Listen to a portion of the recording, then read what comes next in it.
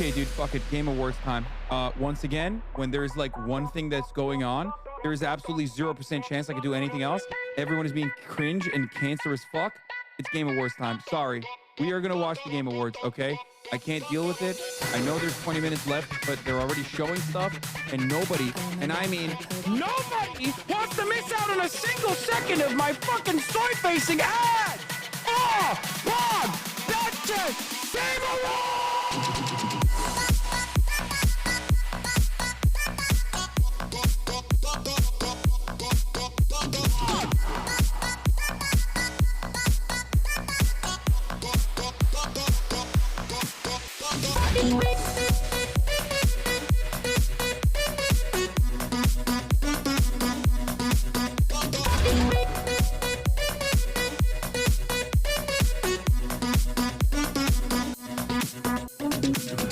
I can't focus on this anymore because all you motherfuckers keep talking about the PlayStation event. You dude, fucking leave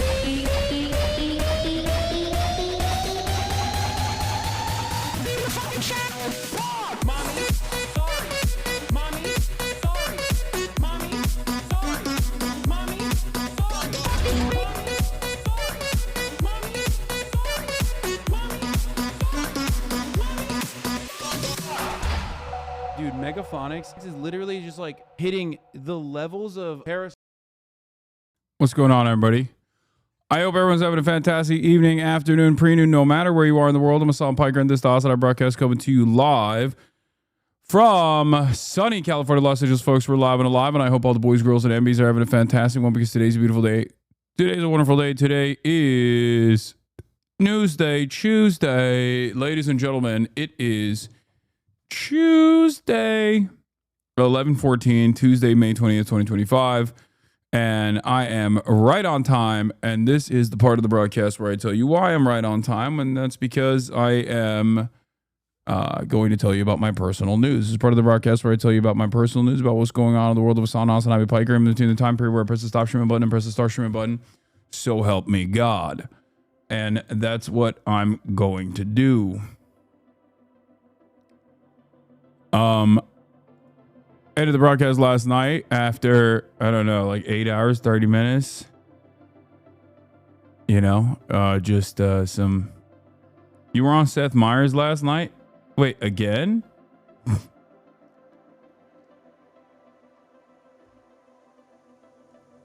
Anyway, solid half day, 8 hours and 30 minutes, as you already know. Entertained some silliness online. And also entertained some silliness online, but then also watched Last of Us. I felt like the Last of Us episodes were a little. Last of Us episode, the emotional terrorism Last of Us episode was like, it's all right. Made me kind of sad. But not that much. Oh, finally, the Oxford Union speech is out. Let's go. All right. Well, in any case, ladies and gentlemen, Oxford speech is finally out. We'll watch it. I forgot that was coming out today. Yeah, no spoilers. It's Last of Us, man. It's a fucking, the entire thing is spoiled already years ago. It's a very popular franchise. But yeah, I watched it. It was all right. I got drafted to DREAMCON Basketball League, and I did not get a lot of love, I will admit, from any of the parties involved. But it's good. It's good that they're undermining me. It's good that they don't have much positive opinions. I do think that the teams are fucking not balanced at all, but it is what it is. God damn it. What was I going to say? I predict to get dunked on. You need a trainer. Yeah, I know. More of the Jordan Klepper interview. Oh, this is just a longer segment, I think, about the next generation, MAGA the next generation. You were the Ludwig of that draft class. I don't know how well other people ball in that class, but anyway, listen, folks. Personal news. Okay, this is related to DREAMCON as well. I played some basketball this morning and I was cooking. Okay, I was actually balling my freaking face off. So make no mistake. Okay, here's the fit pick. You already know. You already know. And look at that left hand. That left hand. He got excellent control over left hand. That boy right there is 233 pounds, by the way. This boy right here. I'm just saying.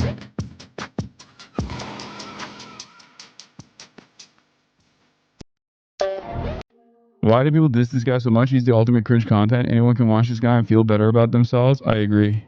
That's my goal, is to make you feel better about yourself by being a fucking loser.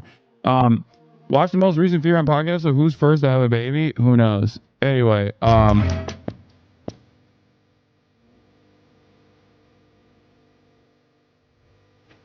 look at this, look at this, look at this. Easy. Wait, there's another.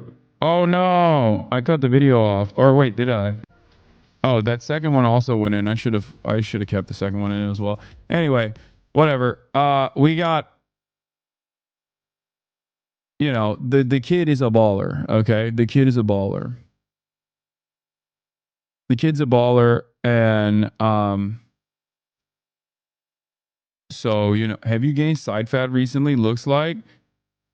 Jesus Christ, dude. This is why it's like impossible not to develop mental health complications when you're a fucking content creator online. Holy shit.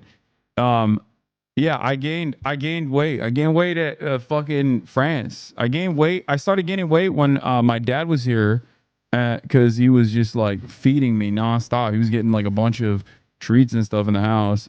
And I'm very bad at regulating my food intake if it's in front of me. But then also on top of that, when I went to France for like 6 days, I gained a shit ton of fucking weight. And when I came back, I was like 240, and I'm already dropping I already dropped off all of the aggressive water weight that I picked on. But you know, I'm working at it. I'm working at it. Don't worry about it. Don't you fucking worry about it, okay? Let me worry about me. You worry about you. So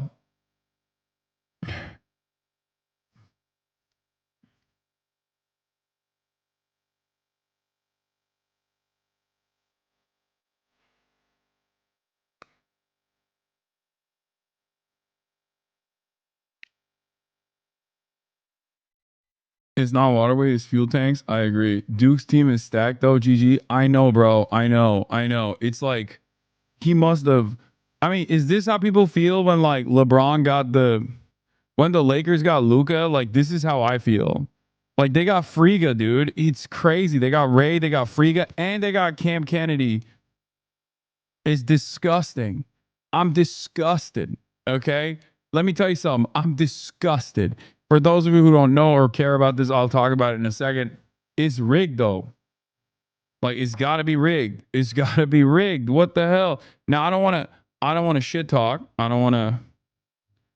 It's for charity. And I mean, this is crazy. We got Max, we got Ippy, who's great. I played with Max and Ippy last year on Mark's team anyway. I don't know how Cam Wilder plays. I don't know how these guys play at all. Jordan Bentley, Goat Vic, Blau. I don't know how these guys play at all, but like, it's crazy. The fucking team that we are going up against is crazy. I'm not glazing here when I say this. You also have no standing in the shit talk. Didn't you score only 1 bucket last year? No, I think didn't I have 5 points? Excuse me. Belu, not Blau. Belu. I don't know how like I don't know how Ziaz plays. I know how Ray plays, obviously. I don't know how Funny Mike plays, but I know how fucking Ziaz might put a whooping on y'all. Is Ziaz actually good? Is he actually good? Am I gonna have to guard him? He's like a crazy strong guy, right? Isn't he like Aiden? He was like homies with Aiden Ross or something, right?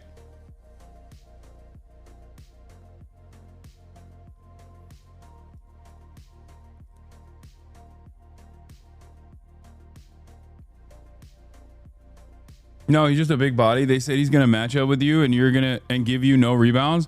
Oh, if he's just like a big football guy and not like doesn't know how to finesse, like I'm not worried that much. But I don't think that's the guy I'm gonna have to end up guarding.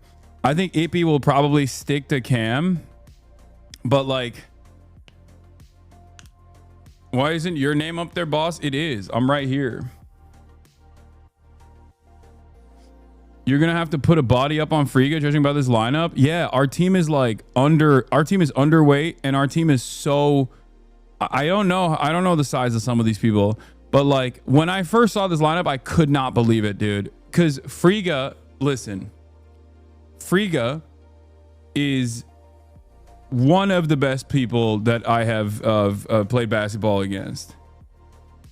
Like he is disgusting. I mean, this is not Glaze. Like he is probably the best player on this court. I don't really know how good Cam Wilder is, but and no, the fact that he was D2 does not mean shit. He does not play.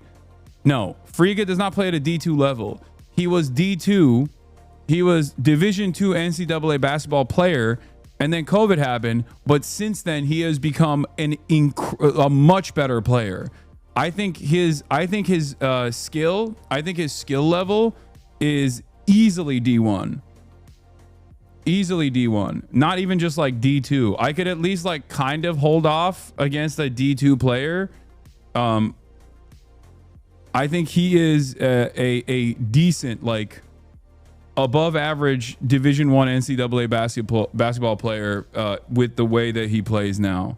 He was D3, not D2. Okay, whatever. It doesn't fucking matter. I'm just saying that like he plays really well. He is much better than what he was ranked at when he actually played in college. He's a bucket. He has a great shot. He has great ball control. He's a all around athlete. He's great.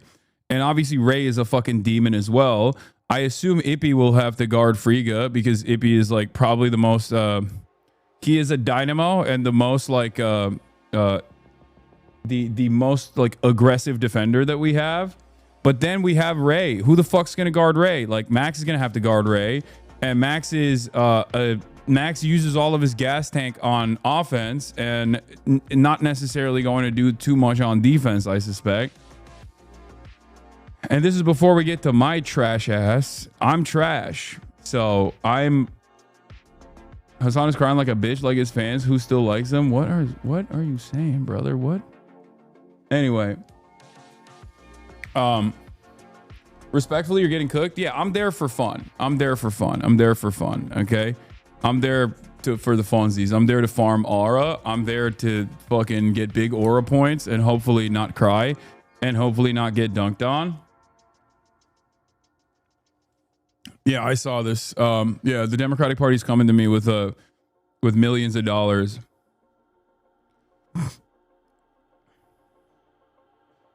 Here's Ziaz, who's meant to fight you on rebounds.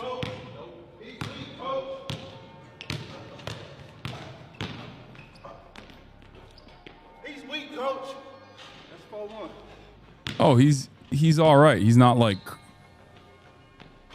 Oh, okay. Okay. Wait, how much does he weigh?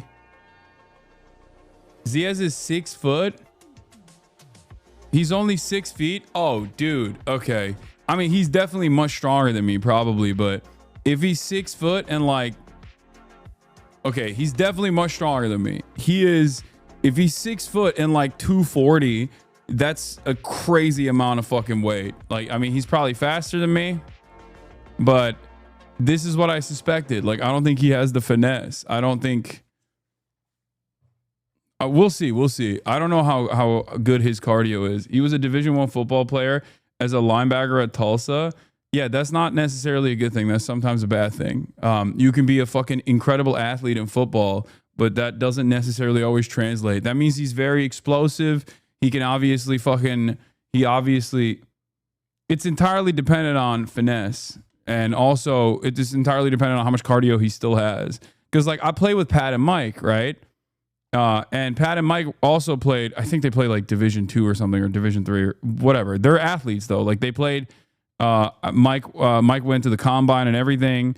And when someone is a Division I athlete of any sport, any like sport that's not like shot put or whatever, they're obviously going to be above and beyond in comparison to like the average person. Bro, linebackers have footwork that is very similar to running backs. No, I'm not discounting it. I'm just saying maybe I can. Who knows? Who knows what'll happen?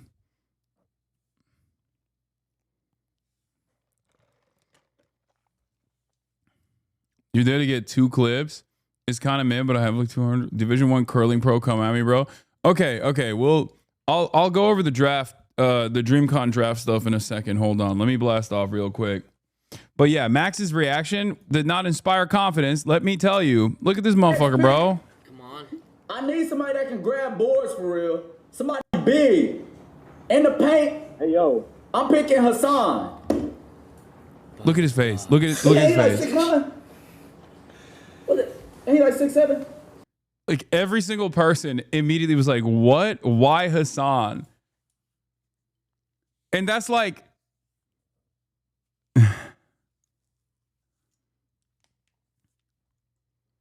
Jason did not stand up for you. Yeah, I get why. You got drafted way too early. Let's be fair. I agree. I don't disagree. I do not disagree that I got drafted too early. I think we'll see. We'll see what happens. Bro, you not a good GM, bro. Wait, ain't he like 6'7"? Somebody got Mark hates you. No, you mean Max. Mark obviously does not hate me. He picked me up pretty early. He likes me a little bit too much, I think.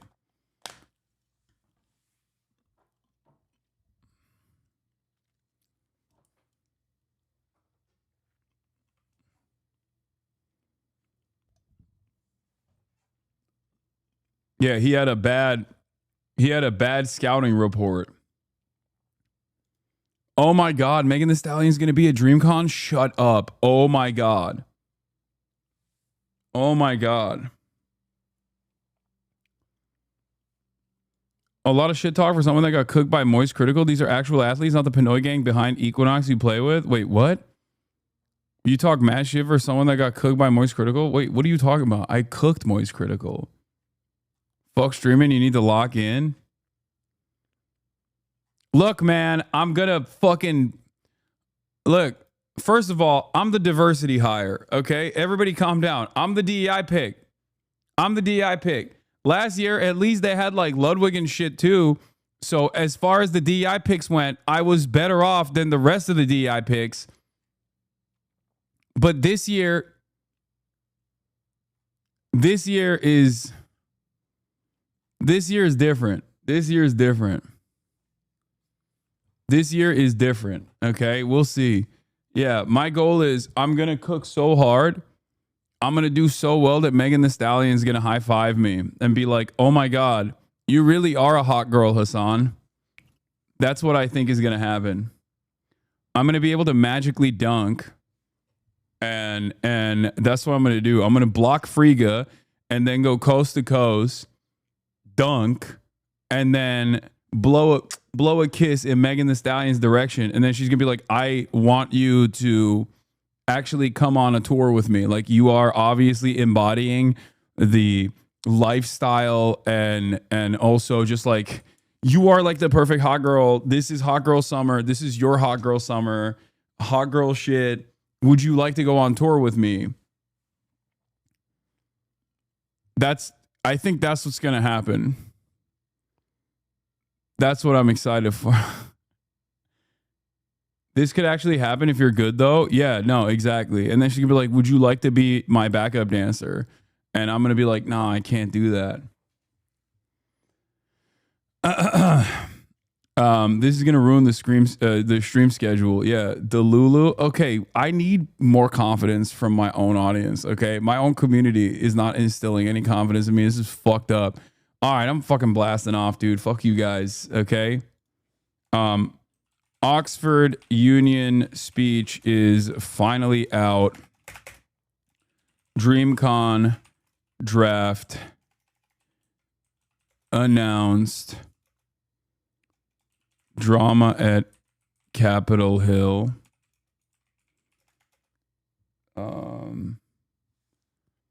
Well, you took it too far with the dancing, brother. I know. I don't have. We literally watched Lacey's tournament. That's why. Yeah, my performance at Lacey's tournament was so underwhelming. It was definitely the worst. It was my worst showing overall. But I would say that I am definitely. I can play better than that. I can play better than my performance at Lacey's tournament. I don't worry about that.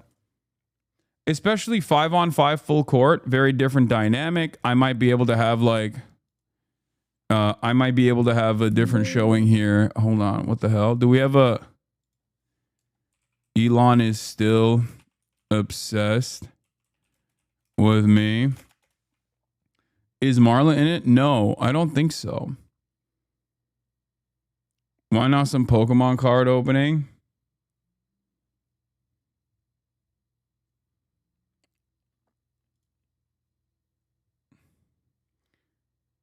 Your cardio is trash, though.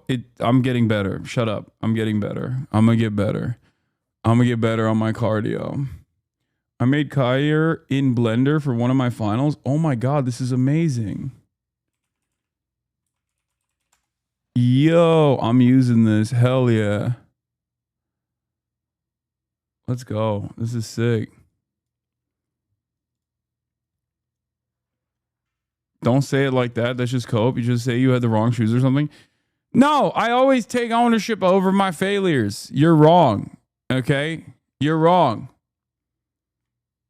I was bad, and there's no excuse for it. Anyway, listen, stop. I made that. Congratulations, Mia Pineapple. You did a fucking amazing job. Okay. Okay. Where were we?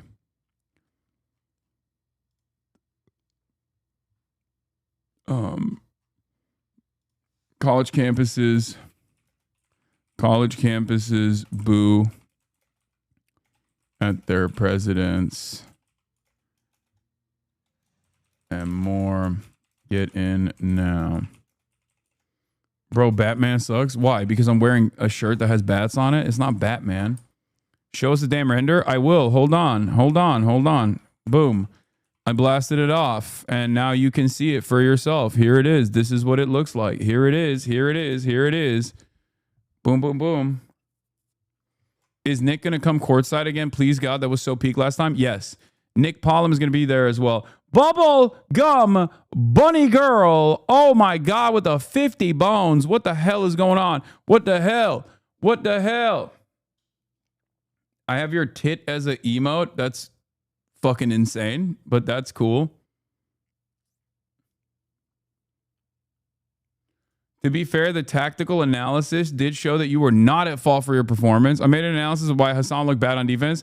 Hasan was left alone in the rim with no help. The tactical setup was so shit and made by a bunch of ball hoggers who wanted to be the star player. He was often left 1v2 or 1v3 and could do nothing but foul defensive setup. Oh, you're talking about... Wait, is this from the... Was this... Are you talking about last DreamCon performance? That's Zone. That's why. This is last year's DreamCon performance. Yes, of course. Last year, look, that's the team. That's team play. You know, it happens. I thought you guys were doing analysis over the Lacey game. Like no one plays D on a charity game. I do. And I think I did decently.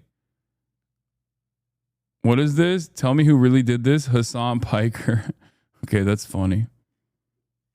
You know, normally this guy has some annoying takes, but I think this is pretty funny. If this is the guy I'm thinking of.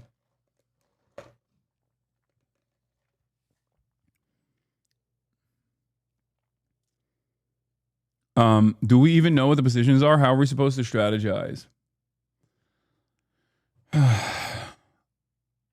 Okay, listen. Going back to the DreamCon Creator League, okay? This is the guy, this is Ziaz. First of all, look at how high that is, okay? That doesn't give me too much confidence in terms of like his ball handling capabilities, but then again, I'm also not very good either. Like Flight almost clapped him there, which is crazy because I feel like Flight is not that good either, right? Ziaz and especially B-Lou can ball though. Okay, good, because B-Lo is on my team and Ziaz is on the opposite team, and Ziaz is the dude I'm supposed to be playing against. That's game. That's game. I know. Go to 9, bro. I know. We go to 9. It's Lou, B-Lou. Sorry, Blue. Is it Blue or B-Lou? Ziaz and B-Lou both played high D1 football. They'll be fine.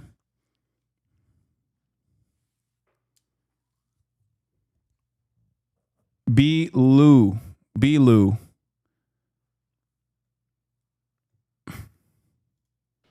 What the fuck? I know. That's game. 2 times in a row. Z is and B-Lou. Hey, Haas, you see the German police violently beating on the protesters and not protesters? No, I haven't. Okay, like, calm down. We'll get to it. Jesus Christ. All right. So for those of you who don't know, I'll get started at the top here. Okay. DREAMCON is a convention put together by RDC. RDC is a comedy troupe. RDC World One is a comedy troupe, a very famous one online, a black comedy troupe, and they're awesome. I love them. I have been fans of them for a very long time, and they do a convention for weebs basically once a year. And this year the convention is going to be in Houston, Texas. Last year it was in Austin, Texas. This year it's in Houston, Texas. And each year there's a charity game. There's a charity basketball game, and then there's like a creator league on top of that this year as well. I believe there's going to be like more athletic competitions beyond basketball. But basically this is like the big game. The charity basketball game has 2 teams. You got Team Duke Dennis, and Team Mark Phillips. Just like last year. Duke Dennis and Mark Phillips are the team captains. Okay? And I played last year. For those of you who do not know, last year I played in the Creator League in their big basketball game with Team Mark Phillips again against Team Duke Dennis, and they cooked us. It was close for a little bit, but then they cooked us, partially because YPK Ray is a sweat lord. Okay? Now, I am far from the best player on either of these teams. I'm not like I'm solidly an average player amongst these in these teams. You know, it's a 5-on-5 full court basketball game. A lot of the people that are playing or were playing last year were, you know, basketball content creators and stuff. Some of them played NCAA. Some of them continued playing after NCAA and were very good. You know, they've played in like pro-am leagues and shit like that. I'm not that great, obviously, because I am a fucking political content creator. I have, however, since then played with a bunch of these guys more often for other basketball content that has been done. If you guys recall, I famously did that Jesser video, the one-on-one league that Jesser put together for an entire day.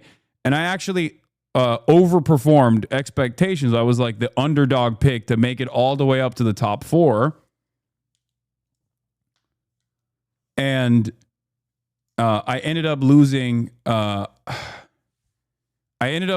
J-Dubs, who isn't here for some reason on this roster, but he's a very good player.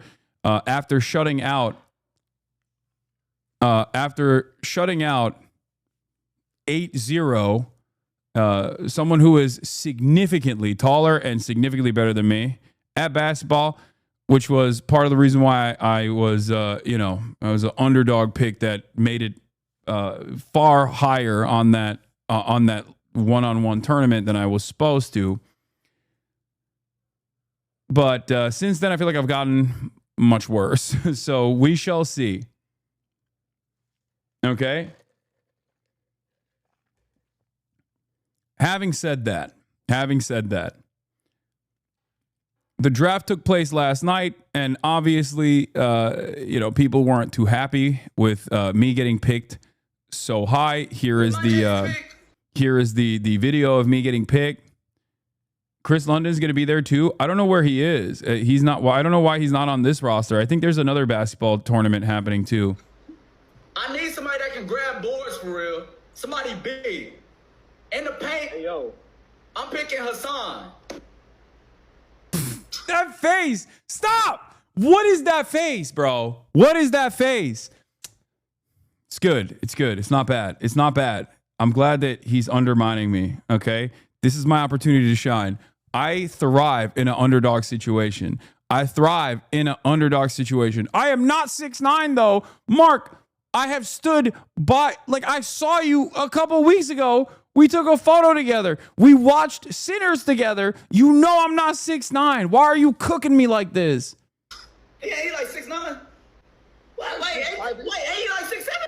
Bro, you not a good GM, bro. That's a W pick. He's not wrong. He's not wrong. Actually, Duke is not wrong. That was a bad GM move, especially how early he picked me in comparison to how bad I am. Like picking me this early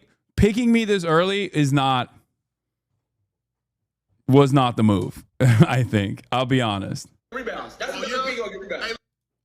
Like I will recognize that. Bro's not getting Hassan Whiteside. Every year Cam Kennedy is slept on. Bro's Klay Thompson. Hassan Whiteside is 7 feet. They think I'm Hassan Whiteside. Hassan is 6'4", but he's big, but I'm pretty sure there's like 3 6'8" dudes playing, I think. Yeah, there are so many larger dudes than me on that court. I'm picking Cam and Peyton over everyone else on that list. Maybe Friga. Maybe they overdrafted due to positional need. Is the rest of the team shorter outside shooters? Oh, are you about to watch Elder Abuse? Yes, you are about to watch Elder Abuse. I should not have been picked as high as I got. Okay. There are great players on our team. I suspect Cam Wilder being the #1 pick means that he was like really fucking good. But Friga is definitely top tier. I'm definitely going Friga over Hasan. Yeah, no shit. If I played 1v1 against Friga, it would be a shutout. It's not even a question. He is significantly better than me. Ray is significantly better than me. Peyton, who is Peyton? Is it who I think it is? Let me see.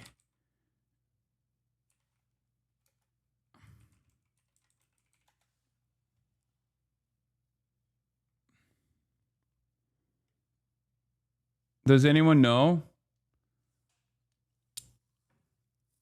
Can someone link me? No, stop saying Peyton Manning, dude. Shut up. Yeah, we have Bilu.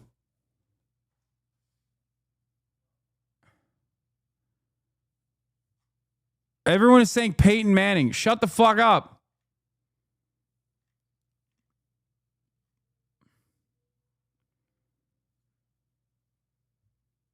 I mean, God damn, this community is so, we are so locked in on fucking news and politics, but the moment that we sidestep away for like regular streamer related shit, it turns into nothing. Oh, Peyton Harden. Oh, dude, he couldn't play last year.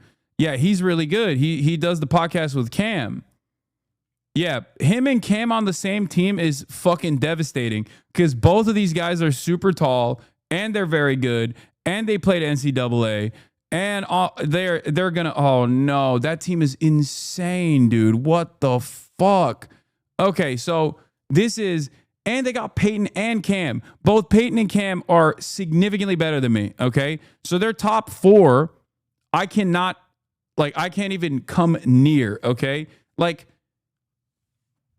Basically, my play style is like a much shittier Cam Kennedy. Like Cam is a significantly better player than me, but we play basically the same fucking role in teams. And he is much taller than me, much more athletic than me, much better than me in every capacity. On our team, we have Cam Wilder, who I don't know how he plays, but I assume he's really fucking good considering that he was top pick. Max is really good as well. Max is a bucket, but you know, he's incredibly skilled offensively, but just like with Ray, there's going to be like they're a decent matchup with one another. I don't know how well Friga and Cam match up with one another, but if I'm matching up with Cam, I'm cooked. Does that make sense? Like Ippy can get Peyton or Ippy can get Friga, and then I assume Cam can like pick up for whoever Ippy is not guarding. Max versus Ray is going to be the same on either end of the court, where they're not going to do much defensively. They're just going to be going crazy offensively. But then with me like matching up with any of these top 4 guys, I'm cooked. Seems like Cam Wilder's main content is basketball. Yeah. These guys are all basketball guys.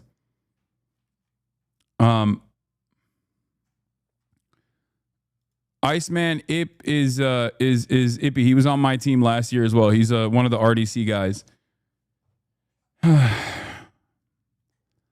Then there's Ziaz and Bilu, and you know, I don't know. I guess Bilu is better than Ziaz. That's what people were saying. And then Ray is decent. I don't know how Goat Vic plays. I don't know how Jordan Bentley plays, and I don't know how Funny Mike plays. So the team comp overall is not like our starting fives. Our starting five versus their starting five. Their starting five is insane. Okay, that's it. Like their starting five compared to ours is significantly better. But we're underdogs and we're fighters, and we're just gonna go. We're gonna do the damn thing. All right, we're just gonna do it. I believe in it. But even they're like, even the white boy they have on their team versus the white boy that we have on our team, me, we're cooked. We're cooked. Like Cam is insane. He's so much better than me. And I played with him last year. He was on my team last year.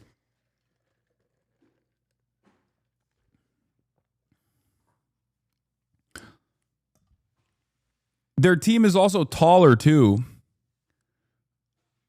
No way I'm tuning in to watch you get disrespected. Yes, you're all gonna tune in and you're all gonna fucking watch me get absolutely destroyed. But it is what it is.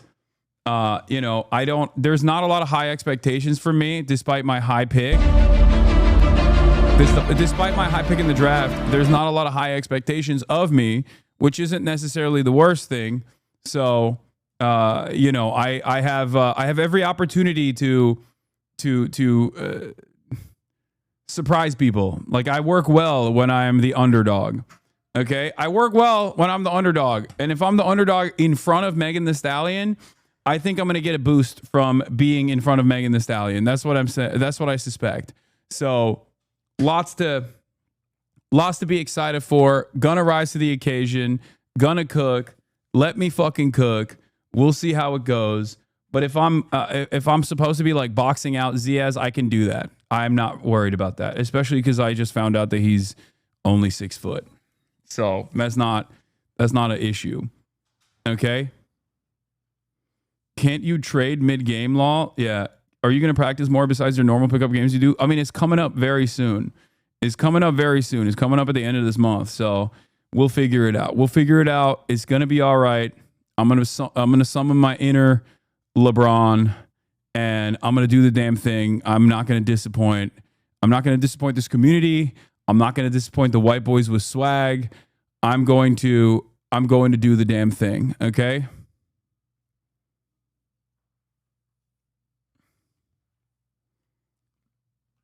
Hasanabi's not getting off his ass and practicing. He's going to do news all day still. If you pop off, then we believe in you, but it's a bad day, then we'll pretend it never happened. Yes. It's okay. It's okay. I think I'm going to drop 50. That's what I think. Something crazy is going to happen, and I'm going to shock the world is what I'm saying. Okay?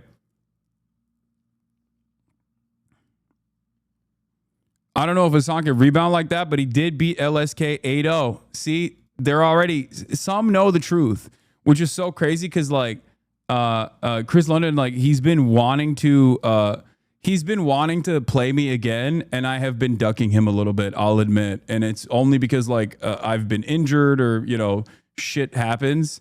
but I haven't had the time to like play him. But I know if we played again, he would destroy me, like 100%, not even a question. But that 8-0 will forever be etched in the halls of history. The true underdog. Dude was in a Jesser video.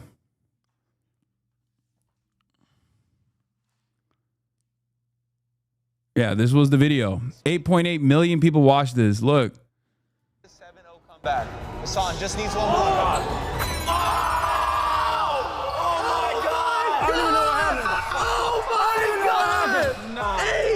8-0 shutout. That's never happened in the history of basketball. Unblockable. The 3-point bandit, dude. Hey, no way he painted it again. Wait a minute. With the MJ Selly. Can't leave Hasan open at the top. He's actually got most of his points off the check. Give him another one. No way. They look good. If he hit that one, my goodness. Oh, one dribble pull. Oh. Bro, I'm broke as Yes! Oh my God! The crowd is stunned. We're all stunned right now. What? Yeah, I shocked the fucking world, dude. I shocked the world. I shocked the goddamn world with that shit, okay? Flight reacting, very funny, 8-0. Innovation shit, you know what I'm saying? I wasn't ducking at all. Everybody knows, especially in the chat, that Oh, this is like, where does he react? I never let you get your leg back. I would have made this game at least 8-6. I'm just saying. I ain't meant to do that, man. Oh, this is after I lost. Hold on. It's off the check. Give him another one. No way. Bro. They look good. If he hit that one, my goodness. Oh, one dribble pull. Oh. Like, look at Chris's, like, his shot is so much better than me, too. Foul? Bro, he was there. I don't know why he's reacting like he's seen it for the first time ever. Dude in the state of California, bro. God! The crowd is... Couldn't get jumped out by an English teacher, bro.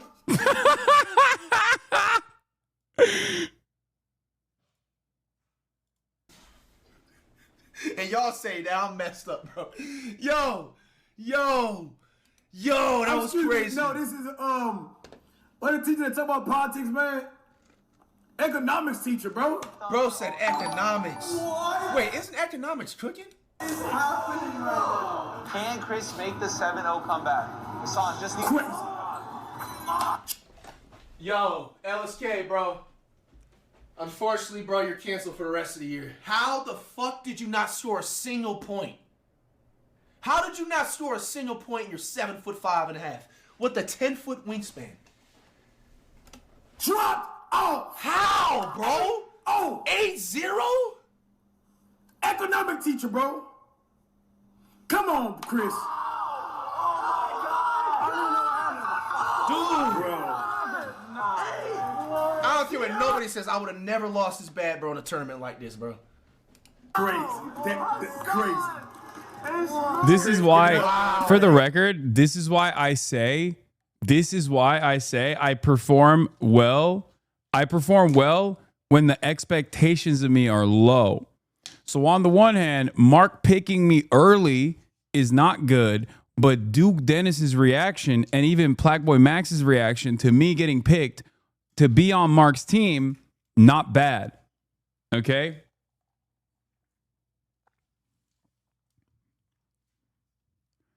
It's not bad. Did you mean... Trying to hang it up, man. That is On the really, ground, like, look at you, embarrassing. bro. That's actually embarrassing. Bro, he hit you in the back with a belt, bro. You taught him the bank. What's also crazy about this is that I never shot 3-pointers up until the Buckets for Charity, Buckets for Palestine challenge, where I tried to do the 1,000 3-pointers. I actually literally never shot 3-pointers in my life. And after that, I started shooting 3-pointers more consistently because I had a decently high shot percentage for, you know, how ass normal people are in general, myself included. But send this to Max. Make sure he remembers he had your face. I mean, yeah, that's the other thing. Like, you know, I beat Max, but Max is, I mean, that was, you know, 2v2. So. Oh, sure. We won by 2s? Yep. Can't do shit. What the fuck? What the fuck? Can't do nothing. Shit gay, fuck. What the fuck? How are you going to deal with Friga, though? I can't. I don't know. We'll see. We'll see what happens, because Friga is so goddamn good. He's so fucking good, dude. And so is Cam. So is Peyton. Like, they're all so goddamn good. And so is, obviously, Ray is so good. YPK Ray is incredible. So we shall see. All ball, no news for the next 2 weeks. Get the training montage music going. Are any of them NBA level? No, of course not. But, brother, what are you talking about? NBA level? There is no... NBA level is not on this planet, okay? No one you have ever encountered in the real world is NBA level, unless you played against, like, a former player or something. What do you mean NBA level?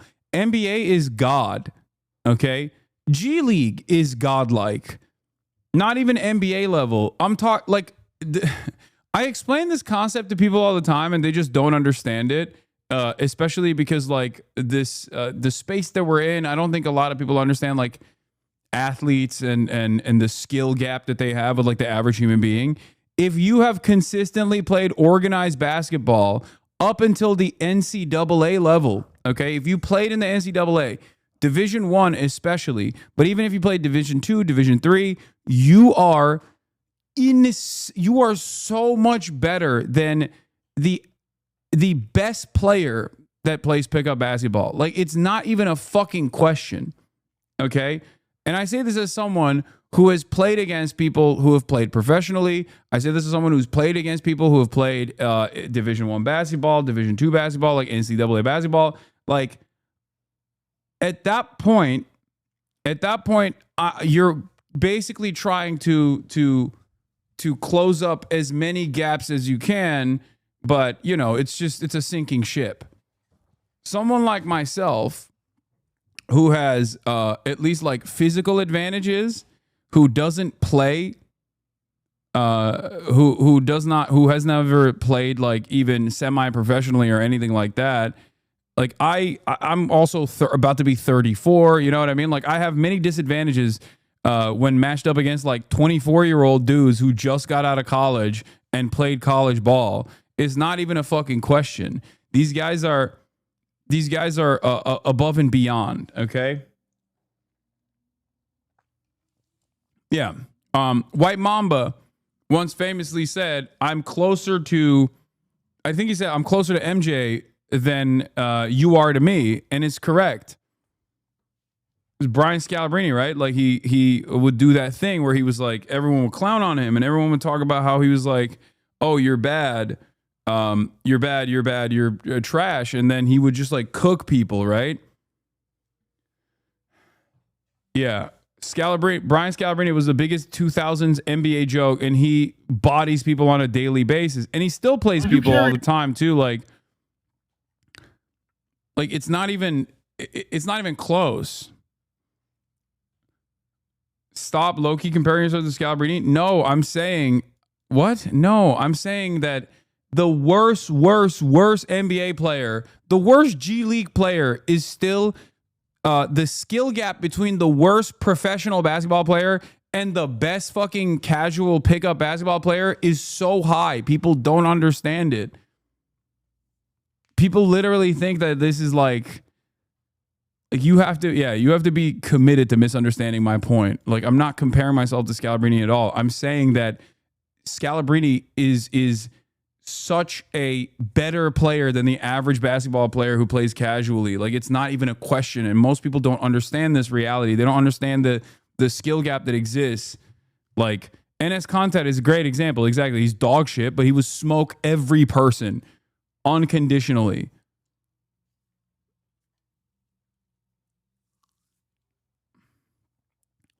Yeah, the gap between an NBA bench warmer and peak LeBron is way smaller than a recreational player and the bench warmer. Exactly.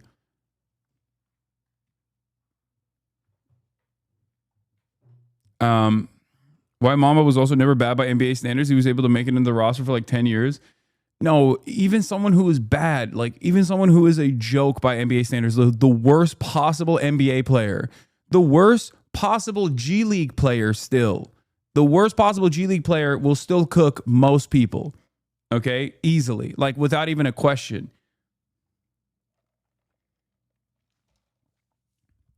Yeah, Bronny. People clown on Bronny all the time. Bronny would fucking destroy 99% of people he plays against. Like 99.999% of casuals that Bronny plays against, it's not even going to be a problem. And he's far from the worst G Leaguer. Exactly. I'm just saying, like, it's a meme, and a lot of people hyper focus on him because he's LeBron James' son. But like, you know.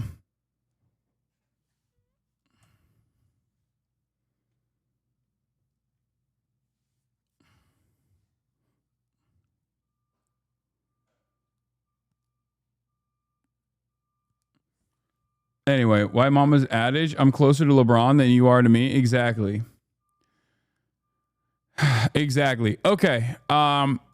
Let's get to some serious shit now. Okay. Enough memes, enough back and forth.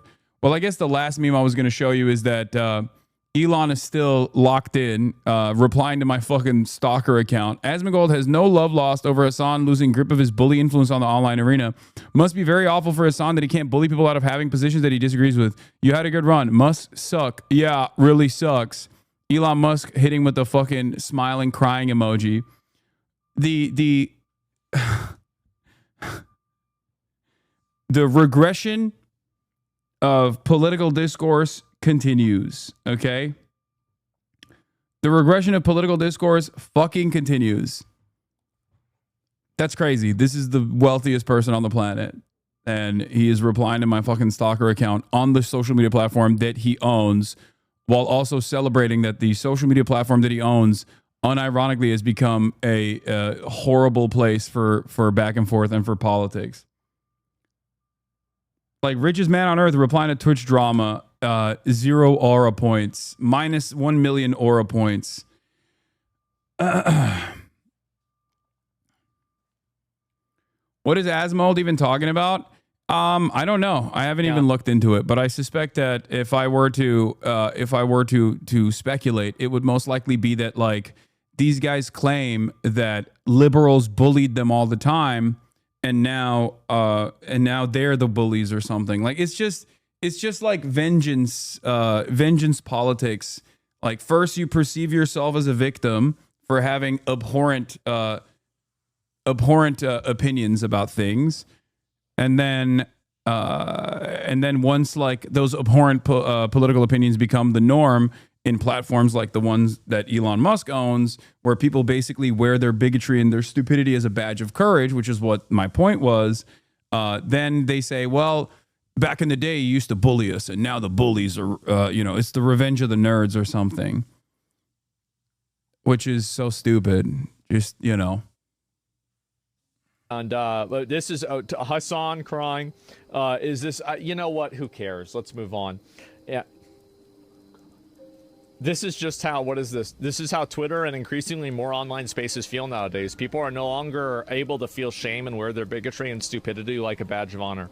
Yes, I understand. It must be very awful for Hasan that he can't bully people out of having positions that he disagrees with now. You know what's really funny about this? I never bullied Asmongold until he became this, like, right-wing demon. Or even when he had right-wing opinions, I was very charitable to him. And he was the one who has historically demanded that I get banned or maybe even go to fucking jail. You know what I mean? For my opinions. So I don't know where he fucking comes from with this, like, victimhood bullshit. People would yell at me all the time for not being more aggressive towards Asmongold. Like, I was incredibly fucking charitable to Asmongold, far more than he deserved, really, and far more than he's ever demonstrated towards me after becoming a prominent right-wing political commentator. But it's like so strange because in the minds of his community, they operate as though they have this mentality that like I was the reason why he got banned or something. Like they legitimately think I called for his ban, or at least I got him banned when he said the thing about Palestinians deserving genocide.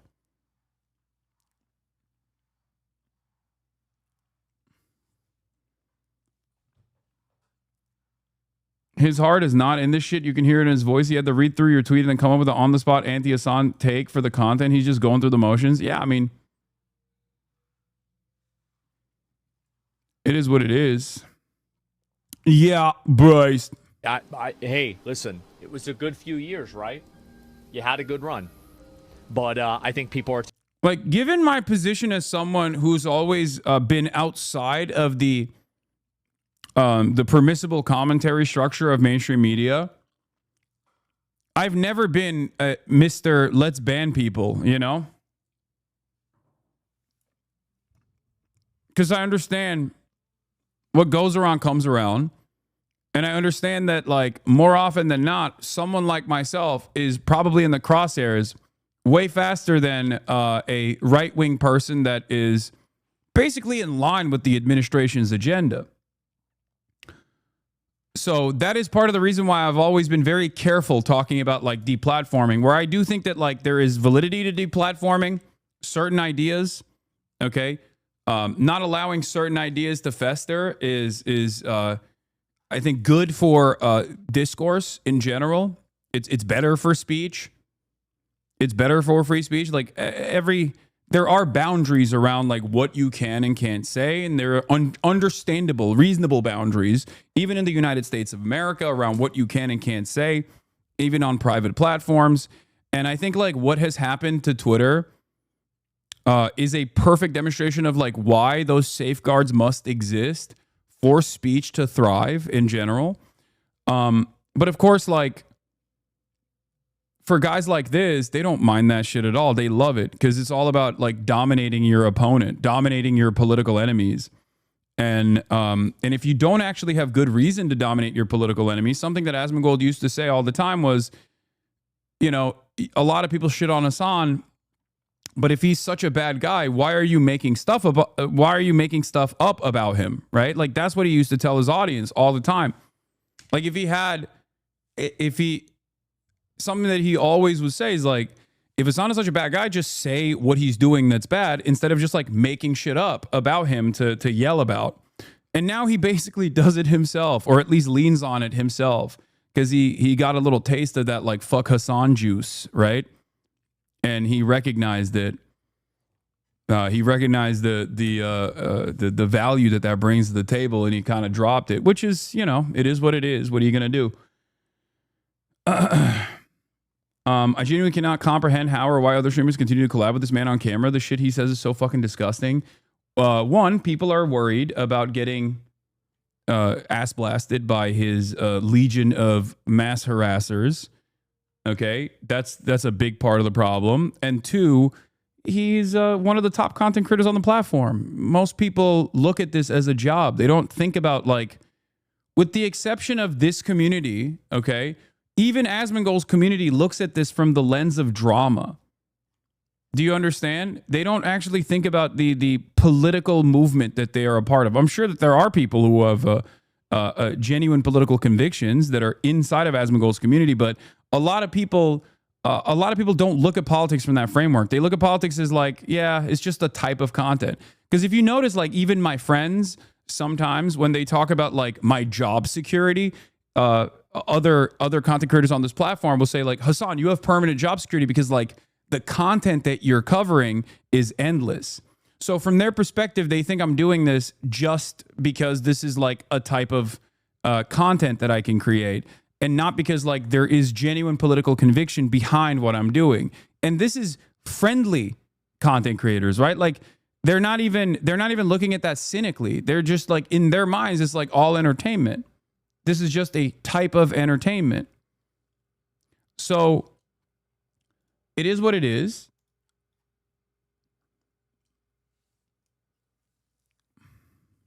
This is what Asmongold and his audience keep defending on the platform when they say all this, by the way.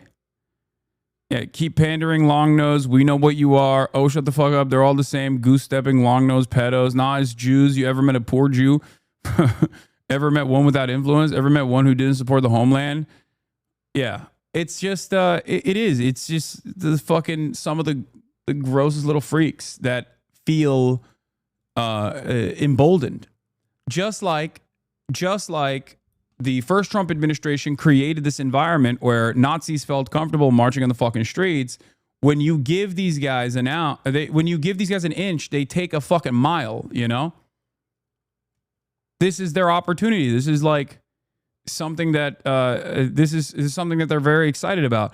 Like, I have never sheltered anyone from what I consider to be what my politics are, right? People will say like, "Oh, you're hiding your power level or whatever," but it's like, no, I'm not. Nazis, on the other hand, used to try and hide their power levels, right? Back in the day. The reason why they have to do that is because there is a difference between the maximalist position on socialism or communism versus a maximalist position on Nazi ideology. The final solution is the maximalist position on Nazi ideology, the eradication or ethnic cleansing of an entire population on characteristics that they can't change about themselves. Whereas for communism or socialism, there is no such designation. It's an economic organization of society that I have no issue pushing towards, because I ultimately don't. There is nothing shameful about it. There is nothing that contradicts with my values on that front. When you try to describe fascism to an onlooker in simple terms, one, they obviously are taught that it's bad and wrong, but two, it's bad and wrong in the most basic ways. Like, it's bad and wrong in the most basic ways. I think it's different, but you absolutely do the same thing. You even spoke the other day about how you soften your message in the same way when you speak at places like Oxford. Again, it's different, but it's exactly the same. No. Okay? It's not the same at all. Because when someone asks me what my position is, I am not ashamed of it.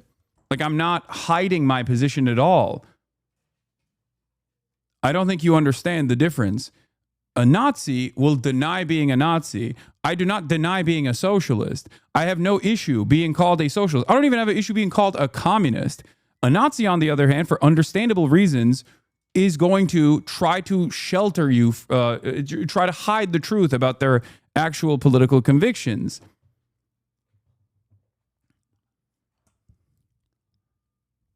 The reason why they try and hide it is because when you strip it of all of the aesthetics, the ideology comes down to a violent enforcement built around one ethnic identity or one religious identity, transcending above with notions of superiority over all other ethnic identities. That's not what communism is, and that's not what socialism is. So there is no reason to, there's no reason for me to like ever feel ashamed about my worldview at all. Whereas Nazis understand that when you try to describe your worldview in its most basic form, there's still a lot of pain and a lot of violence dished out for no real reason beyond fantasies of superiority, ethnic superiority. Because violence is obviously, if we're going to talk about like violence as a permanent construct in politics, like violence is at the heart of all politics. Who gets to do it? Who is victim to it? There are many different forms of violence, but I'm talking simply like why Nazis and why fascists do violence. It's untenable. It's completely unacceptable. And most people consider it to be inappropriate and wrong. There is a sense of shame associated with dishing out violence for fascist purpose.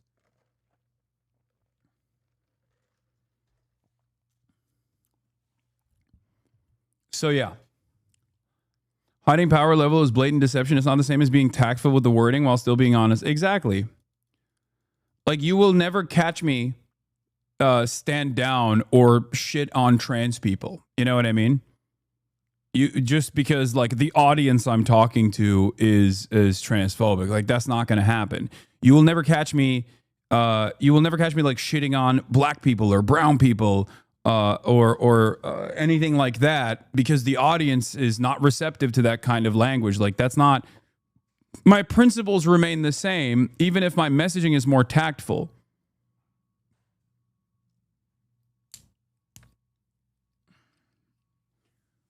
Whereas Nazis will actively deny that they're Nazis, and also will actively deny that they have racial purity politics, for example.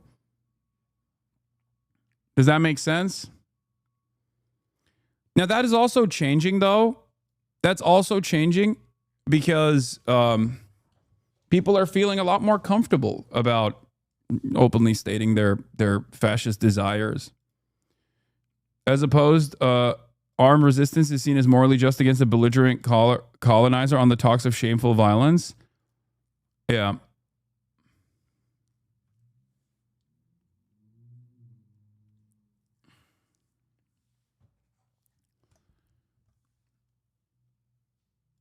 Hasan, you're my favorite radical leftist streamer. I wish I could support terrorism or rape like you, but I'm a Nazi on the right. Wish you best in your echo chamber. Cool, man. That's a weird thing to say, even if your goal there is to like prove a point. That's just like such an incredibly weird thing to just say out loud.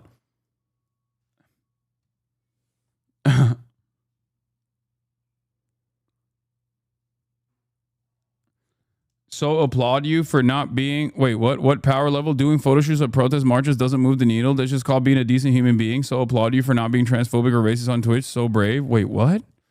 Are you okay, dude? We got, on the one hand, we got these fucking weirdos. And then on the other hand, we got other weirdos that are like, dude, you're doing the bare minimum. Like, I know, man. I never said that I wasn't. Like, what? I agree. It is called being a decent human being. Recognize how political discourse operates nowadays, and you will understand that like people actually ride with vice signaling as a, they have substituted vices as a fucking virtue. They see vice as a virtuous thing. That's my point. That is at the heart of this tweet that I presented, where I said, this is just how Twitter and increasingly most other online spaces feel nowadays. People are no longer able to feel shame and wear their bigotry and stupidity like a badge of honor. That was my argument. And it's kind of funny that, like, instead of Asmongold saying, oh, we're not bigoted or we're not stupid, he is literally saying, yes, you can't bully us for being bigoted and fucking stupid. He is confirming what I'm saying and basically doubling down and saying, yeah, it's good that we can do that.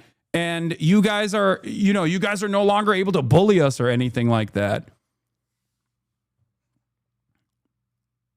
Like, it's a self-own for Asmongold once again. That he can't bully people out of having positions that he disagrees with now. Hey, listen, it was a good few years. Like, my goal is not to bully people that disagree with me.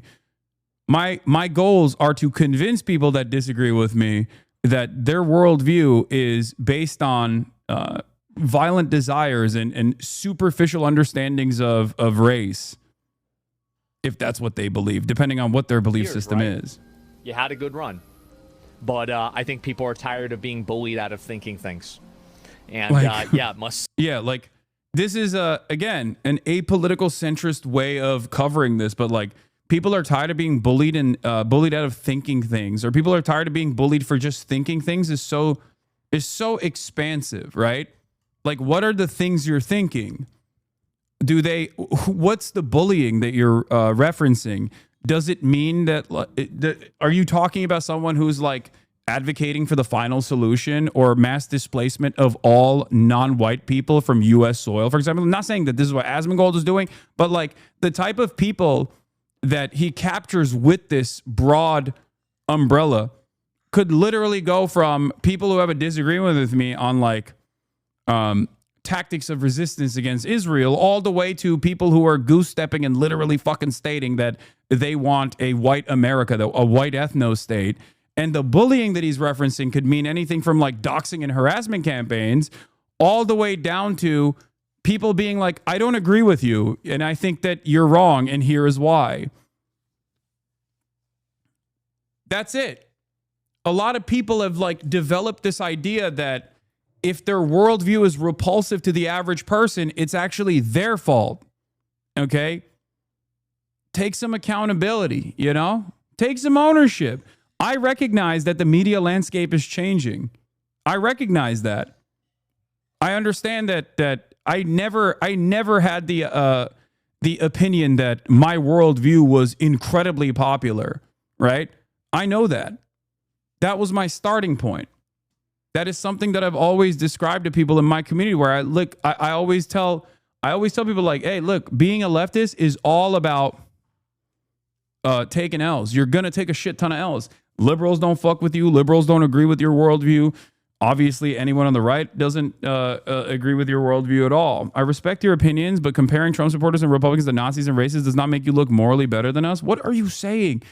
Like, you're protesting too much. That's not what I'm saying. I never said that. I did not say that just now. You have this fucking insecurity about your worldview, I think. Like, this is just you telling on your own self and the way you see the world. Okay? I did not say all Republicans are, or all Trump supporters are fucking Nazis and racists, okay? I don't know why you immediately rushed to adopt that moniker so willingly.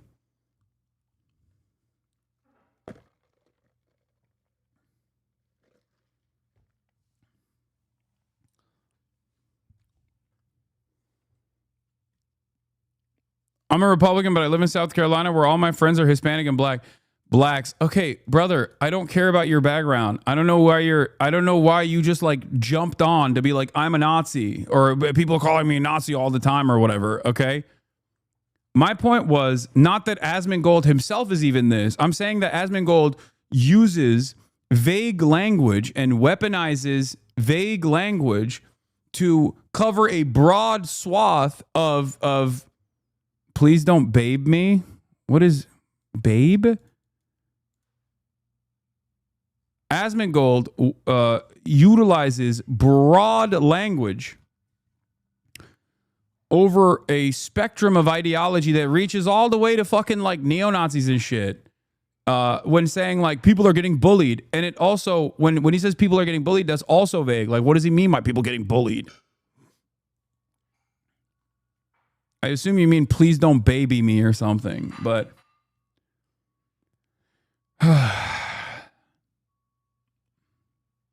like, what does he mean by being bullied? What does he mean by like people getting bullied for their own?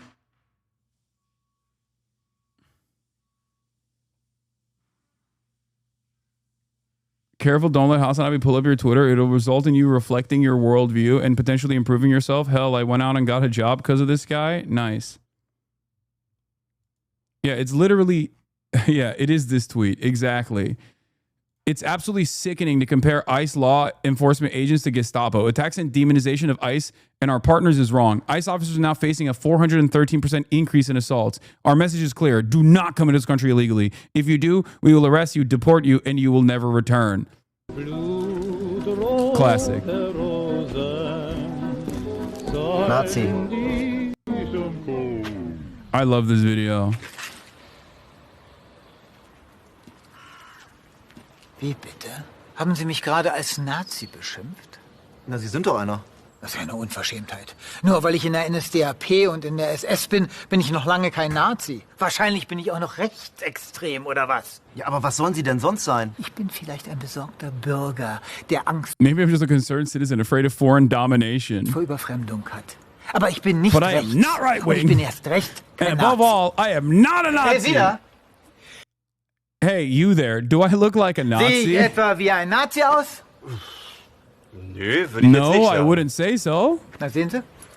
Aber der ist wahrscheinlich für He Sie must auch be a ein Nazi Nazi, too then, right? Nazis, Nazis, lauter Nazis everywhere. Wenn einem die When you're Argumente running out of ausgehen, ideas, it's dann easy to play holt the man Nazi schnell mal card. die gute alte Nazi-Keule raus. Das hat doch nichts mit This has nothing to do with a Nazi card. Machen sich das That Leben life sehr makes it einfach. very Nur easy for weil you. die Just because someone doesn't share the mainstream opinion, he isn't automatically a Nazi. Mainstream-Meinung nicht teilt, ist er gleich ein Nazi.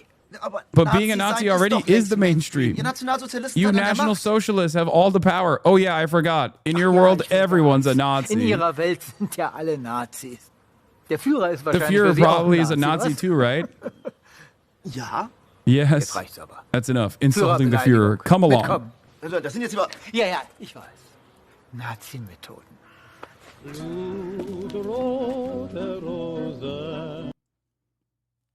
Why is this so 2025? I hate it. My God, these Trump people are racist. That attitude is what's pushing me to be a racist. Say what? Might as well. You say I'm a Nazi, so fine. I'll be a Nazi if that makes you happy. It doesn't. I bought this Waffen SS uniform for Halloween. Maybe you'll cry offensive, so maybe I'll just wear it every day. I just hate to do this. I feel bullied, really. Yeah. Is why they called Nazism alt-right, so they could be Republicans but at a distance, get the mainstream benefits, but keep the Nazi worldview and bigotry? Yeah.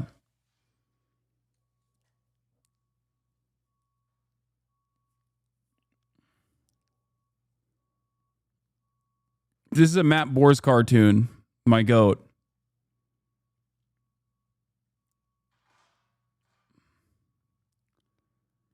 I can't watch Mussolini Son of the Century. I've been trying to, but it's like not available in America yet on streamers online yet. Nazis have convinced normies that the mere mention of Nazis shuts down an entire conversation. I know. While they're in the process of fucking identifying themselves as Nazis is fucking crazy.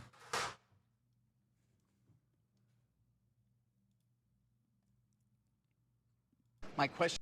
CNBC, was your worth at Doge worth it? There are a lot of people who dislike you, some of whom were your customers.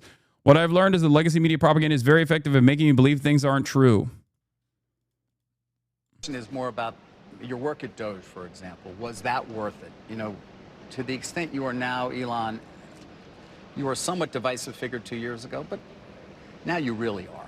I mean, there are people who love you, but there are a lot of people who dislike you, some of whom were your customers. And I wonder, was it worth the undertaking at Doge and everything else that you've done and how outspoken you've been in terms of the things you believe in to antagonize so many potential buyers and or users of things like a robo-taxi?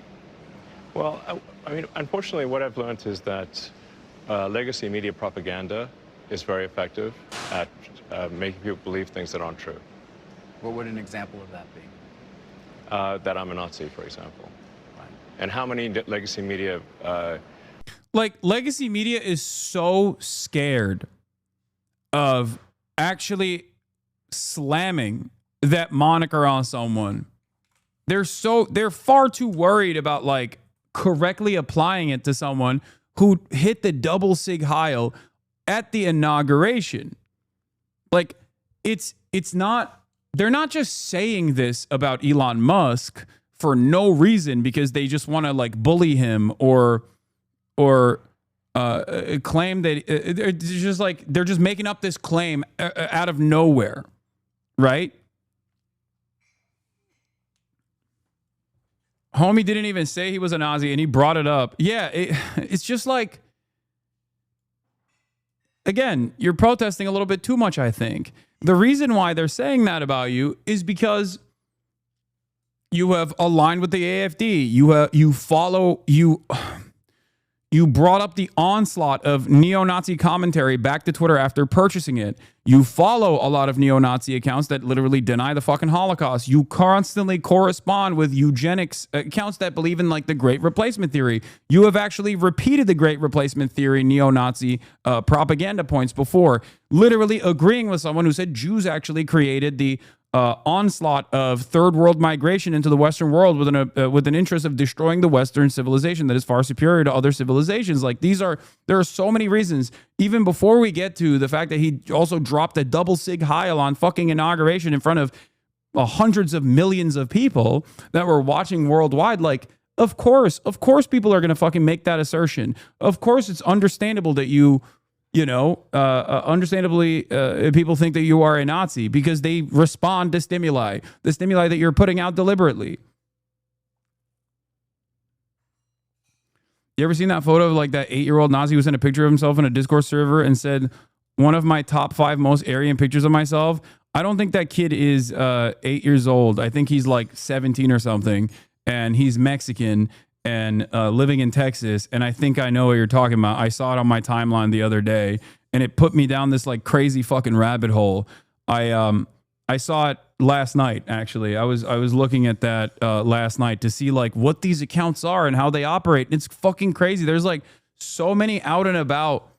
There are so many out and about like open fucking Nazi accounts on the platform that just like are constantly posting. They're constantly posting like insane Nazi propaganda, and they're not even like hiding it too. There's like, Waffen SS Enjoyer is the name of the account, shit like that. And they got like tens of thousands of followers too. It's wild.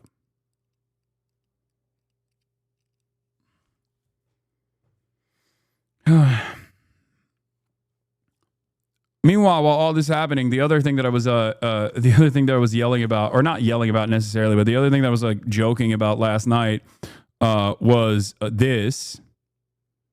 Ethan is apparently still constantly obsessively posting about me. And one of the things that he fucking posted was a now deleted tweet from Twitter that I don't know where he even found it, of my tweet from December 15, 2016. Oh, hey, everyone, it's time to care about dead babies in Syria. Social media told me so. Now, at first glance, if you are not insanely motivated to assume that I don't care about the prospect of dead Arab children, for example, and if you're like an obsessive stalker, you might actually assume I'm saying that, you shouldn't care about dead Syrian children. Of course, as I have repeatedly talked about here, this is more so about the idea that like nobody cares about dead children in Syria, and they should. And it's really fucked up that it's until it's far too late do people even entertain the notion of talking about dead children in Syria just because it's a social media movement. Now, why am I saying that? It's because I'd written extensively on the subject matter, including my video at the time, We Must Help Syrian Refugees, posted on the Young Turks YouTube page one day after it was actually published originally on Facebook. This was tweeted during the height of the bombardment of eastern Aleppo. The side of the city was being besieged. The Assad regime, Iran, and Russia indiscriminately bombed civilian spaces, hospitals, bakeries, and schools. Over 22,000 civilians were killed, at least 5,200 of whom were children. That was my point. My point was that people did not care about Syrians. People did not care about what Assad was doing. People did not care about the plight of Syrians.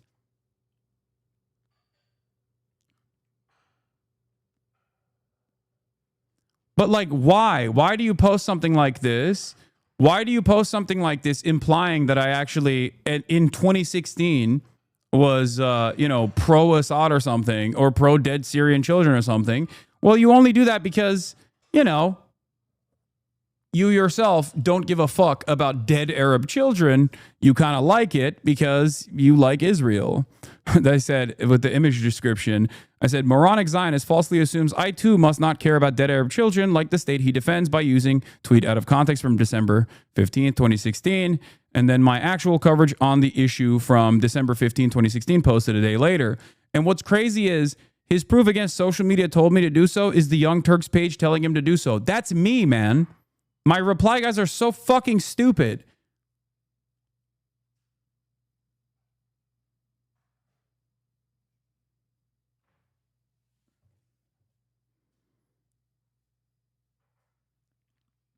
Who's the person who tweeted that? I blacked out the account. It was a random account that tweeted that probably deleted it too. because they most likely found out the context of why I was saying that and felt bad. But that didn't stop Ethan from using it as a smear, as a gotcha, ironically enough.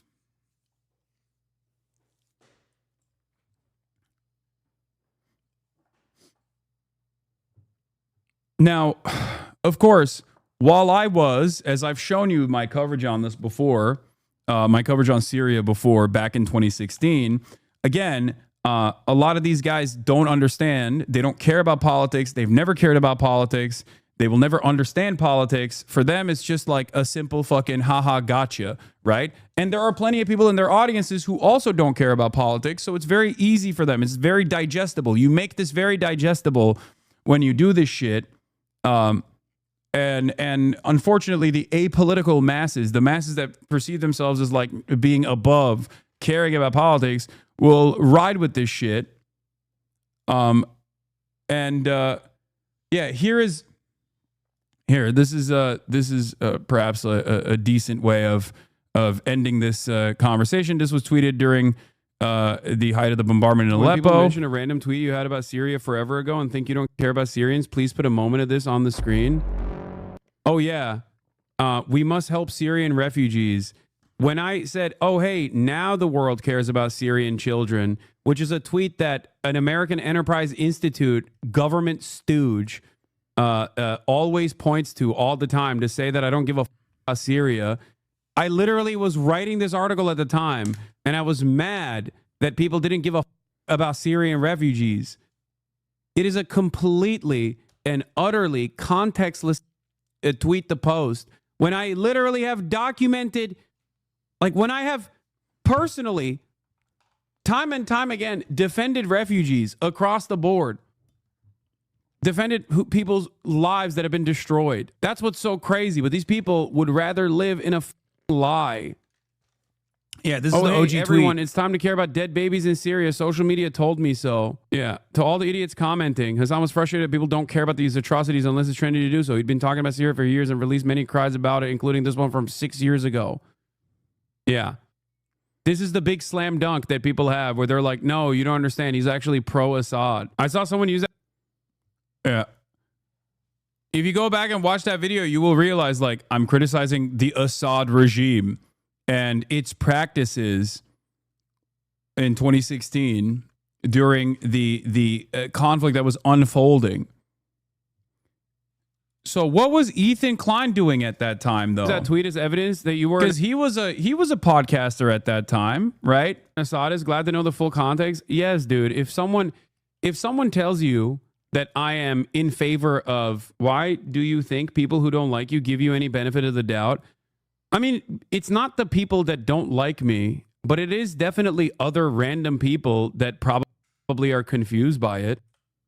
What was Ethan doing at that time? Syrians are dying. Why does that not get more attention than a literal car roadster being launched into outer space? Sorry, one's way more fucking interesting.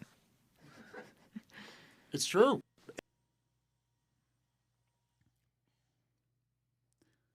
It's so crazy because I didn't even, like, I had no understanding of Ethan Klein at that point beyond like Vape Nash, right? And he's like literally, it almost feels like he's responding to me back in 2016. Like, what the fuck are we doing?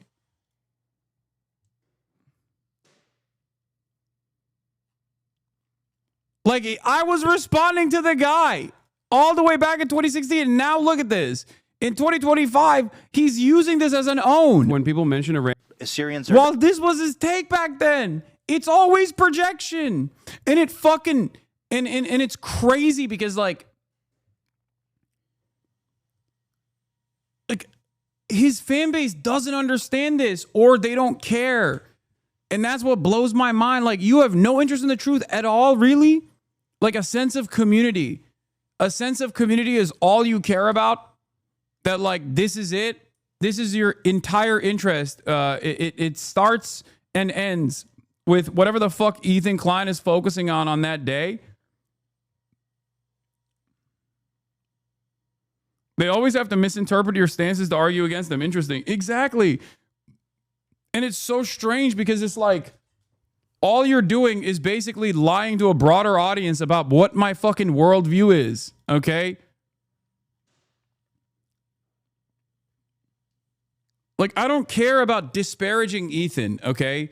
I know that his fan base does not realize that because, again, projection, they care about disparaging me. I don't care about disparaging Ethan. I don't give a shit. He's done plenty awful things on his own that people have documented a million times over, and his fucking fan base clearly doesn't give a shit about any of that. And that's fine. But, like, I'm a political commentator. What use do you have constantly lying about my fucking political perspective? This is what I will never understand. It's like it doesn't make sense to me at all.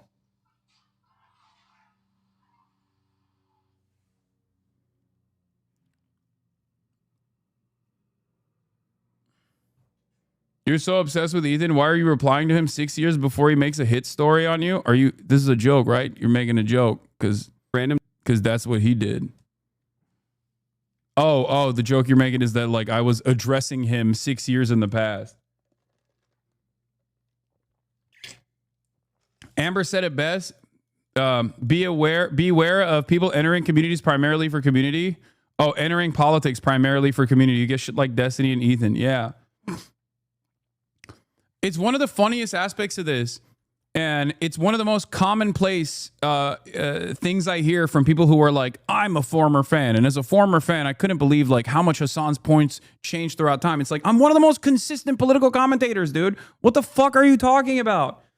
This is just stan culture masquerading as like politics, and it's so damaging the discourse, so damaging the political discourse. I saw a tweet, I think it was Ested that posted about this, where he was like, everything is stan culture. Everything is stan culture now. Team sports is stan culture. Like, obviously, team fandom was already so close to stan culture, but like, people no longer care about the output. They care about like financial dominance. Okay? They care about financial dominance. Stan culture is dominating every aspect of our lives. We are so alienated. We are increasingly isolated from one another. And now, stan culture, one, sports, politics, pop culture, everyone's a barb now, derogatory. One of the worst things to happen to sports, in my opinion, has been fans talking like league stakeholders and owners arguing about things like market size and viewership. It's so crazy, like, I don't want my fans to fucking ride for me from a point of like, from a point of just like genuinely loving who I am, okay? I want people to ride for the ideas. In the process, if you are correcting the record, that's fine. You know what I mean? If someone is like deluded, if you find someone in the wild who just has like the wrong opinion about what I represent, and therefore it disparages like your worldview, then yeah, you can correct them. But like, ultimately, the goal here is to spread a political message. The goal here is to spread a political message. And all these guys fucking do is just like enter this arena without any sort of interest in spreading a political message at all, and they end up leaving the sphere of discourse in fucking ashes.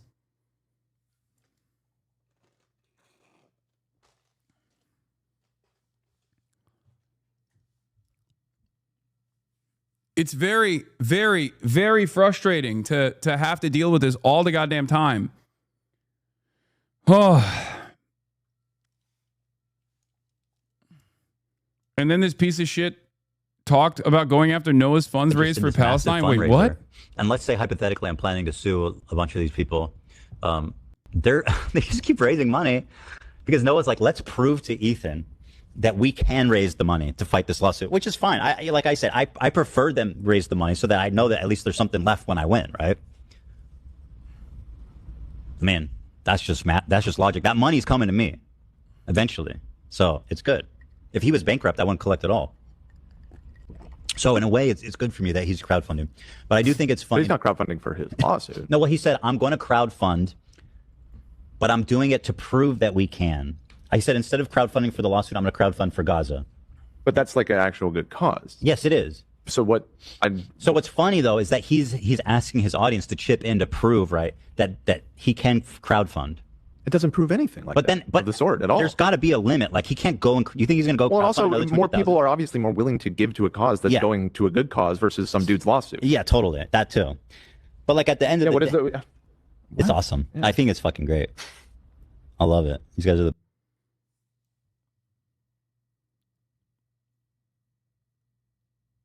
You are way too kind to this freak. I'm not. He's out of his fucking mind, dude. Bro, he positioned himself as being against funding, like fundraising for a cancer charity.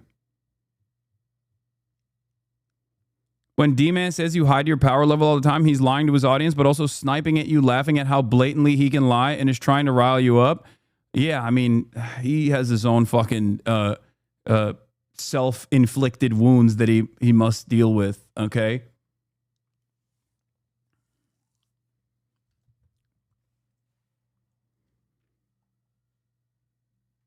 Yeah. Dan doesn't baby Ethan Klein.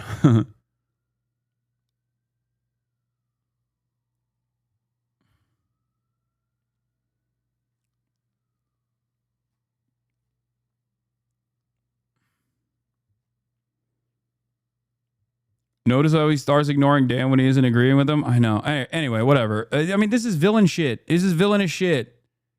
It's also incredibly stupid. What is this? Oh, yeah, I saw this. The petite feet thing. I'm laughing so fucking hard. I've been seeing the screenshot going around and I never open. I'm losing it. Like, this is the kind of shit we post on Hasan Twit out of love for our demure diva. Petite feet, feminist steps. Sounds like a lady when he's walking in the room.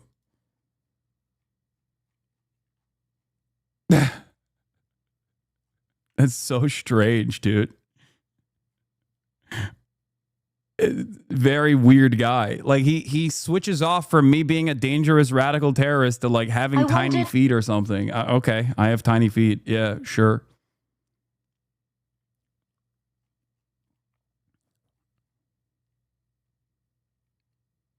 It's just a very, very strange, almost sexual obsession. Anyway.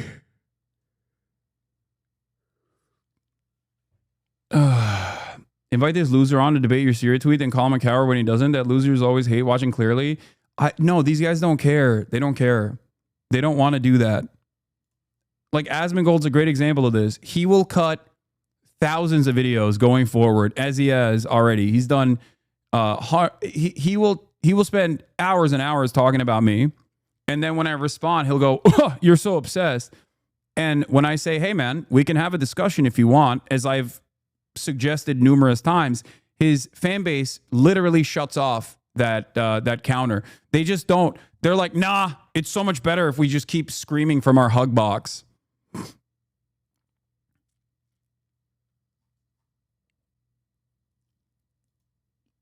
Because they know that like if he were to test the metal of his ideas against someone who is more knowledgeable than him, he would look like a fucking moron. He would have to forcibly concede on a lot of positions to maintain his intellectually curious stance. Like he's apolitical, right? That's it. You need to call them cowards. They can't hide from that. They are, but it doesn't matter. And debating isn't always productive. It's kind of glorified. I know. But like, there is only so much. There's only so much like back and forth I'm willing to entertain over clips where I will say like, yeah, look, let's do it. Let's have a conversation. You want to fucking talk shit? Let's do it. Let's have a normal, productive conversation face to face.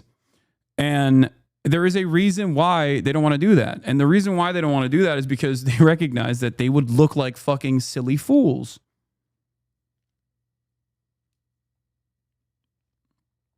Takes one to know one, kid. Takes one to know one, kid.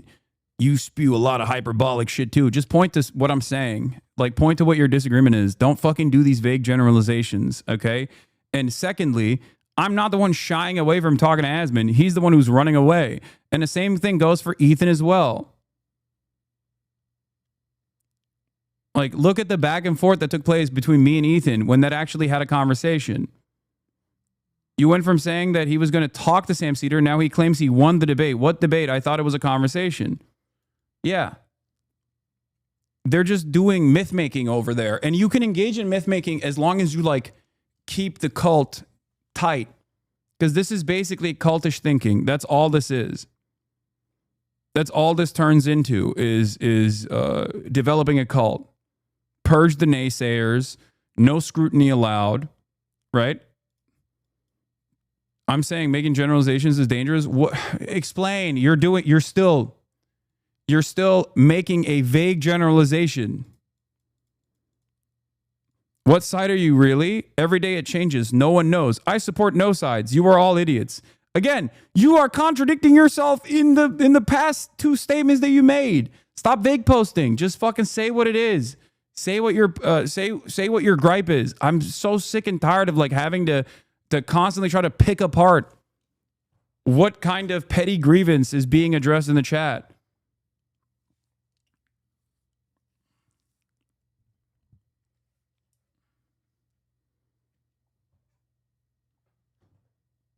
Their community is not capable of having a conversation. Every conversation has been called a debate. I mean, it's whatever. It's just that's also another.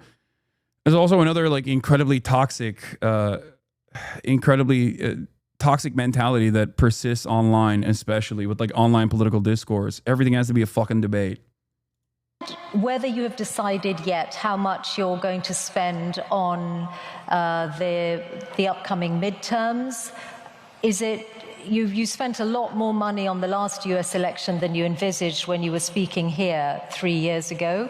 Are you going to continue to spend at that kind of level on future elections? I think in terms of political spending, I'm going to do a lot less in the future. And why is that? I think I've done enough.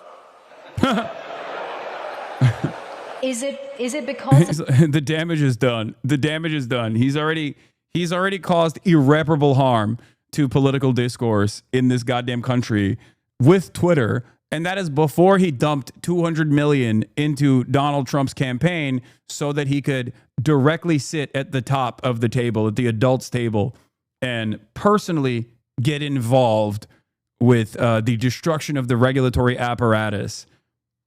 of blowback? Well, if I see a reason to do political spending in the future, I will do it. I do not currently see a reason. Oh, also, the Department of Justice is charging Representative LaMonica McIver over an incident outside of the ICE facility. So the Department of Homeland Security is going after fucking congresspersons as well, for the record, which we knew was going to inevitably happen, and here it is. But make no mistake, a world where the Brandonian administration or any Democratic administration engaged in this kind of prosecutorial targeting over political dissidents, over people that are of the opposing party, would be met with rallies, would be met with tremendous amounts of pushback. I think speaking with asthma would be constructive. What I really want to know is whose side everyone is really on. I am not an asthma supporter. I meant no disrespect. I agree with 98% of your takes. I think speaking with asthma would be constructive. Okay, then take it up with him. He's the one who doesn't want to entertain it. I have never said I won't speak to Asmongold. Do you understand? Also, you said generalizations are an issue or something. He's the one who cowardly will launch attacks from his hug box instead of entertaining a back and forth conversation. We're live at the same fucking time. He could just as easily have a conversation with me. We are friends on Discord. You know, it doesn't take much for Asmongold to entertain a conversation with me. He has done it many times over, and I've always been very respectful and very charitable to him, regardless of my differences in opinion, regardless of the fact that I find his worldview, or at least the way he presents himself online, to be repulsive.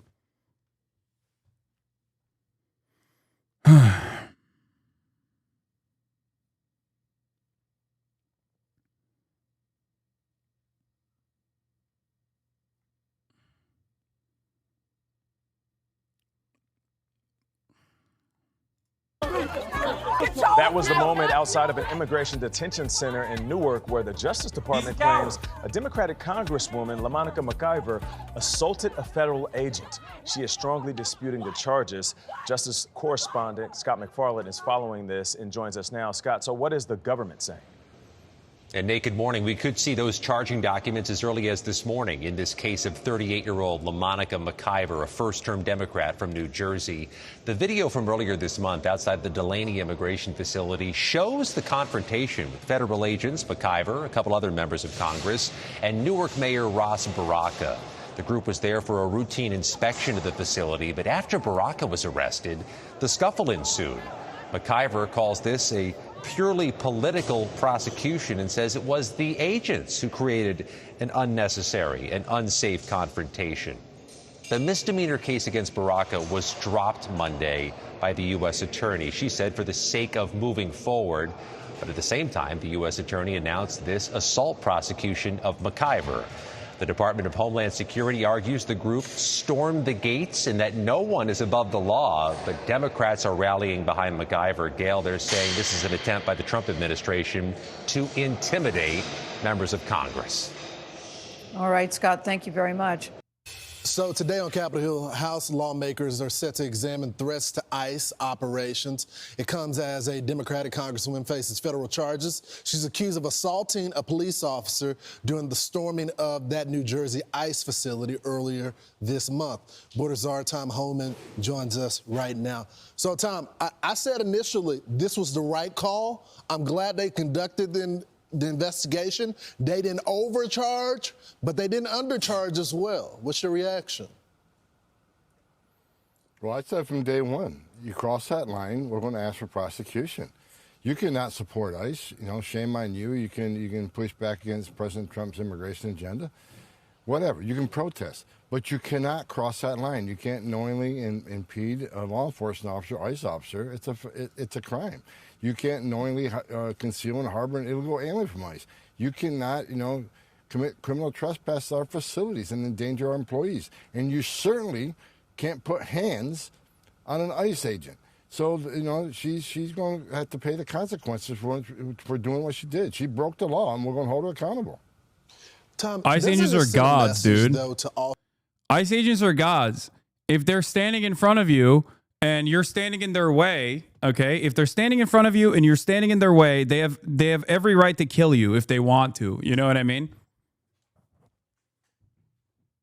That's just how it works. You can protest, but in a way that if your protest actually stands in front of an ICE agent, then sorry, you're going to jail, you know?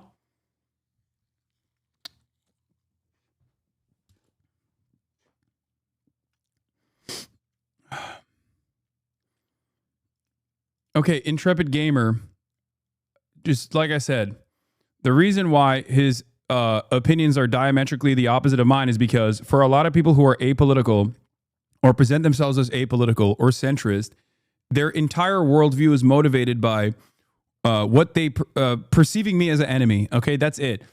If tomorrow I was pro-Trump, some people would probably take up, anti-Trump positions because they just don't care about politics. They care about going along with drama. They care about going along with fighting against like a perceived villain. That's it.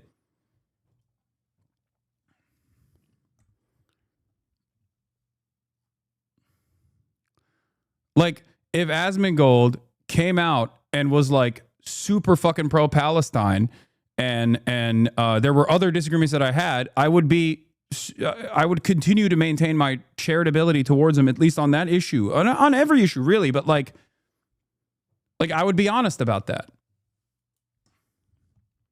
There are people who I don't like, who, for good reason, there are people who I don't like. There are people who I don't agree with, that for honest and decent reasons are anti-Israel.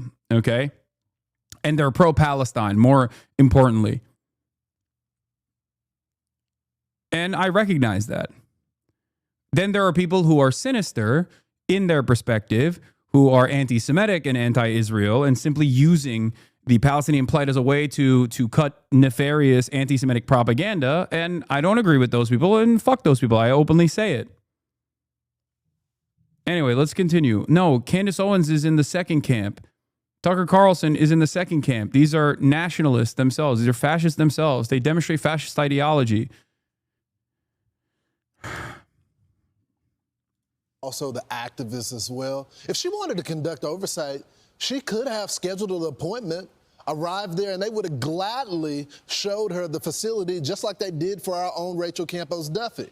But she showed up with a mob and they assaulted the cops. Exactly. This is politics. This is politics over public safety, politics over common sense. I mean, that facility is one of... Out of genuine curiosity, who do you think has valid opinions on Palestine, but you nevertheless don't like/disagree with? Vosh, Glenn Greenwald, Dave Smith.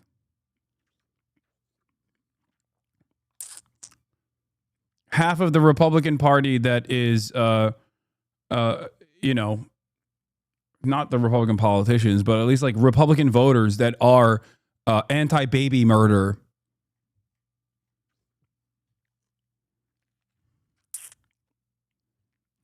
Drake.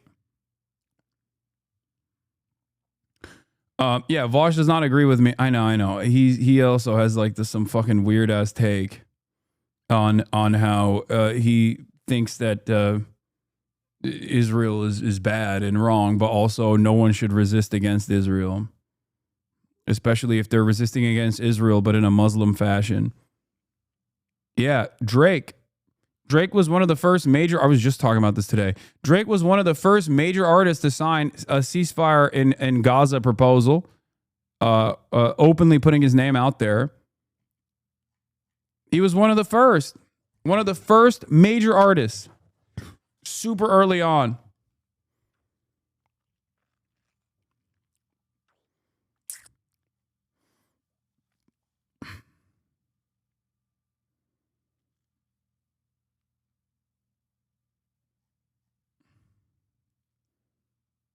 Anyway, yeah, there's some very cool breaking news here. Spain's Congress of Deputies has just approved an arms embargo against the state of Israel.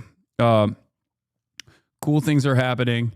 Change doesn't occur overnight. I will take it. It might be too late at this point, but still, you know, I'm glad that it's gotten to this point. It should have been at this point, October 17th, 2023, but finest facilities in this nation. And when Trump and Pete Hegseth are going to make an announcement. We'll get to that. To any congressperson or any news station wants to come in and cut. Actually, you know what? Here, let's just get into it right now. They're doing the Golden Dome announcement. Existing defense capabilities and should be fully operational before the end of my term. So we'll have it done in about 3 years.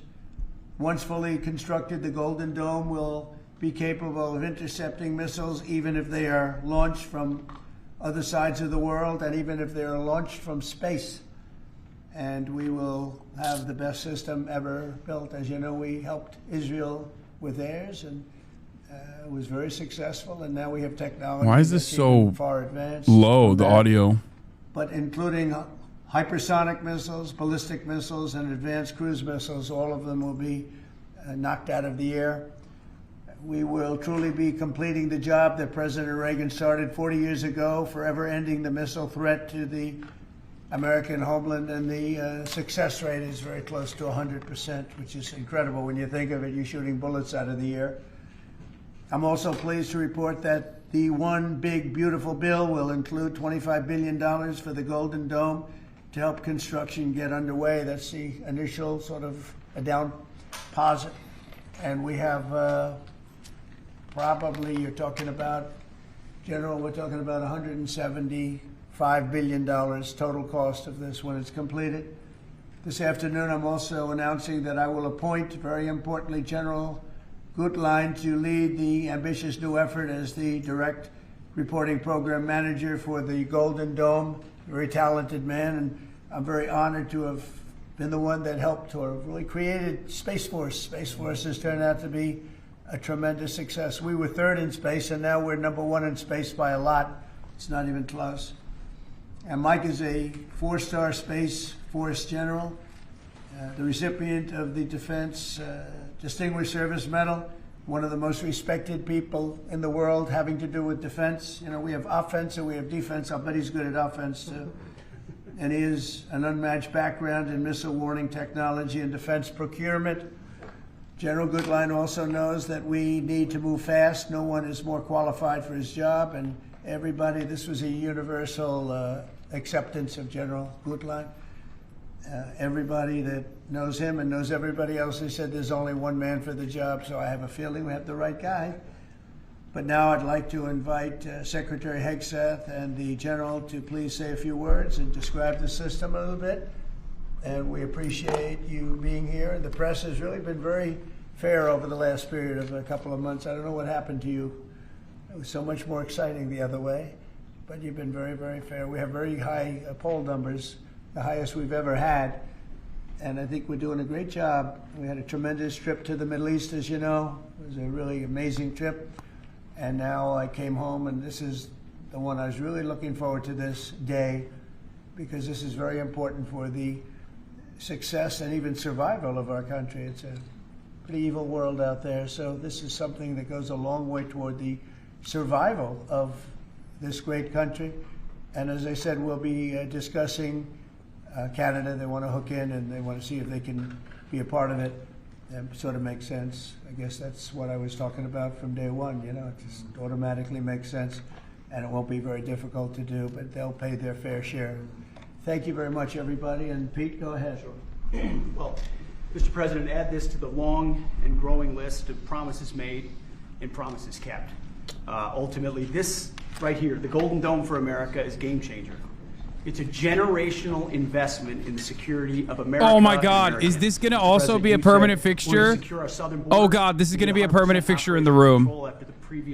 Oh, this is amazing. Oh, I hope he keeps this next to the Gulf of America post. Golden Dome for America, right next to the Gulf of America. The technology wasn't there, now it is, and you're following through to say we will protect the homeland from cruise missiles, ballistic missiles, hypersonic missiles, drones. Do these guys think America did not have some of the most complex, some of the most advanced surface-to-air anti-missile capabilities? Like, are we supposed to act like the United States of America already did not have the most advanced missile defense capabilities on the fucking planet? What is going on here? Are they stupid? What is happening? Our missile defense system against ICBM is not good on the continent. Yeah, our missile defense system against ICBMs is called America's positioning on the map. And you're wrong about that too. What the fuck? I'd like. There are multiple points of both failure and also multiple points of defense. Like, you have the nuclear sponge states, for example, where all of the fucking nuclear arsenal, where a majority of the nuclear arsenal is, because they're supposed to be the areas that you're, you know, nuking if there was ever a nuclear holocaust. Building submarines that can sneak up on our shores, and worse yet, building space. I don't know what this, what the purpose of this is. I guess like start doubling down on the protection of the homeland. Golden Dome is a bold and aggressive approach to hurry up and protect the homeland from our adversaries. We owe it to our children and our children's children to protect them and afford them a quality of life that we have all grown up enjoying. Golden Dome will afford that.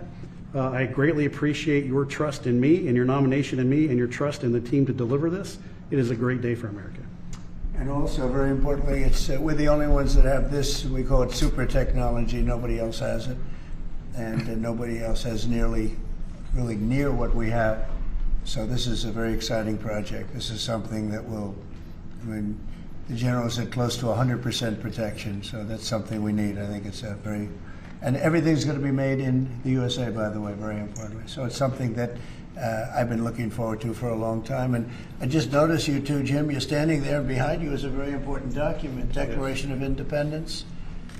And that was in the vault for many decades under right under this area. He loves that he brought that out. He loves that he brought that out. It wasn't involved. I brought it That out. was the original Abraham Lincoln. We have a the curtain original on it. Washington, and You see, we put a curtain on it because it will be damaged by light, they say, but I still keep so the it's curtain very off. exciting. You look over here, and above Ronald Reagan, you have Thomas Jefferson.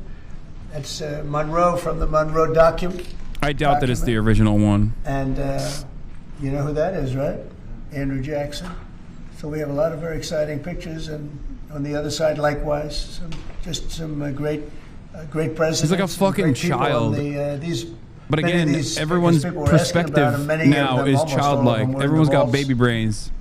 or nearby, but generally in the vaults downstairs, where we have some great. So it's very exciting. The place has become a little different than you first saw it, Jim, right? Yes, much it's a better. little bit different. It's slightly better. But to think we had them, and some were in the vaults for over 100 years. So it's pretty cool stuff. Everybody knows Jim Banks. He's a great congressman, and now he's a great senator from Indiana. And you might want to say a few words, Jim. Well, your legacy with Space Force, Mr. President, is already big, but the Golden Dome is going to be an even bigger legacy for our country. And Indiana is going to help you make it. Right. The space satellites that are made in Fort Wayne, Indiana by L3 Harris, all the work done at Crane Navy Base in southern Indiana is going to be a big part of it. And Hoosiers are very proud of that. We're proud of you. Thank you very much. You're going to be a big factor. Thank you, and good luck, and congratulations. You won that race by a lot. That wasn't even a contest, right? Well, thank you. Thanks to you and all of your support. Thank you very much. Thanks. Please go ahead. You missed that. This is Senator Kramer, and he's one of our best. Can't get any better. Go ahead. Well, you're very nice, Mr. President, and thanks for this. And I remember the day in your first term when you called it. I was a brand new baby freshman senator on the Armed Services Committee, and you said, I want to have a space force. Would you lead the effort on the Senate Armed Services Committee? And I felt so proud thinking that you chose me, only to find out later no one else would do it. But nonetheless, it worked out really, really, really well because North Dakota has some great space assets and that contribute to that and to Golden Dome. No surprise that you would be the president that would come along and put the homeland first. And this is just one more example of that. So thanks for this and for allowing me this opportunity. And by the way, let me just add my strong endorsement of General Goodline's role in leading this. I don't know anybody better, for sure, better equipped to do it than he is. Everybody said that. Yeah, That's for great. sure. Dan Sullivan, Alaska, Senator. Thank you, Mr. President, and thank you for your continued leadership on missile defense. We were talking earlier how in 2019 at the Pentagon, you laid out a speech about the Missile Defense Review that had all these principles on missile defense that you articulated then during your first term, and now the Golden Dome is all of that. So you're continuing to lead. We really appreciate it. The Congress is stepping up, as you mentioned right now in the budget reconciliation bill, $25 billion for the Golden Dome. In what Senator Kramer and Senator Banks and I and many others, we're working on our, I briefed you on this before, sir, on our Golden Dome Act, which we think will have, in terms of legislation that can help cement be here, sir. And Alaska is the cornerstone of missile defense right now in terms of ground-based missile interceptors, in terms of radar systems. And Can they stop saying homeland? I don't give a fuck if she bombs Fort Rape. No, that's not. First of all, thank you. Like, there's a very easy fix to all of this, okay? It's called not fucking with the rest of the world. It's not like the idea that like we're constantly under a threat by all of these other countries when we are the dominant force on the planet with 800 to 1,000 open active military bases everywhere is so crazy. It's so crazy. Like, what do you mean? Dude, we are the threat to everybody. There is a real easy and very quick solution to all of this, which is called don't fuck with other people. Like, what the fuck? Very protective. I think you can rest assured they'll be. We act like diplomacy doesn't exist because I think at the end of the day, it is pure projection. Because like with us, diplomacy doesn't exist. We're fucking barbaric demons. So we just assume everyone else is also just as barbaric as us. But they are just not entertaining that because of our, I guess, defense capabilities, This is wild and a little scary because what the fuck is Donald Trump planning on doing that he is this worried about, like, hypersonic missiles, intercontinental ballistic missiles coming down continental United States' direction? You know, what the fuck's he gonna do? I told you Canada wants to be a part of it, which be a fairly small expansion, but we'll work with them on pricing. We'll be dealing with them on pricing. I also don't know. I don't like. Would a world war be waged this way? I think it's something that is like, even if there was like some weird thing that happened and all of the nukes were destroyed, no more nukes, right? So it's not going to be fucking nuclear holocaust instantly. Okay? Then even in that situation, it wouldn't be like ballistic missiles being lobbed towards the United States. It'd probably be drone swarms. You know? Like, I suspect it would be the Chinese Navy, okay, launching drone swarms off the coast of the Atlantic and the Pacific, right? Like, it wouldn't be ballistic missiles, I don't think. Drones can't fly that far? Yeah, no shit. I'm saying that it would be off of the coast. Off of the coast. We have things that nobody else can have. You see what we've done helping Israel with that. You probably wouldn't have in Israel. They launched... You are wrong on this. He's doing it for the right reasons, and this will help us. I will not elaborate further. I think this is good. It's pretty amazing, and this is in terms of technology far advanced from that system. And just one follow-up on the adversaries. Have you addressed Russia's ventures in space with a space-based nuclear weapon and told Putin to stop in your conversations with him? We haven't discussed it, but at the right time we will. Yeah. Mr. President, with the goal of keeping Americans safe with this, can you talk about the timeline? How long will this take to complete? We think it's going to be about a little bit less than 3 years, and we'll have a big phase-in very early. You know, we're starting immediately with $25 billion. It'll cost about $175 billion completed. The U.S. is very scared of hypersonics right now. We put an entire new site on Guam. We're putting new silos in Alaska. China is definitely the fear. Golden Dome is just the same thing, but on a bigger scale. You know, some funding is tough and some is easy. When we remember, everyone's by the way, I am reminded of yet another incredible campaign promise from Donald Trump, which was that we were going to cut spending in the military and no longer entertain silly wars that must not be fought. Really cool promise from Donald Trump that he is obviously following through on, you know, as you can see. A military build-up along the borders towards Finland and Norway. No, I don't worry about that at all. They're going to be very safe. Those are two countries that are going to be very safe. And the secondly, sir, if I may, Volodymyr Zelensky is saying today that he's hoping for you to impose new sanctions on Russia. Are you considering that? Well, that's going to be my determination. Here, this is what I was talking about. Yeah. We'll see how Russia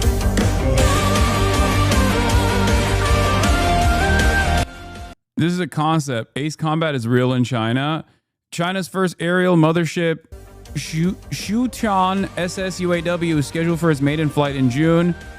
It can cruise up to 15,000 meters high, carrying over 100 small drones or 1,000 kilograms of missiles with a range of 7,000 kilometers. Don't worry, China's military is peace-oriented from the start. We grow stronger to deter aggression, unlike the U.S., always attacking other nations.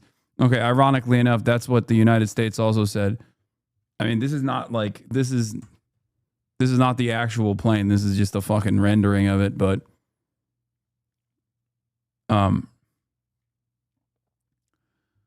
ICBMs, even without nuclear warheads, could impact so fast they'd be equal to hundreds of tons of TNT. The Bush administration looked into removing nuclear warheads from the Tridents and just let the impact do the damage.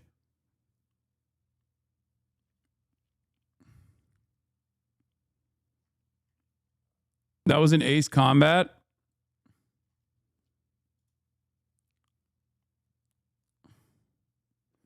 If America tried to make this, every drone would crash into each other. We'd go $70 billion over budget trying to implement a massive speaker system so it plays a Five Finger Death Punch song when it deploys UCAVs, but it accidentally plays at the exact frequency that makes every bird in a 4,000-mile vicinity fly directly into the turbofans. L Hamas Pike W Israel.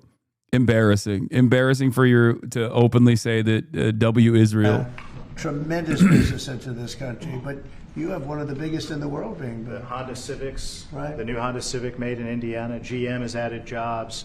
Eli Lilly moving pharmaceutical manufacturing from China to the United States, $27 billion. You go on and on with good news in Indiana and across the country because of the tariffs. Our country was cold as ice a year ago, and now we have the hottest country in the world. This is the hottest country in the world. Nobody even close. If you look at even this last trip that I made, the respect Also, they that launched was numerous paid to dummy our nuke country. missiles, so you don't know which one is Went from authentic. being laughed at all over the world, and now we're the hottest country in the world by far. Dan, go ahead, please. Yes, sir, Mr. President. I think when you look at the system that you've laid out, it's an idea in your executive order of a layered defense. So you have initial ground-based missile interceptors, which are made by some of the big defense companies, Lockheed, Martin, Raytheon. But the beauty of your vision, Mr. President, is that it's layered, it's open architecture, and it goes up into space. So this is going to be some of the new defense tech companies that are very interested in it and can bring missile defense at a cost. We will that I missile don't- strike grocery stores that increase the price of groceries. This is good trust. I think you don't understand So what it's this is all supposed across to the do. board in terms of companies. Senator Kramer and I just met with a bunch from last week that are interested in this. And you said it earlier, Mr. President, our technology. This is a good take. I don't think Trump is going to start World War III, but I do think he sure loves all the conditions which are prerequisites for World War III. What does he know? That's my question. What is he gearing towards that he's like, honestly, we really got to make sure that we can withstand intercontinental ballistic missiles that could potentially strike the homeland. And no, it's not fucking aliens. Don't be duped by this shit. That's the other part that I actually despise about the whole like alien UAP stuff. Those revelations are simply done to get people on board with like the Space Force and stuff like that. I do not entertain any of the things that the government has revealed about aliens, okay? I think it's all silly. I'm just shocked that you're just an alien non-believer. I'm not. I am not a non-believer of aliens. I'm just looking at the environment. I'm looking at our government. I'm matching the government's track record historically, and I don't think that they would be revealing this kind of stuff. Oh, I'm shocked that some of the alien conspiracy people are so not skeptical when it comes to the fucking government telling them that like aliens are real and we just chose to reveal this. Like, you should exercise a little bit of healthy skepticism here, okay?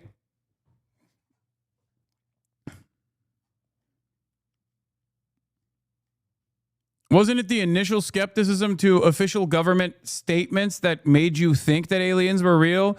And now that the government is like, admitting to it, you're like, you need to read up on it? Okay, stop. All right, let's just Great continue. job, everybody. Thank you. Thank you very much. Elon Musk is Starlink be involved in this? Elon Musk be a part of this, Mr. President? Thank you, press. No cuts. No cuts to Medicare. Thank you, everybody. No cuts to Medicare.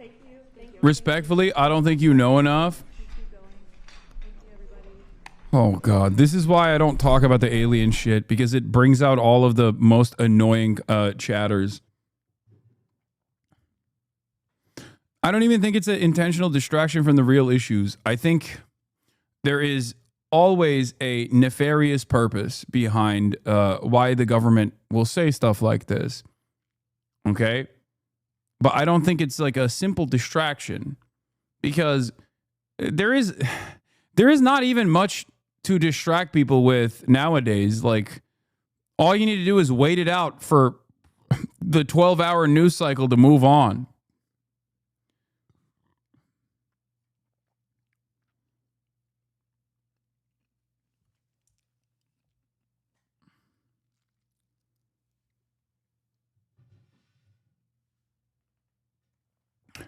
I think the purpose of it is to beef up our defense industry, specifically when it comes to, like, I guess, the Space Force and whatnot, and to potentially push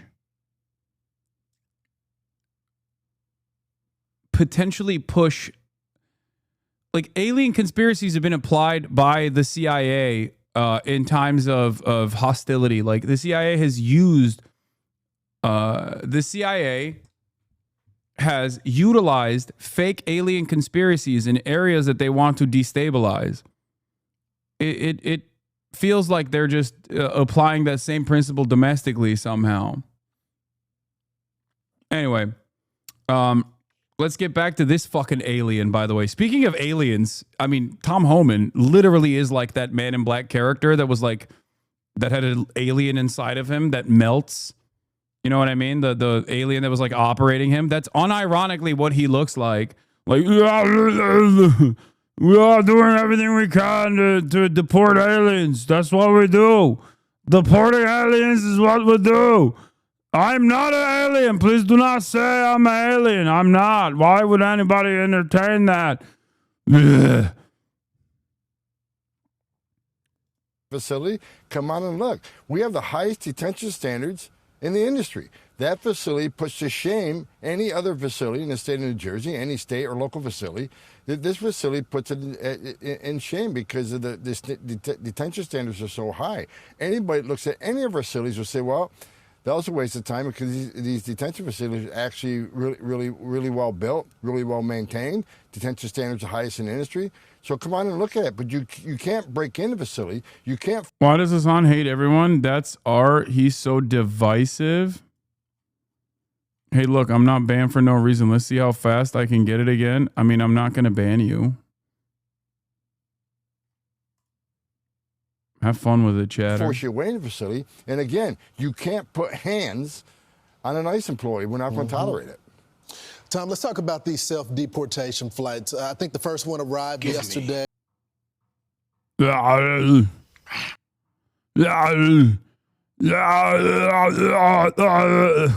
Gonna pay folks $1,000 if they choose to self-deport. I was actually skeptical if this was going to work, but it looks like folks are already taking these flights. How did you convince them to self-deport? Because if they don't, they're going to face serious consequences. You know, what we started doing, we're enforcing two laws that we haven't enforced in a long time. Number one, failing to register. If you don't fail to register after 90 days of being there, we're going to prosecute you criminally. Then we're going to deport you. And if you hinder your arrest, if you don't open the door, if you don't answer our questions, if you don't assist in travel documents to your home nation after being ordered deported by the... Dude, that's crazy. He's like, listen, if you actually know your constitutionally protected rights as still a protected undocumented citizen, okay? Because undocumented or documented, you still have constitutional protections. But if you actually try to entertain the notion of defending yourself, well equipped with your constitutional rights, we're still going to deport you. In the process of deportation, okay, so if we have the beat on you, it's over, is what basically Tom Homan is saying. It's like, if I have chosen off of a list why you can't be on this fucking, you can't be on this soil anymore, I'm just going to do it regardless. And we can do it the easy way, we can do it the hard way. The immigration judge, and we're going to prosecute you for that, which is 8 U.S.C. 1253. So we'll prosecute you, we'll put you in prison. When you get out, we'll deport you. We're not playing games. There are going to be consequences. Leave on your own. If you leave on your own and work with us, you can get your affairs in order. It makes sense for them and their families. And leave yourself an opportunity to come back to this country as a visitor or as a student, or if you have a U.S. citizen child, they can petition for you as a parent of a U.S. citizen. There are other avenues to come to this country the right way. But if we have to formally deport you, we got to go find you, and we got to put you on a plane and formally deport you. There are consequences. There are bars from 5 years to 20 years. You can't come back. Some of the bars are forever. So leave on your own and give yourself some opportunity in the future to be part of the greatest country on earth. Tom, I only got about 30 seconds. I just got to get your reaction to the former VP candidate, Tim Walz, going after ICE, saying all of these words, accusing them of... Like, dude, you are restoring the Fourth Reich. You are one of the soldiers, one of the major generals of the modern day Adolf Hitler regime. And you're going to talk about the comparisons being sad.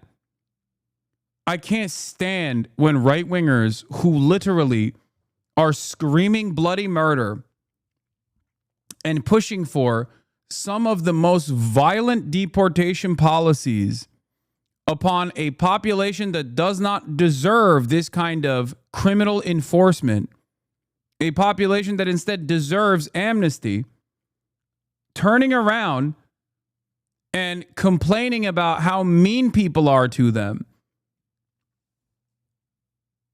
Essentially of being Nazis as well. What's your reaction? You used to run ICE. It's disgusting. Every man and woman in ICE straps a gun to their hip every day and wear a Kevlar vest to arrest the worst of the worst. Look at the numbers. ICE is almost arrested. Yeah, Guatemalan moms. The worst of the worst. Who's the worst of the worst? Random people that have lived here for like 10 years who have never done a crime. I said about 80. Yeah. You don't understand. The worst of the worst, like Turkish American Fulbright scholars trying to get their PhD. The other side of the story that I think is very strange is that Donald Trump, with his immigration enforcement actions, is directly undermining the brain drain that has kept America's technological prowess competitive at the global stage.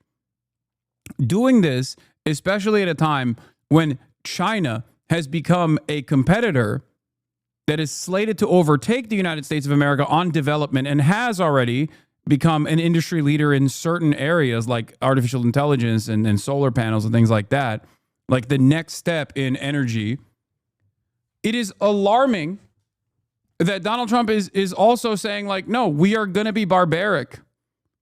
Like, we are purposely going to make ourselves dumber. Going after doctors, teachers, going after people in higher education because they have not done a loyalty pledge to Israel is so strange at a time when you are looking at the global competition in research and development and recognizing that a big part of the reason why you want to fight against China is because you're worried about their domination in research and development. The reason as to why America's been such a dominant force on the planet also comes from the brain drain. Like, that's part of the reason. The best and the brightest used to come here. They used to fly out here and get educated in American colleges. Luckily, they would get a much better education leading up to the college education that they get here from their own countries, because that part America is not so great at. Okay, there is a major class disparity here for what kind of education you get K through 12 here in the United States of America. Whereas in these other countries, they do get a significantly better version of K through 12 education. And then they would come to the United States of America demonstrating excellence in their field.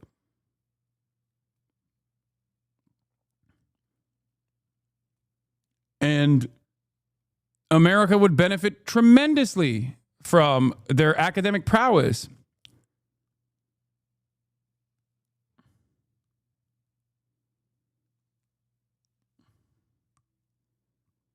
Now they're deporting fucking like doctors and PhD candidates and shit over parking tickets or over not saying 10 Am Israel highs every morning. 2,000 people in the United States, taking them off the streets, including his state. We've taken very dangerous people off the streets of his state, made his state safer. While he's sleeping at 3 o'clock this morning, there's ICE agents out there arresting public safety threats and national security threats in his state. You ought to be thanking ICE and not vilifying them. Great time, Holman. Thanks, brother. A Democrat New Jersey congresswoman now facing federal charges for allegedly misconduct or for alleged misconduct toward law enforcement during the chaotic protest outside of that ICE facility earlier this month. I mean, you see it in the video right there. Alexis McAdams is live in Newark. She was there initially when all of this broke out. Alexis, what can you tell us? Hey, good morning. Yeah, we were out there the day that the Newark mayor got arrested. Things got pretty chaotic, and it wasn't as chaotic, though, according to investigators, you guys, as a few minutes before that arrest happened, after they say Representative LaMonica McIver was pushing and shoving ICE agents. Now the congresswoman is looking at federal charges here, serious felony charges that we're told, after all this happened. Watch.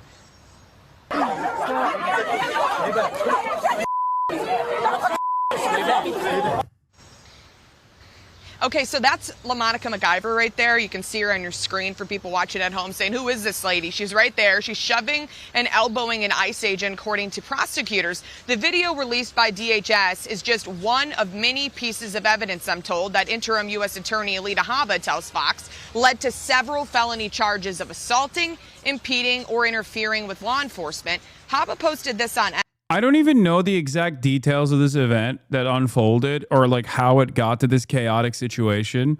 But on principle, I think trying to fucking arrest congresspersons of the opposing political party for being at a demonstration is ridiculous.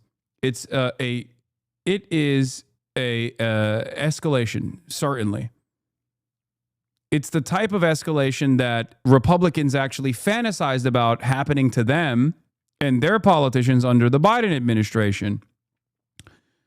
This is also part of the reason why the Department of Homeland Security admitted to my detention and subsequent release, while simultaneously claiming that the lying for likes was done on what? Lying for likes was done on the basis of my targeting being political. They are worried, on the one hand, of looking as though they are targeting political dissidents. They're still worried about that because that right there is something that the Republican base does not support either. Some do, certainly. The Asmongoldhians will probably fucking say, nah, this is base, this is good. Just don't do the crime if you can't do the time. All that shit. But there are plenty of Republicans who, on principle, don't appreciate having their political enemies being targeted because they worry that that was a major concern from them for years and years and years, being targeted on the basis of their politics. Now, I'm not being hopeful when I say this. I'm not being naive when I say this. Make no mistake, there are still, of course, plenty of Republicans who are purely driven by spite and want this kind of fascist enforcement against political dissidents. They love it, and they not only entertain it, but they support it, and they push for it. Okay, this is everything that they wanted. But there are a lot of normies out there. There are a lot of normies out there who will look to this, who will look to this kind of enforcement becoming more commonplace and not appreciate it. I'm telling you. Because if that wasn't the case, then ICE would not say, the Department of Homeland Security would not have released a statement saying that I was lying about my detention happening because of my position as a political dissident. What the administration chooses to deny is just as important as what the administration chooses to omit and what the administration chooses to recognize as the truth. When you look at that statement, the very fact that they came out and denied instantly that I was targeted on the basis of my political identity, that means that they're still worried about it at this stage. They might not be tomorrow, but at this stage, they're still worried about looking like they are engaging in political posturing like this. Because if they thought that this was already popular in and of itself, I think they wouldn't even deny it. They'd be like, yeah, he's an extremist. This political dissident is not simply a political dissident. He's an extremist. And therefore, that is the reason why he was targeted. This is testing the waters of political targeting in terms of how the media will react to it. Because this is a out and about, clear-cut example of the right-wing administration targeting a political dissident who is a member of the opposing party. This is the first step of entertaining legal battles and looking at what the public's reaction will be like to jailing opposition party members. Do you understand? If this goes well for them, if they see that their own base of support is demanding more of this, they will do more of it, and they will do it openly.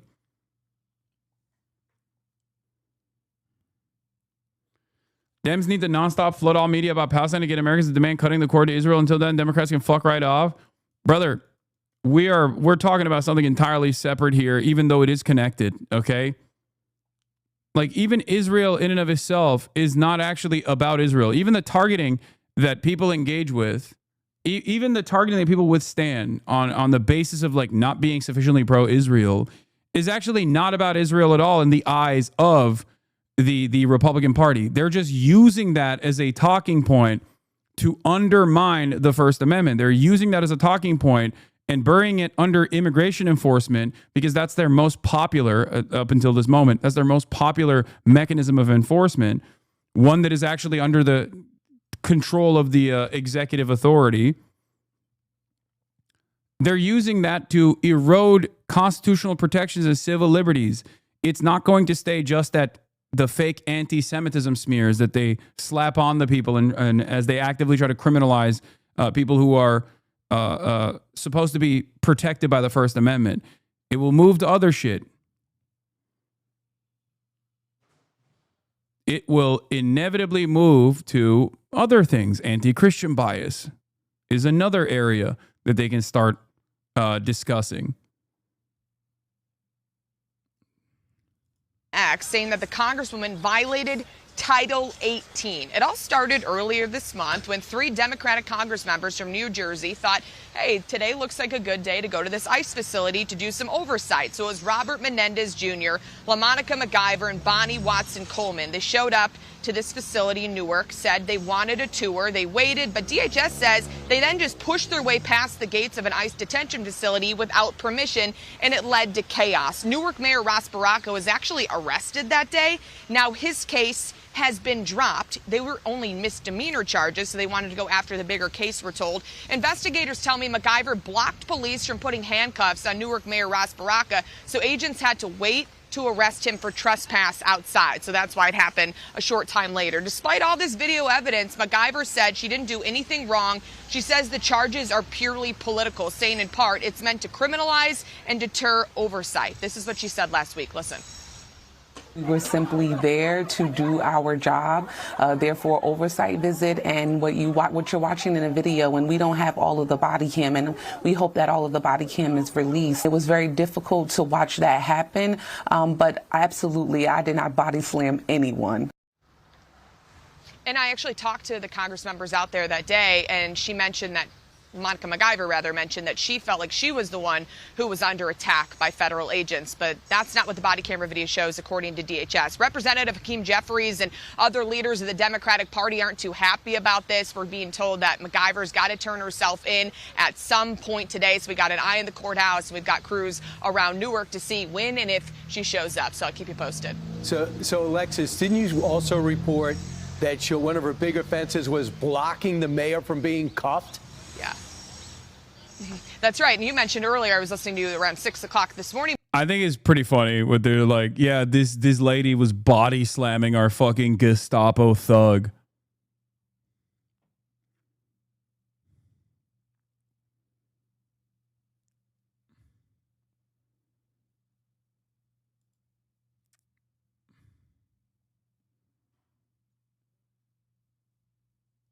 Just fucking ridiculous.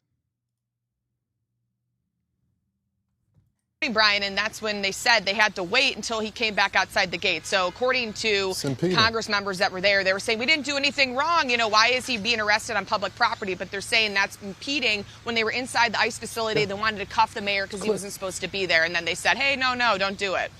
So the mayor got exonerated. He's on his own. And it's... well, he cooperated. Yeah. He cooperated with the U.S. attorney, and so they dropped the charges. Thanks, Alexis. Ainsley, all of these people are looking for a moment, though. You know, they really are, and a peaceful protest is fine. But what we saw there, The Democrats need to do this more, by the way. Like, they need to do this more. They need to fuck shit up more. Like, it's crazy.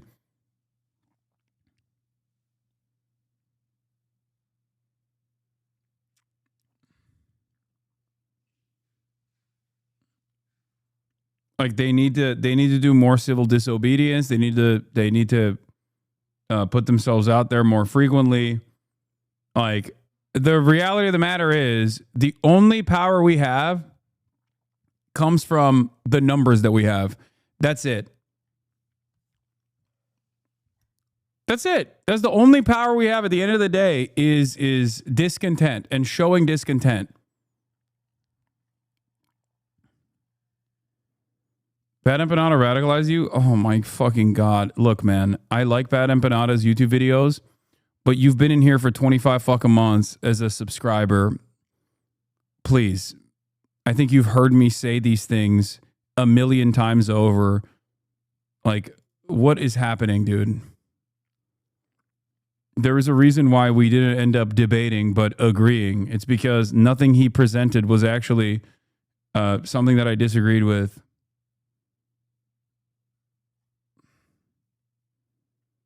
did see her with her arm. She should have pushed them. Her elbow and then her arm and pushing through the cops, doing that to them.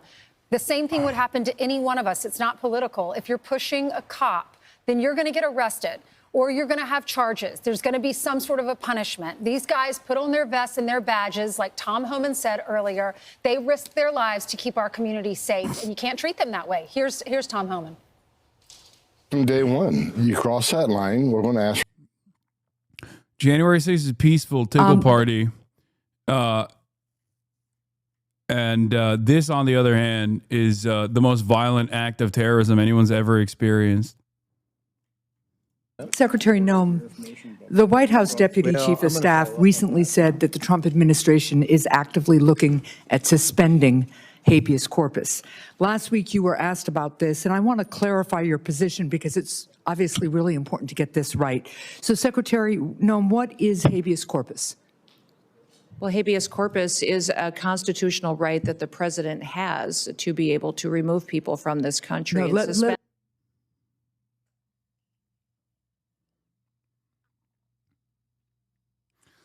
I saw this clip this morning, and I could not comprehend how the former governor of an American state, the former governor of South Dakota, the dog killer herself, the dog annihilator, is oblivious to one of the most basic protections that the American Constitution offers. Oh my fucking God. How is this possible? It's like, it feels as though she heard someone else who doesn't understand what habeas corpus is describe like what Abe Lincoln did, okay? And then just picked up the pieces to be like, no, habeas corpus is when the president gets to do whatever he wants. That's what habeas corpus is. I'm not American, but what that lady said sounded wrong. Yes. Habeas corpus is a restriction on government, not an allowance of the government. It's a restriction on the government that impedes on the government's powers to erroneously claim that someone is a fucking criminal without showing merit, without showing evidence, without and restrict your liberties. It is due process. And it goes beyond the American Constitution. It's a far older concept than just the American Constitution. Oh my fucking God. It is like it is perhaps one of the most significant developments of the Western world. If you want to think about it as like the invention of the Western liberal democracy, habeas corpus is at the heart of that. This is why I bring up the fact that courts existed even when fucking kings did. Okay? Kings had overwhelming power, and yet courts still fucking existed even when monarchies were around. Like, what are we talking about? This is like going beyond monarchies. This is something new. Like, we're not even trying to say, we got to roll time back to when we had monarchs. We're saying we want to roll time back to before we even had courts. Yeah. Here, habeas corpus from medieval Latin, you should have the body, is a legal procedure by which a report can be made to a court alleging the unlawful detention or imprisonment of an individual and requesting that the court order the individual's custodian, usually a prison official, to bring the prisoner to court to determine whether their detention is lawful. Habeas corpus is generally enforced via writ and accordingly referred to as a writ of habeas corpus. It is a summons with a force of a court order. It is addressed to the custodian, such as a jailer, and demands that a prisoner be brought before the court. It is one of the most important aspects of due process, and ironically enough, it is the exact opposite of what she suggests it actually is. It is literally the opposite of what she is saying.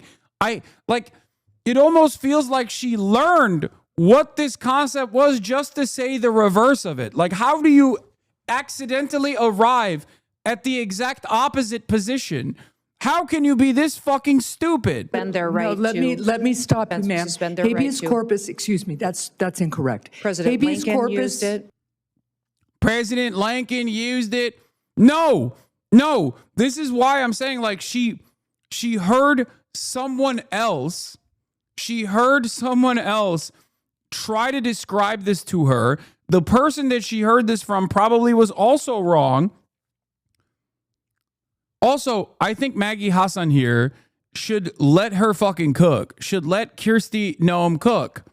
I don't know why she's cutting in to correct the record. Just let her fucking openly say the wrong thing and let her look like a goddamn moron. She heard it from Tim Pool and half remembered it. Oh my God.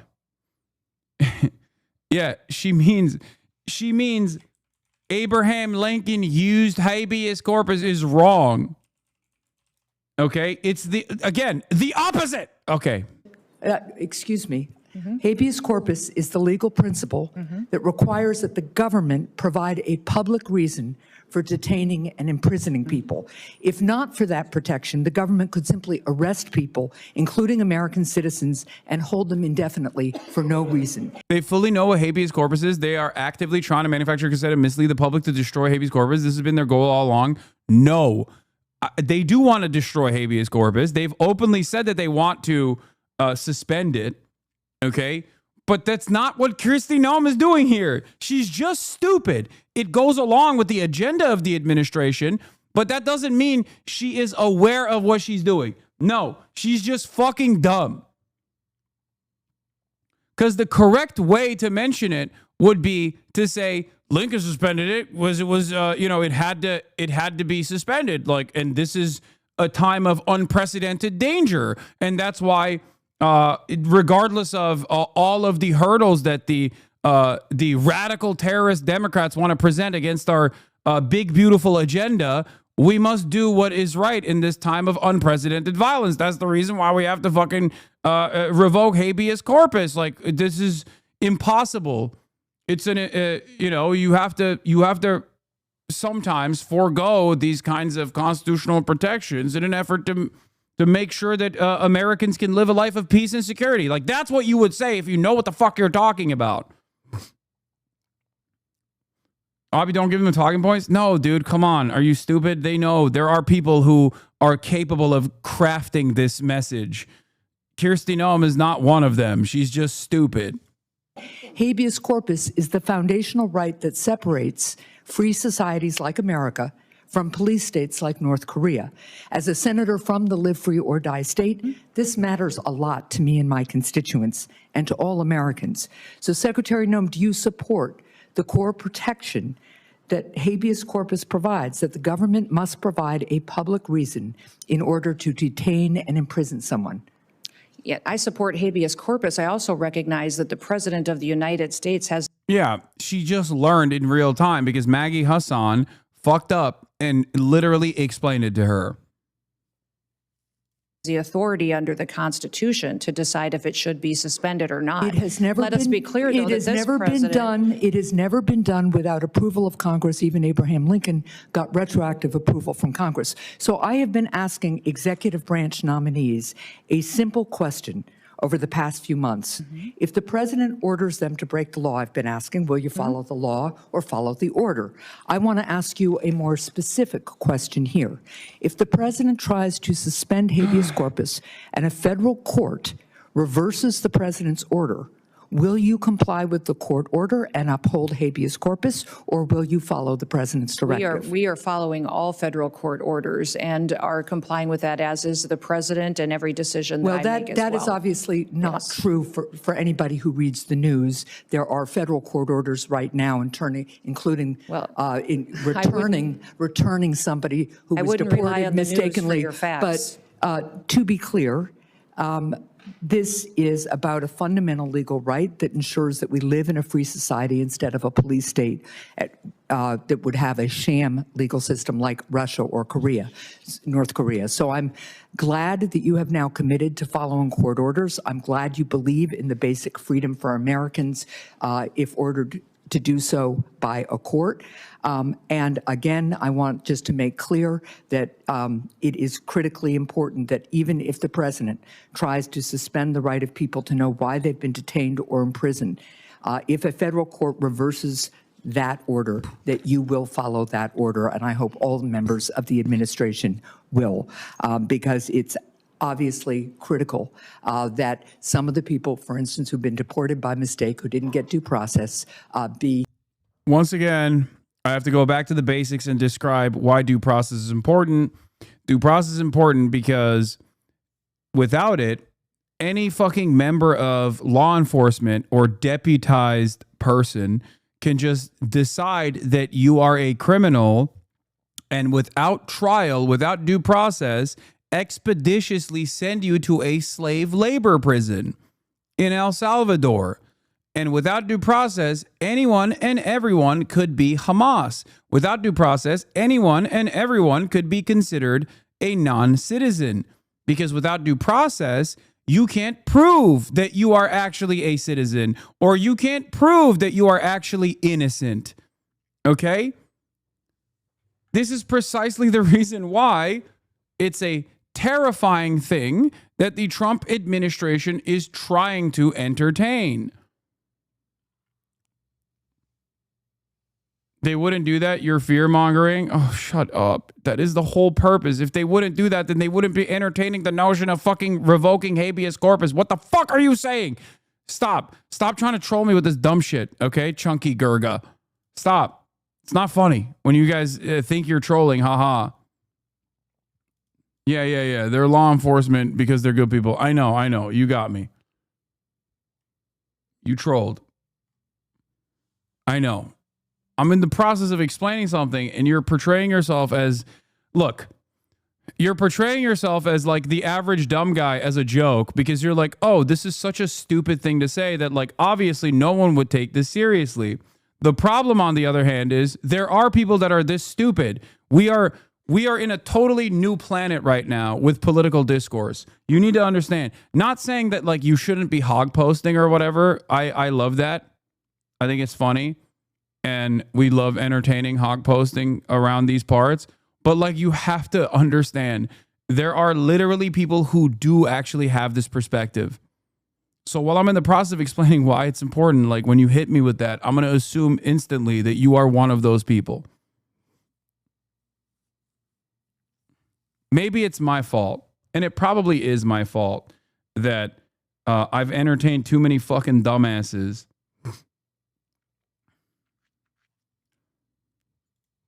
Senator. But it is alarming where political discourse is nowadays. You've been reinforcing it. I mean, maybe it's because I stare into the abyss too much. Van Hollen. Thank you, Mr. Chairman. Mr. Secretary, you and I served together in Congress for 15 years. We didn't always agree, but I believe we shared some common values: a belief in defending democracy and human rights abroad, and honoring the Constitution at home. That's why I voted to confirm you. I believed you would stand up for those principles. You haven't. You've done the opposite. And you used to speak with conviction about the importance of foreign aid as a tool to advance American values and interests. Then you stood by while Elon Musk took a chainsaw to USAID and other assistance programs. That has left a staggering toll: broken trust with countries, openings for China and other adversaries, and countless preventable deaths of children and others. Take Sudan, for example. The freezing of U.S. humanitarian assistance forced the closure of nearly 80% of the emergency food kitchens there. 2 million famine-affected people were left without access to food. People died because of those actions: mothers, fathers, and children. Tons of emergency food that could have saved their lives was left rotting in warehouses because you and Elon Musk refused to let USAID do its job. Sudan is a country where, by the administration's own determination, a genocide is unfolding in Darfur. But here's where it goes from cruel to despicable. While cutting off food aid to Sudanese families living through an actual genocide, you're fast-tracking white South Africans for refugee status under a manufactured claim that they are the victims of genocide. You tried to block the admission of individuals who had already been approved to come here as refugees, while making bogus claims to justify granting such status to Afrikaners. You've made a mockery of our country's refugee process, turning it into a system of global apartheid, where... Why can't they say Gaza? I don't know why he didn't bring up Gaza, but Van Hollen is not like as pro-Israel as the rest of these motherfuckers. Like, from what I understand, I mean, obviously, maybe it's because he's standing right next to Cory Booker, and he's worried that Cory Booker might assassinate him.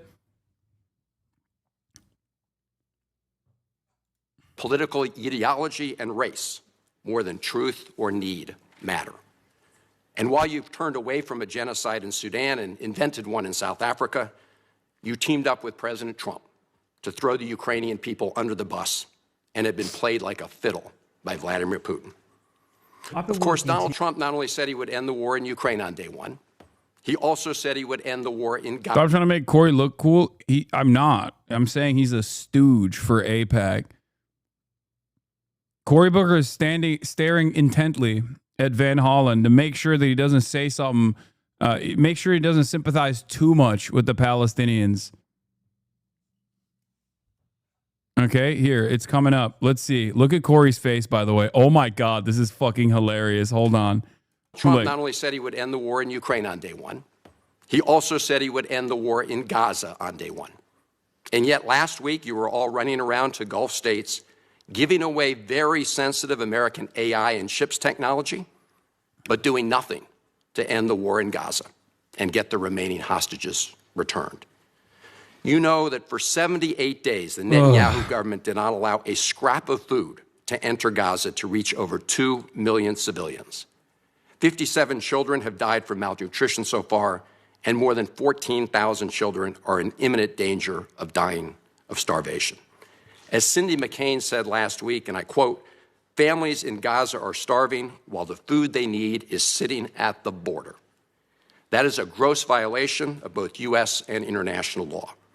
What did you do? Nothing. Not once did you publicly call upon the Netanyahu government to end the blockade. Fortunately, other countries spoke out, and now we see a tiny trickle going in. Where have you focused your energy instead, Mr. Secretary? Well, your first trip as Secretary of State was to El Salvador, not to promote democracy, but to cozy up to President Bukele, who calls himself the world's coolest dictator. The result was a cash for collusion deal to deprive people living in America of their constitutional rights to due process. The Supreme Court, in a 9-0 decision, instructed you to facilitate the return to the United States of Abrego Garcia, who the administration admitted was wrongfully deported to El Salvador. Your response? You've openly flouted judicial orders. When asked whether you have been in touch with El Salvador to return Abrego Garcia, you boasted, quote, "I would never tell you that. And you know who else I would never tell? A judge." Clearly, you don't care about the Fifth Amendment right to due process, and you don't care about the First Amendment either, since you've been very busy snatching students off of college campuses for exercising their right. Why always the Netanyahu government? Because our institutions are comprised of fucking cowards who don't want to say the truth. And yes, that also means Bernie Sanders. This is part of the reason why I'm actually frustrated with Bernie Sanders. The reason why I'm frustrated with Bernie Sanders is because he should be leading the charge on this. He should be giving his colleagues the courage and the permission to say the fucking truth, to make Americans understand our direct involvement in this. And he says all of the right things, and he also pushes the conversation in the right direction, but he won't entertain the notion of it being a genocide, and he won't entertain the notion of this being anything but Netanyahu's own personal agenda. Bernie Sanders occupies a very important space in the Senate as the most popular senator, the most popular politician. If he was leading the charge on this, especially as a prominent Jewish figure in American politics, I think there would be more American politicians that would demonstrate the courage necessary to say the truth. That's it. And yes, a lot of these other guys do it because they are paid for by AIPAC, but they're paid for by AIPAC, and they also personally have an investment in the continuation of Israel's death and destruction. Bernie Sanders is not even fucking paid for by AIPAC. It's just pure ideology. It's pure fantasy in his mind that like Israel and Zionism represents something that makes sense to him. That it's a project that could have been wonderful and beautiful. Is just being bastardized by right-wing elements, being co-opted by right-wing elements. When the ideology in and of itself is clearly a exterminationist one, built around the foundational principles of religious ethno-religious supremacy. Right to free speech. You dredged up a relic from the McCarthy era to claim that student protesters posed a threat to the foreign policy of the United States. Give me a break, Mr. Secretary. You know as well as I do this isn't about national security. It's about punishing free speech. And you know that in America, the government doesn't get to use its power to punish speech it doesn't like. Yet in March, nonstop. Thank you for the 10 you gifted. boasted about revoking student visas, saying, and I'm quoting, "We do it every day. Every time I find one of these lunatics, I take away their visa," unquote. Let's look at one of those lunatics, Mr. Secretary, Ms. Ozturk. Her crime was co-authoring an op-ed in her college paper critical of Tufts University's response to the war in Gaza. Your own department found zero links to terrorism, no anti-Semitic statements, but you still yanked her visa and shipped her off to detention in Louisiana. And the list goes on and on. The federal judge in the case of Mohsen Madawi who is the Columbia student who was ambushed by federal agents at his citizenship appointment, said, and I quote, this is the judge, "Legal residents not charged with crimes or misconduct are being arrested and threatened with deportation for stating their views on the political issues of the day. Our nation has seen times like this before, especially during the Red Scare and Palmer raids. Like the McCarthy-era witch hunts of the 1950s, your campaign of fear and repression is eating away at foundational values of our democracy. Back then, it took one voice, Attorney Joseph Welch, to cut through the hysteria with the simple question that marked the beginning of the end of that shameful era. He asked Senator McCarthy, have you no sense of decency? And I would ask you the same, Secretary Rubio. But you have shown through your words and your actions what the answer is. And I have to tell you directly and personally that I regret voting for you for Secretary of State. I yield back. May I respond? You may sit. Well, first of all, your regret for voting for me confirms I'm doing a good job based on what I know. Well, that's just a flippant statement, Mr. Secretary. Can I respond? I mean, it's a flippant statement, yes, but it quite literally is the underlying value of right-wing politics is that, oh, I'm triggering the libs, so I must be on the right side. This is how this works. When you don't have like a discernible worldview or any sort of interest in world building, any sort of future that you want to show, that you want to work towards, your entire worldview revolves around being at contest with those who do have something. I've triggered you, so I must be doing a good job then. Yeah, the things that Van Hollen brings up in his speech aren't necessarily just like, Marco Rubio, you are a bad guy and you're triggering me. He's saying you have betrayed principles that you claimed you cared for. You have shown yourself to be a hollowed out human being, which, by the way, for someone like myself, obviously we already knew that. I don't fucking trust Marco Rubio. I never trusted Marco Rubio. This was expected of him, right? But like as a senator, this is senator versus senator statements. Like he's not saying you triggered me. He's saying you have betrayed all of the principles that you claimed to represent when we voted for you. They should not have voted for him, for the record, including fucking Bernie Sanders. 99-0. Don't forget, 99-0 is how this man was appointed to Secretary of State. Mr. Chairman? You may. I didn't ask Senator, please. If I can see it, and I'm not a senator that's spent 40 fucking years in Congress, how did Bernie Sanders not recognize that this would come back and explode in his fucking face? He just was like, oh yeah, he's a war hawk. He'll do the right thing. He'll push for the American agenda, and that's the best we're gonna get. Instead of some, God forbid, weird guy who might every now and then shift American foreign policy in a direction that might not favor our military-industrial complex. Like, none of it makes sense. You look indecent when you vote for a war hawk like this. You had no reason to vote for a war hawk like this. It's stupid.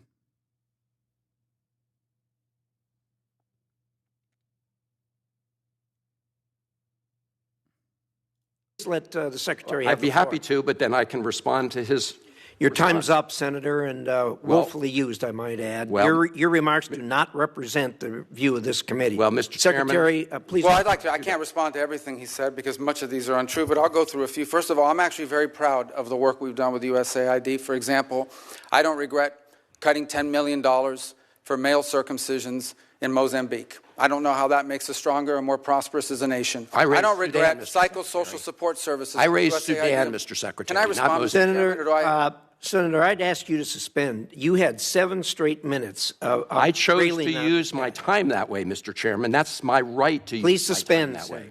Musique nonstop. Thank you for 25. Get the subs. Secretary Rubio. Well, I can go on. I mean, there's other things here. We spent $227,000 for Big Cat's YouTube channel from USAID. We spent $14. The fuck is Big Cat's YouTube channel? Wait, what? Dude, what the? Oh, is it Big Cat's Rescue?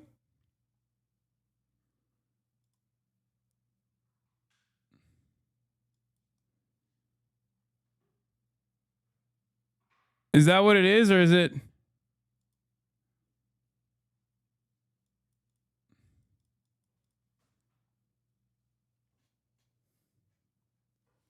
Big Cat is a Barstool guy? No, dude, it wasn't Big Cat from Barstool that got $250,000 from USAID. Wait, is this it? No shot. This is 100 and... Oh my God. Wait, what? Ain't no way. No, this has got to be an opportunist who slapped on this after the fact. The USAID thing on the banner after the fact. No. They're trolling. They must be. Oh my God, I don't think they're trolling. They have all these PSAs in different languages. Oh my God. Big Cats, Big Opportunities, natural security. From natural security to national security.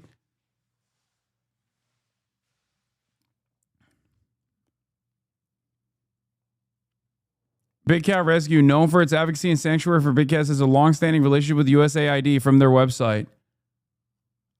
Oh my God. Oh.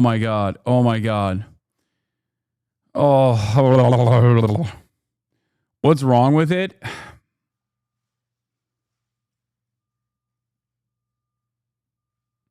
What's wrong with it isn't necessarily that the federal government is spending funds on or spending resources on like wildlife preservation.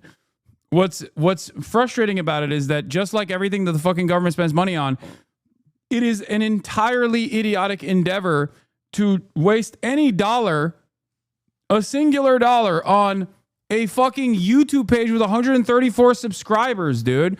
What are we talking about? This is exactly...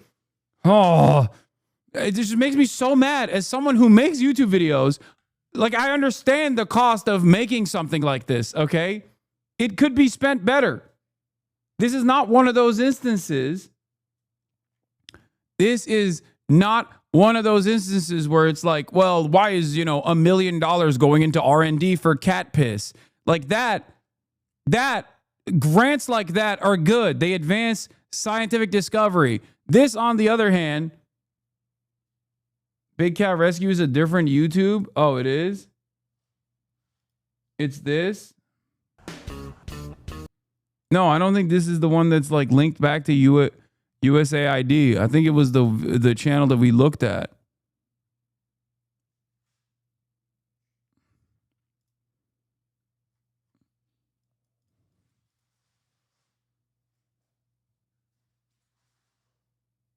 Yeah, it was Big Cat, Big Opportunities, chatter. It was the previous channel. No, it was. It's this. Not Big Cat Rescue. It's the other one that we looked at.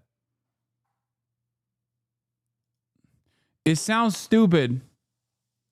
I think you're falling for Rubio's narrative, big guy. I'm not. Also, $225,000 is pennies. It's nothing to the federal government. So him pointing to that is so idiotic, okay? They're not actually cutting any fucking the funds. They're not cutting funds in a meaningful fashion. Make no mistake. They are not doing that. They're just lying about it.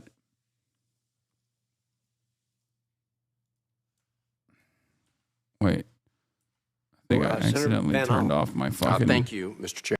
Anyway, it's just like, it's nothing. It's pennies on the dollar, but it's just yet another instance of like classic government expenditure, silly government expenditures.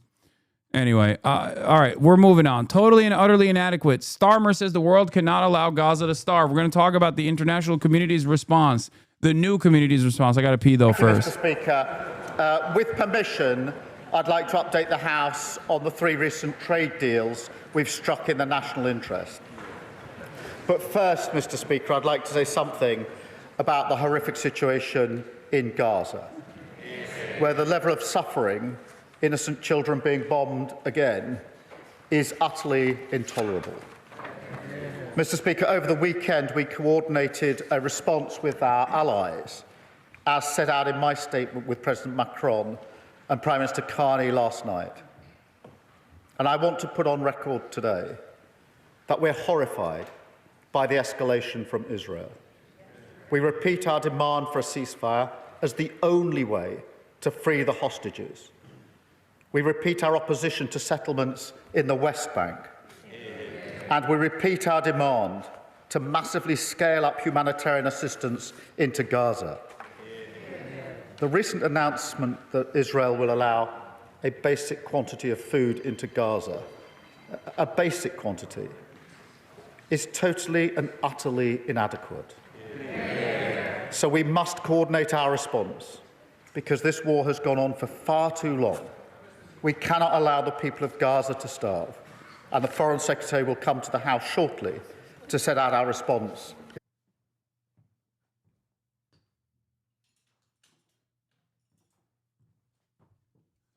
He's trying to deny the kid starver allegations, bro. He knows what his name is.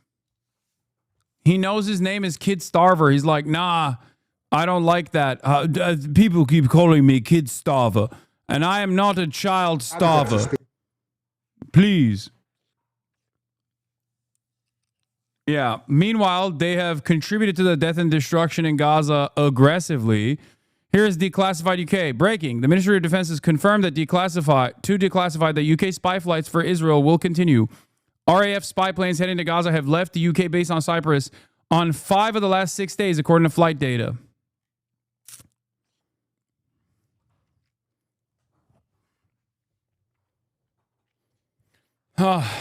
Yeah, Israel's partnership with the UK for security is crucial. The RAF support aids in protecting Israeli civilians from Hamas's relentless attacks. Oh, brother. What's really interesting about all of this is that, like, they are finally arriving at least the optics front, which might even, like, they're becoming Erdogan, okay? This is the position that they should have been day one. They're hitting the Erdogan technique where they just start talking about Israel in a mean way and even aesthetically claim that they are going to implement a blockade against Israel while simultaneously still offering all of the military support necessary to Israel. I asked the Foreign Secretary, what exactly are British air bases being used for during the genocide in Gaza? He refused to answer. Yeah, he went to, Kid Starver went to Cyprus, okay?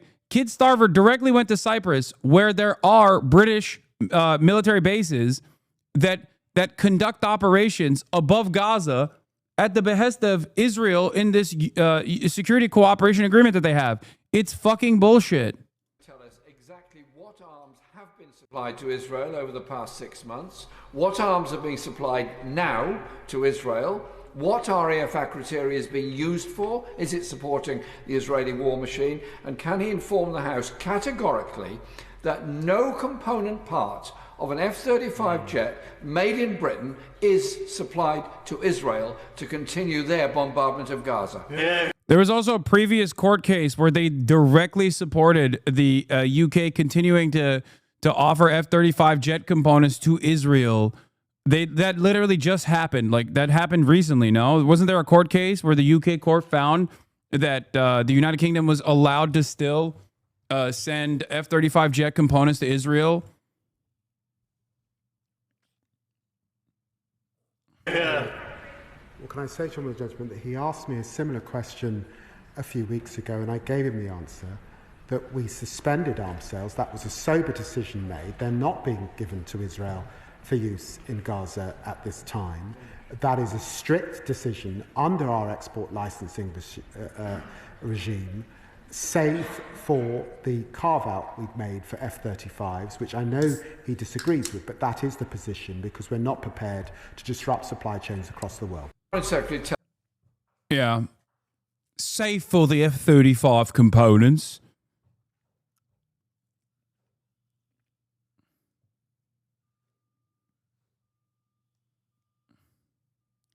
Minister of Health calling Zara Sultana so cheap for saying the UK should stop selling weapons to Israel.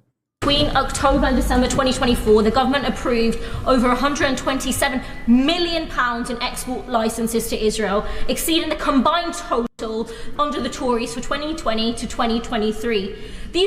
You want to know something crazy? There's a comparison I'm going to make here as well to Israeli society, or at least like some outspoken people in Israeli society right now. These are the people, the Zara Sultanas and the Jeremy Corbyns of the world are the people that are desperately trying to preserve the soul of these countries. Okay? A lot of these fucking animals don't understand that.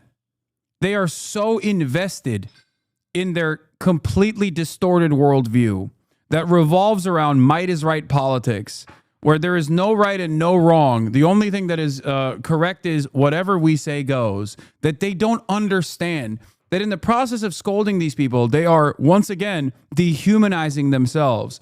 These are the last people that are desperately trying to claw back some semblance of humanity for the Western world. A humanity that we do not deserve to be associated with, by the way.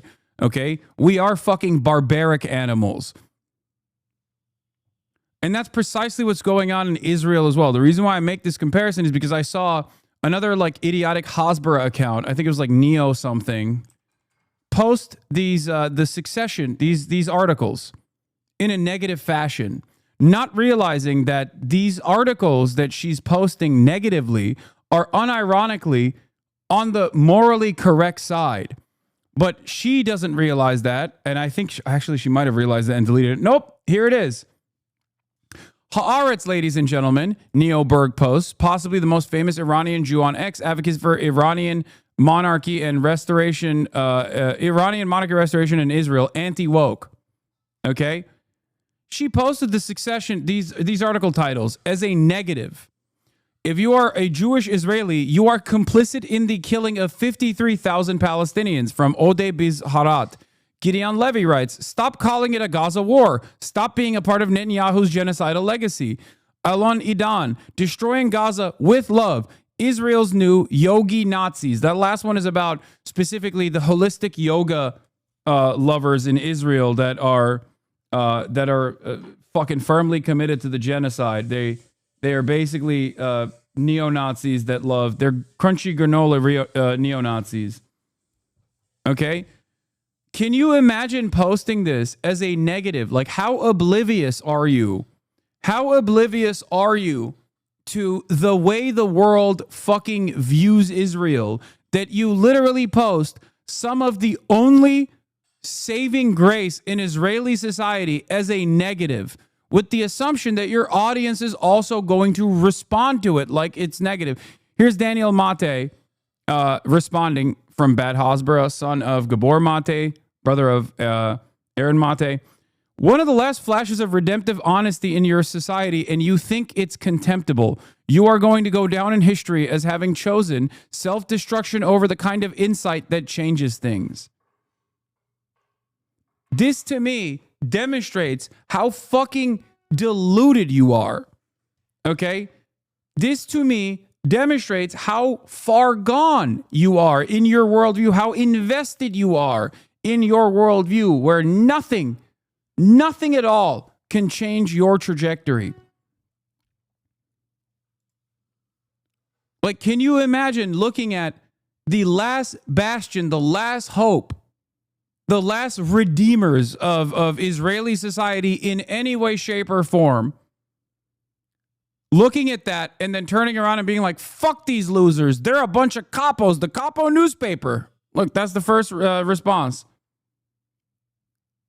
Insane. Insane.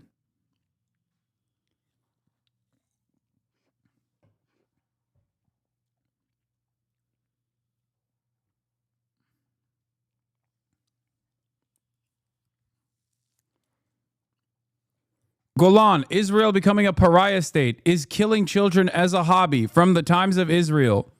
Yair Golan, the head of the opposition Democrats, issues a scathing denunciation of the government and the war in Gaza, saying that Israel is killing children in Gaza as a hobby. There are at least liberal Zionists, okay, who fucking understand how bad this shit looks to the Western world, so they're trying to massage the narrative to basically have something redeemable. Now, I don't put the other three article writers in the same degree here, okay? I need you to understand something. This is very different than what I showed you. What I showed you earlier, the thing that she was complaining about, these guys, they have a different mindset. They do actually have redeemable opinions, especially Gideon Levy. I might not agree with them the entire way, but it doesn't matter. They do have like at least clearly from what I read, what I saw bits and pieces of this article and what I know of Gideon's perspective. I'm not entirely familiar with Ode Bizharat, but like the article title stands alone. Like those guys they're correct. Yair Golan, on the other hand, is doing this as a mechanism of propaganda as well. Like he is literally saying like we've gone too far. You know what I mean? There is a number of baby murder that is appropriate. We've just gone above and beyond that, and now people fucking hate us. We've become a pariah state. We are becoming a pariah state, not realizing that you already are a pariah state. Israel is on the way to becoming a pariah state. It already is, like South Africa was. If we don't return to acting like a sane country, the left-wing leader, a former IDF deputy chief of staff, says in an interview with the Com public broadcaster. And a sane country does not fight against civilians, does not kill babies as a hobby, and does not give itself the aim of expelling populations, he says. The government is full of vengeful types with no morals, no ability to run a country in a time of crisis. This endangers our existence, Golan says. I suspect he got a lot of pushback for this statement, which is already like fucking bare minimum. You know what I mean? It's a day late, $1 too short, and yet still this is considered completely unacceptable in Israel. Sentiments like this is completely considered unacceptable. Okay? Knesset debate reveals not everyone thinks starving Gazan children is a bad thing. Here's another article headline that I wanted to show you. From 40 Babies hoax to this bookend. Moshe Feilin on Channel 14. Every baby in Gaza is an enemy.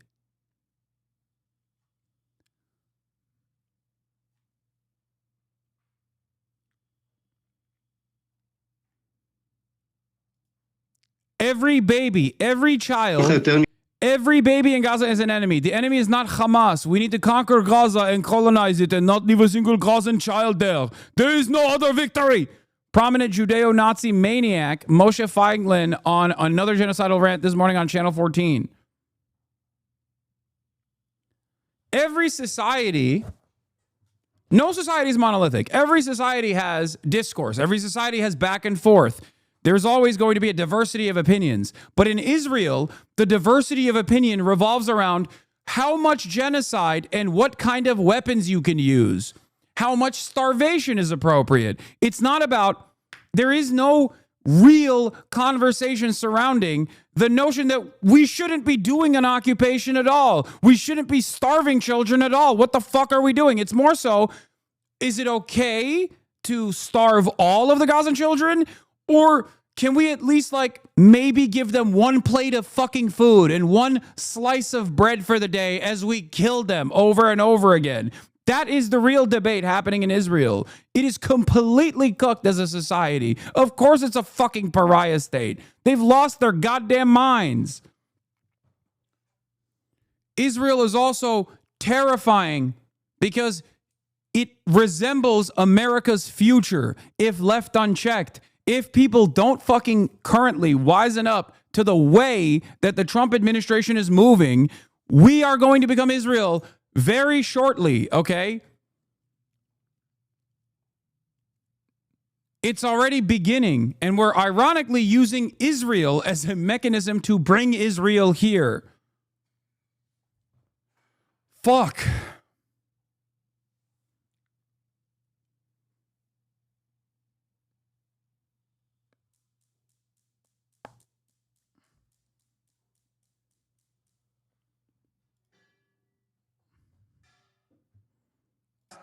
Yeah, yesterday Ofer Kosif tried to tell Dr. Abdallah Makat, who operated in a public library in Gaza, was burned to death with his entire family. But for the Knesset, this was too much to hear. For the war criminals, humanizing even one Palestinian is forbidden.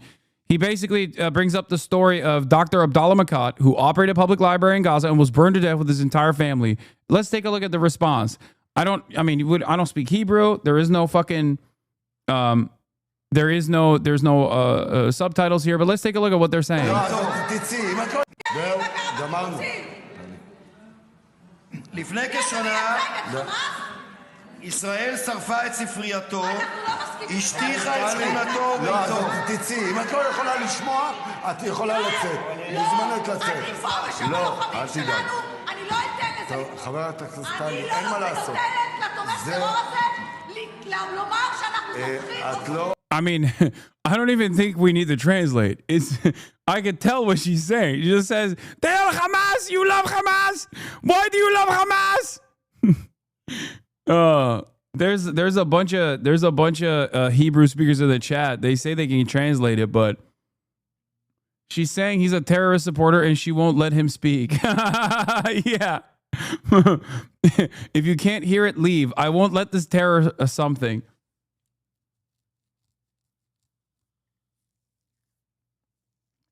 They're telling her to leave. Can't tell what she's saying, Lamau.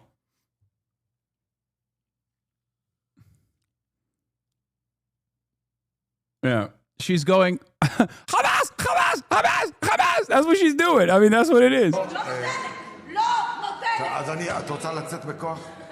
She said, no politic here.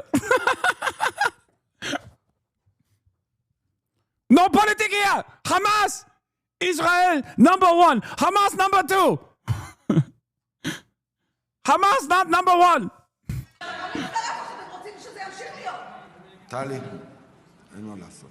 לפני כשנה ישראל שרפה את ספרייתו, השטיחה את שכונתו וביתו, ואמש הוא נרצח ביחד עם אביו, עם אשתו וילדיהם. עם אחיו, נשותיהם וילדיהם.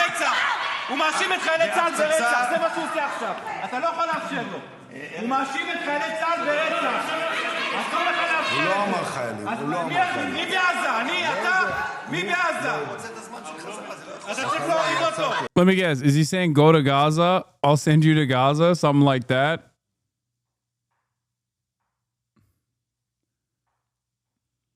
He is accusing IDF soldiers with murder. If you can't hear it, leave. I won't let this. Her previous job was a Senegor for rapists, and she was the worst victim accuser. She's a real devil. He accuses Israeli occupying force soldiers in murder.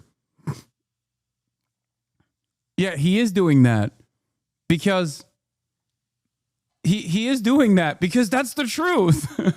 Like, these guys are so this goes to show exactly how out of whack Israeli society and Israeli Knesset is, where these guys are like, no, I don't even want to fucking hear.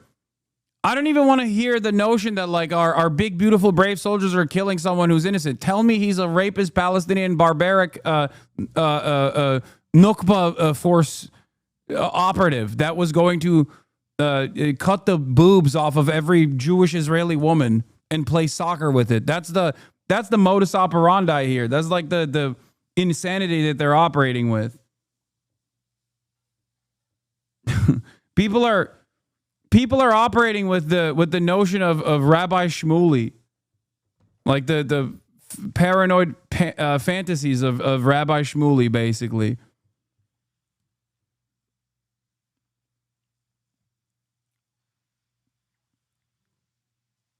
Okay. Here, look, if you want to hear what some other incredible takes are coming out of Israel, let's take a look. I'll tell you more than that. Every child, every baby in Gaza is an enemy.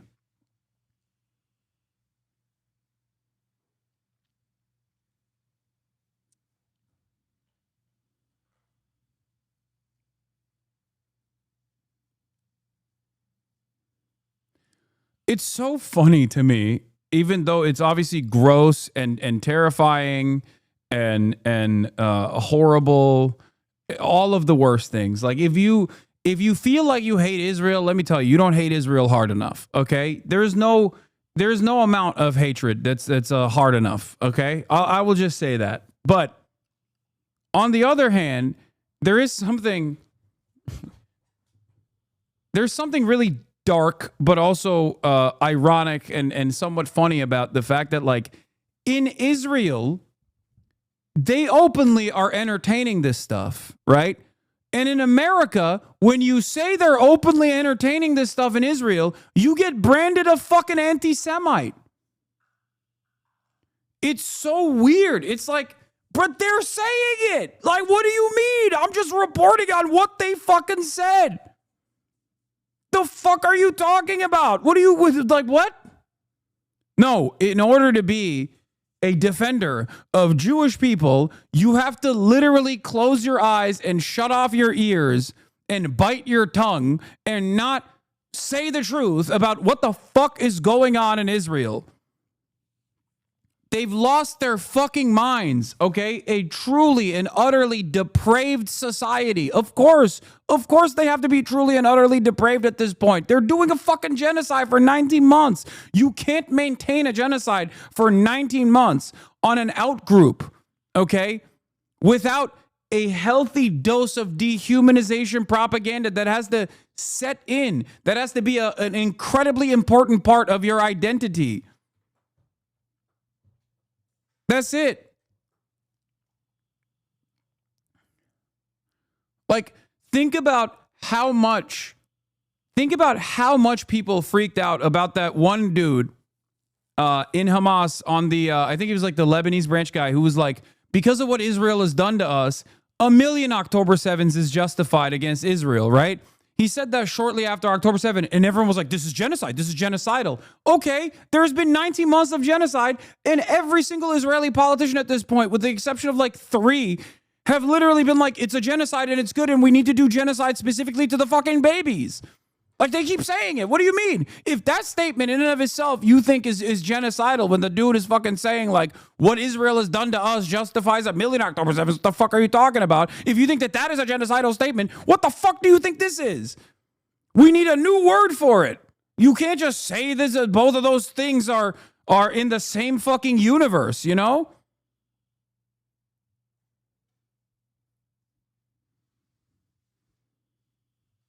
It's crazy.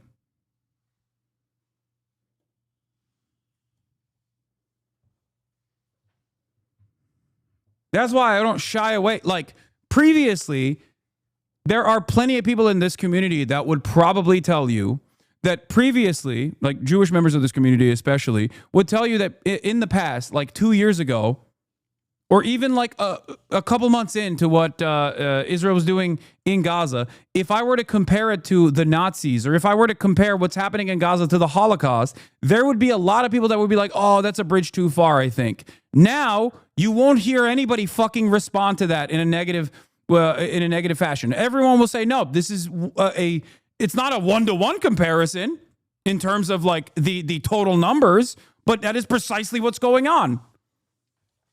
It is a mechanized death camp. It is mechanized death, just like the Holocaust was. And it's happening in an open-air prison that is now turned into an open-air death camp. Now think, why is it that the public sentiment has changed this dramatically? It's because people realize what's going on. And that's also part of the reason why. That is also part of the fucking reason why, because look at this dipshit. Every child, every baby in Gaza is an enemy, he says.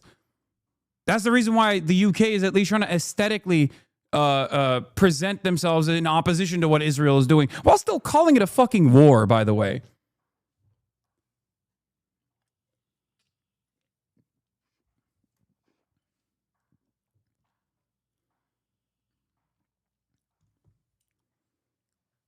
The reason why,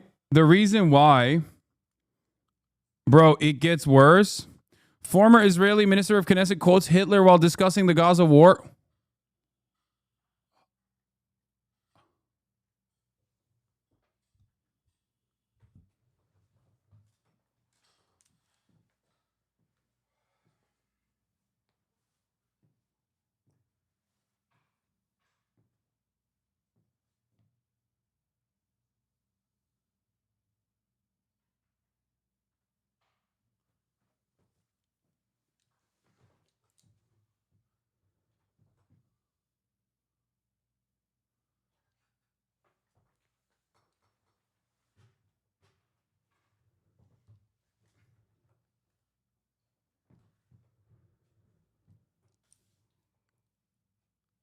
As Hitler said, I can't live if one Jew is left. We can't live here if one Islamo-Nazi remains in Gaza.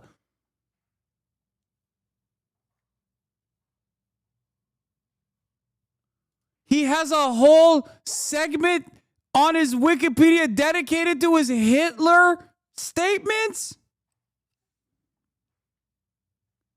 He has said something like this more than once. His Hitler comments are, I'm sorry, what?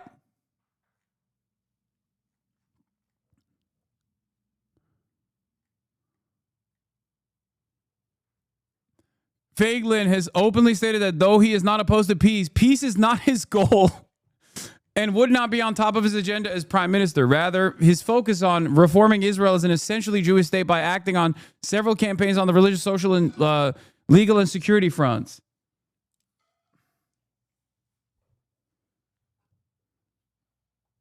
Yeah, he said that, by the way, back in fucking, I guess he said it in, when?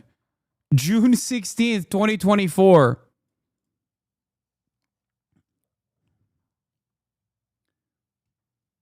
This is what dude, I'm serious. I mean, like, look, people say, like, this is an edge case or whatever, right? Like, this is an edge case. It's like, chatter. It's not like what fucking Benjamin Netanyahu or other prominent members of the fucking security cabinet or the governing coalition are saying something that different. They just don't like directly say Adolf Hitler said this and it's good, but they sound like Adolf Hitler. They repeat Adolf Hitler's arguments all the time. This guy's at least fucking honest about it. You know what I mean? He's directly giving credit to the man who originated the quote. That's it. That's the only difference. So like, the idea that these are like random edge cases is so fucking stupid, okay? There is a link to Hitler comments of this guy. Oh my God. In an article on Haaretz, Yossi Sarid quoted Feiglin in context of demonstrations against the Oslo Accords as saying, Hitler was an unparalleled military genius. Nazism promoted Germany from a low to a fantastic physical and ideological status. The ragged, trashy youth body turned into a neat and orderly pact of society, and Germany received an exemplary regime, a proper justice system, and public order. Hitler savored good music. He would paint. This was no bunch of thugs. They merely used thugs and homosexuals. Feiglin clarified his position to the Ma'ariv newspaper that just because he considers Hitler a military genius, this does not mean he admires him. He was banned from Britain.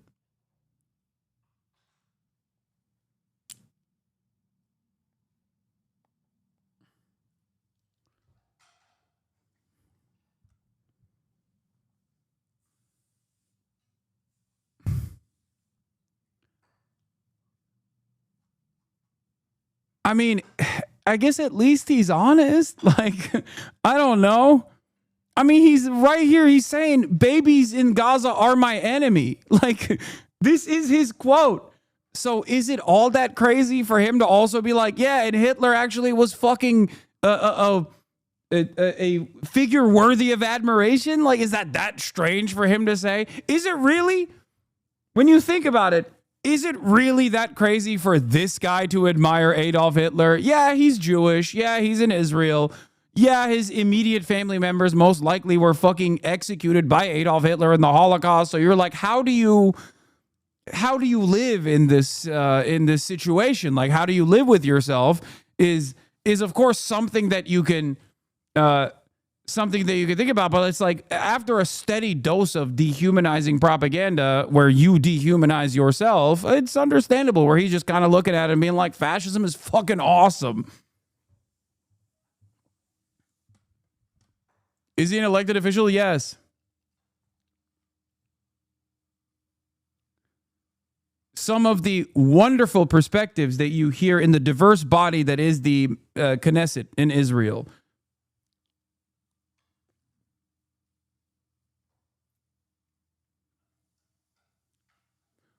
But to be fair, like I stated, oh, he's not anymore? He almost was? Wait, I thought he was a part of Likud. Initially. Was he not a part of the Knesset when he was in Likud? He was from Likud. I don't think he is any longer. He's a former minister of the Knesset, but he was in the Knesset. And now he's the head of the Zehud party, the Identity Party, which is like the Libertarian one, right? Which is really funny. Yes, the Libertarian Party. I love the Libertarian Party being like, as a Libertarian, Adolf Hitler is a figure worthy of much admiration. Yeah, I saw in the Wikipedia it said he was a part of the Likud in the Knesset from 2013 to 2015 and then swapped over to the Libertarian Party.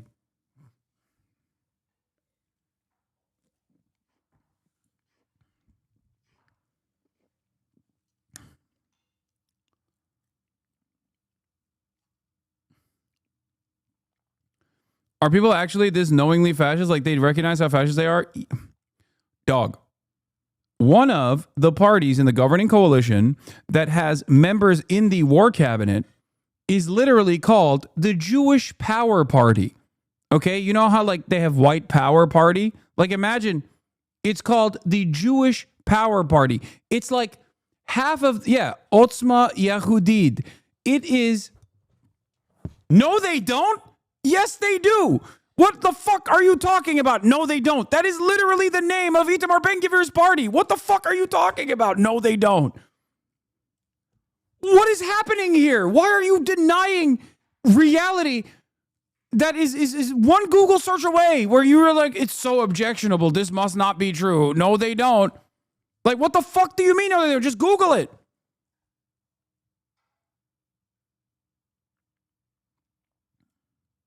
What did he say? What the fuck did he say? What did he say? I missed his response. Liberals being Nazis, but they still in the closet? What? Okay, I can't have a conversation with that person. He's too stupid. Anyway.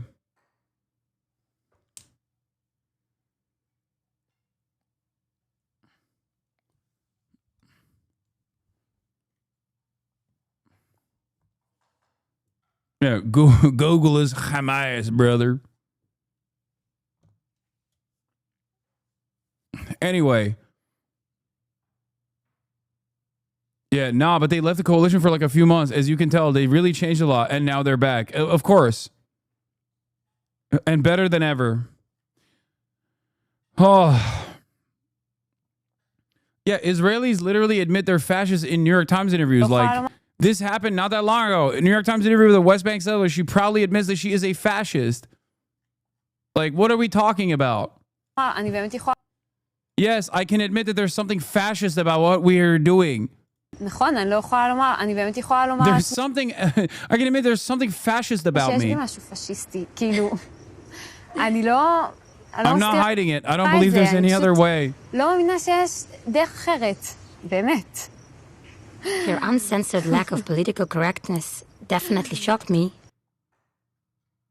No, it's not an old ass video. This is after October 7. I think she went down there to fucking interview some of these goddamn settlers, like fucking freaks.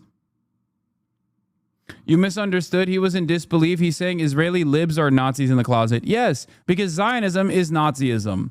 Okay, Zionism, especially in this modern iteration of Zionism, is impossible to contend with as anything but Nazi ideology. That's it. You can fantasize about a different kind of Zionism, but like if motherfucking Albert Einstein recognized that that version of Zionism did not exist in 1948, how the fuck are you 77 years later still fantasizing about it? Like Albert Einstein was like, yeah, no, this is some fascist bullshit. We got to stop, okay? Either you have a perfectly peaceful binational commitment to fucking living alongside the indigenous population, or you're a fucking Nazi. And now when you say that in 2025, people go, oh, what do you mean? I can't believe you're saying that. And I'm not saying that because like Albert Einstein is like brilliant or whatever the fuck, okay? I'm not. I'm just showing you that a guy who was there when Nazi Germany was happening very quickly as a Jewish man, recognized what the fuck was going on in before 1948. He was like, nope, this is done. We're done with this. This is crazy. Okay. I'm not saying Einstein is dumb either. I'm just saying that like, it doesn't even require someone to be particularly fucking brilliant to be cognizant of what was taking place. He had fucking eyes and ears, dude.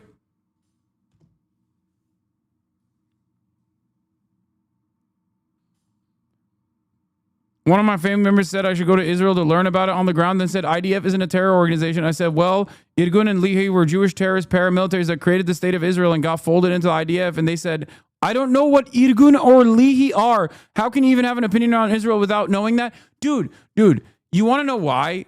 That's the only way you can have an opinion on Israel, because that is the opinion of, I suspect, an American Jew, right?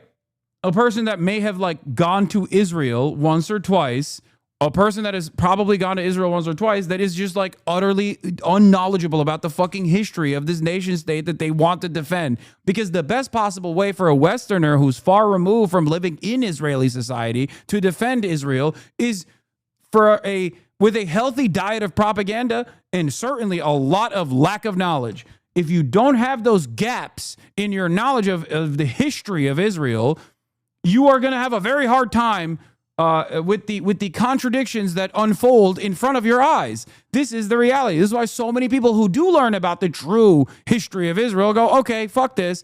I'm out. It's easy, especially for an American Jew or a Westerner, to fucking say that because you don't have that same association. You didn't grow up there. Why the fuck would you care? Yeah, you're like, okay, that's just some psychotic shit happening over there. That's nothing to do with me. What the fuck? I don't give a fuck.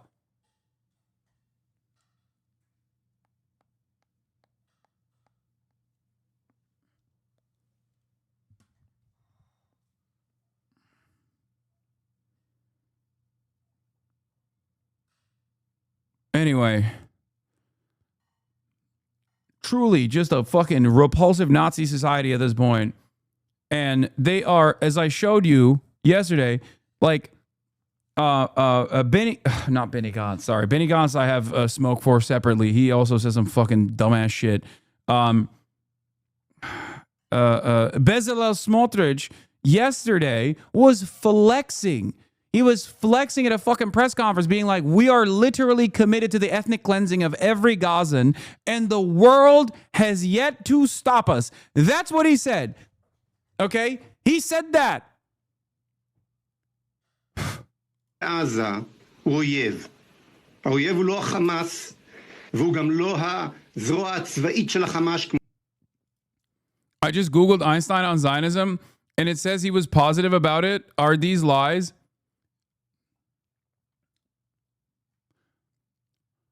Einstein very openly declared the version of Zionism that every Jewish person, especially Jews that were around during the Holocaust, had a very positive, understandably, very positive association with Zionism initially.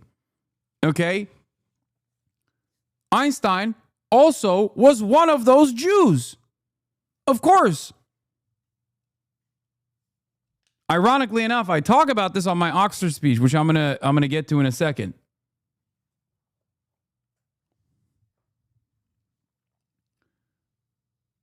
They thought, oh, great, we will have a land without people for a people without land. The Jews in that situation were the people without land. כמו שהפצ"רית שלנו מספרת לנו שאסור לנו לפגוע בחמאסניק, אלא אם כן הוא חלק מהזרוע הצבאית. כל ילד בעזה הוא האויב. אנחנו צריכים לכבוש את עזה וליישבה, ושלא יישאר שם ילד עזתי אחד. אין ניצחון אחר. אני אומר לך יותר מזה. Yeah, well, this is modern Zionism, okay? If you want to understand modern Zionism. Anyway, the European Union has officially agreed to review its trade agreement with Israel due to the worsening humanitarian situation in Gaza. They don't think it's enough that they're allowing like one or two fucking trucks to enter into the Gaza Strip. And they are finally deciding to posture aesthetically against.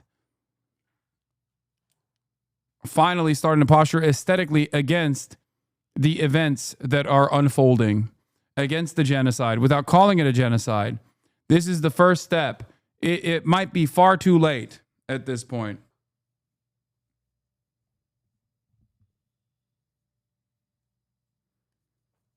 I welcome any step in the correct direction. But 19 fucking months, dude. Jesus Christ. Speaker, we are now entering a dark new phase in this conflict. Netanyahu's government is planning to drive Gazans from their homes into a corner of the strip to the south and permit them a fraction of the aid that they need. Yesterday, Minister Smodrick even spoke of Israeli forces cleansing Gaza. Destroying what's left of residents, Palestinians, being relocated, he said, to third countries. We must call this what it is. It is extremism.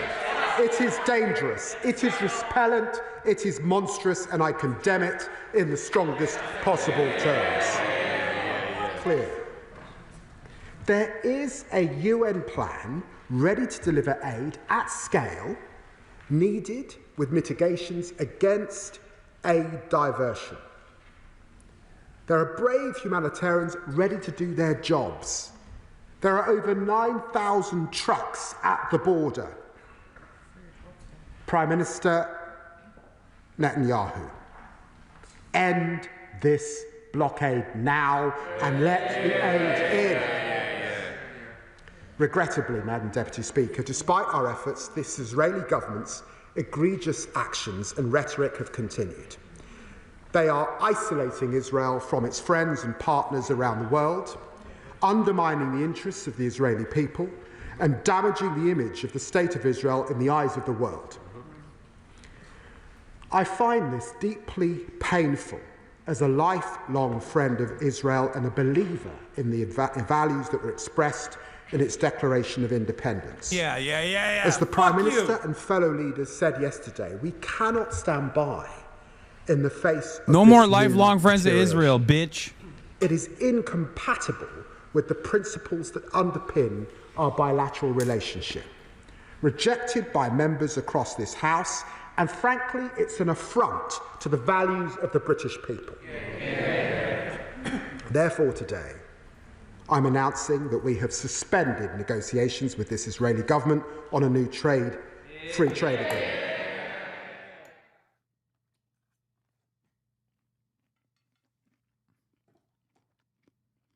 The situation in Gaza is catastrophic. The aid that Israel has allowed in is, of course, welcomed, but it's a drop in the ocean. Aid must flow immediately without obstruction and at scale, because this is what is needed. By the way, this is exactly what happened with South Africa. The West was fully on board with apartheid until it was a political burden. Now, most people think the West was always anti-apartheid. Apartheid probably would have ended earlier if it were not for the US and UK. Yup. Does Israel have to let in humanitarian aid to Gaza? Survey. Israeli Channel 13 News. 53% no. 34% yes. 13% don't know. This, by the way, is a survey conducted on the Israeli Jewish Society and Israeli Palestinian citizens of Israel as well. Their designation, not mine. So when those numbers are 53% no, I would love to see what the demographic breakdown of that is.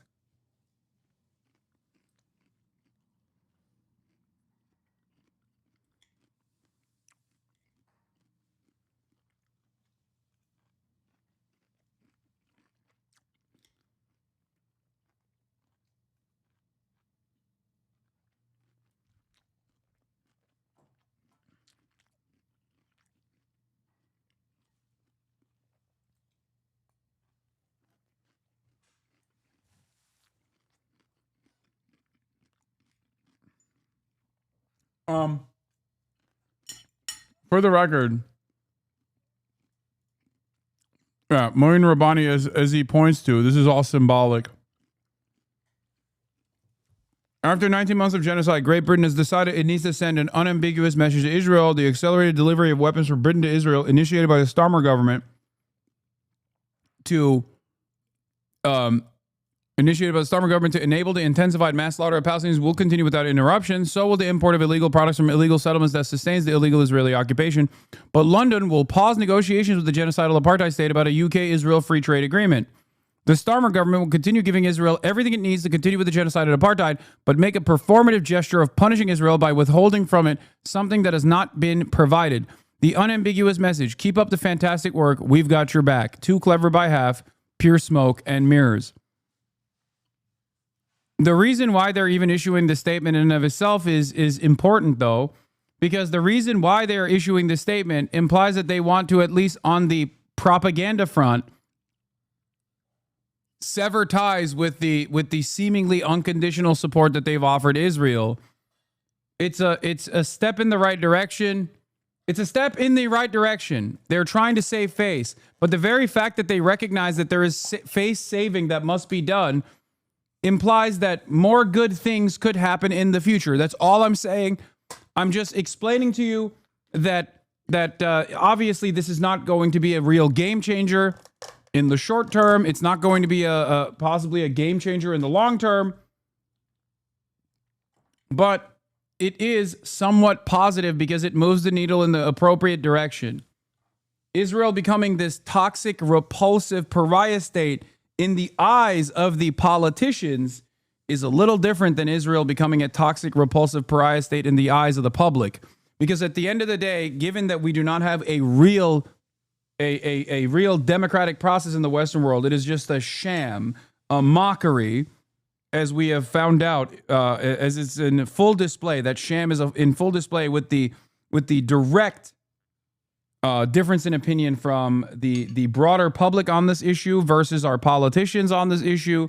The very fact that the politicians are playing catch up here, even if it's for aesthetic reasons, implies that more reckoning could come down the line.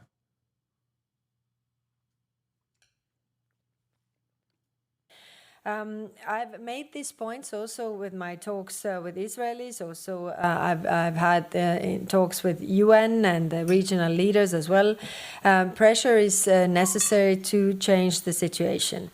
It is clear from today's discussion that there is a strong majority in favor of review of Article 2 of our association agreement with Israel. So we will launch this exercise, and in the meantime, it is up to Israel to unblock the humanitarian aid. Saving lives must be our top priority. Israel's Prime Minister has condemned the leaders of France, Britain and Canada after they called for an end to his country's renewed military offensive in Gaza. Benjamin Netanyahu called their remarks a huge prize for Hamas and insisted Israel would continue to press for what he described as a total victory over Hamas.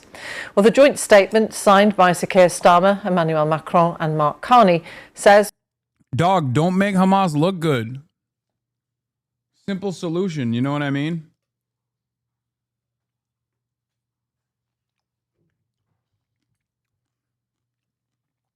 You made your bed.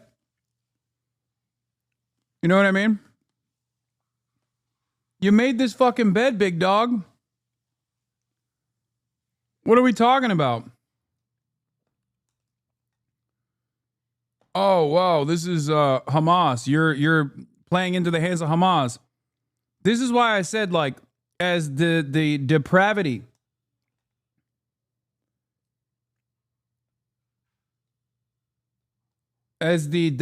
of Israel becomes impossible to defend, and by my estimation, it was impossible to defend like 10 days in, obviously, but it becomes even impossible for politicians to defend it.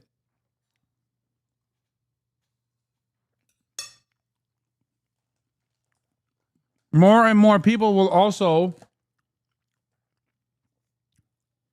come to the conclusion that perhaps resisting against this atrocious terrorist state is not the worst fucking thing. Obviously, there's a healthy dose of Islamophobia associated with this. So I'm not expecting like Americans to fucking praise Hamas anytime soon. Okay? But Israel itself has made Hamas the actual responsible party here. The actual party that is reasonable in comparison to Israel, because genocide is unreasonable no matter who's doing it.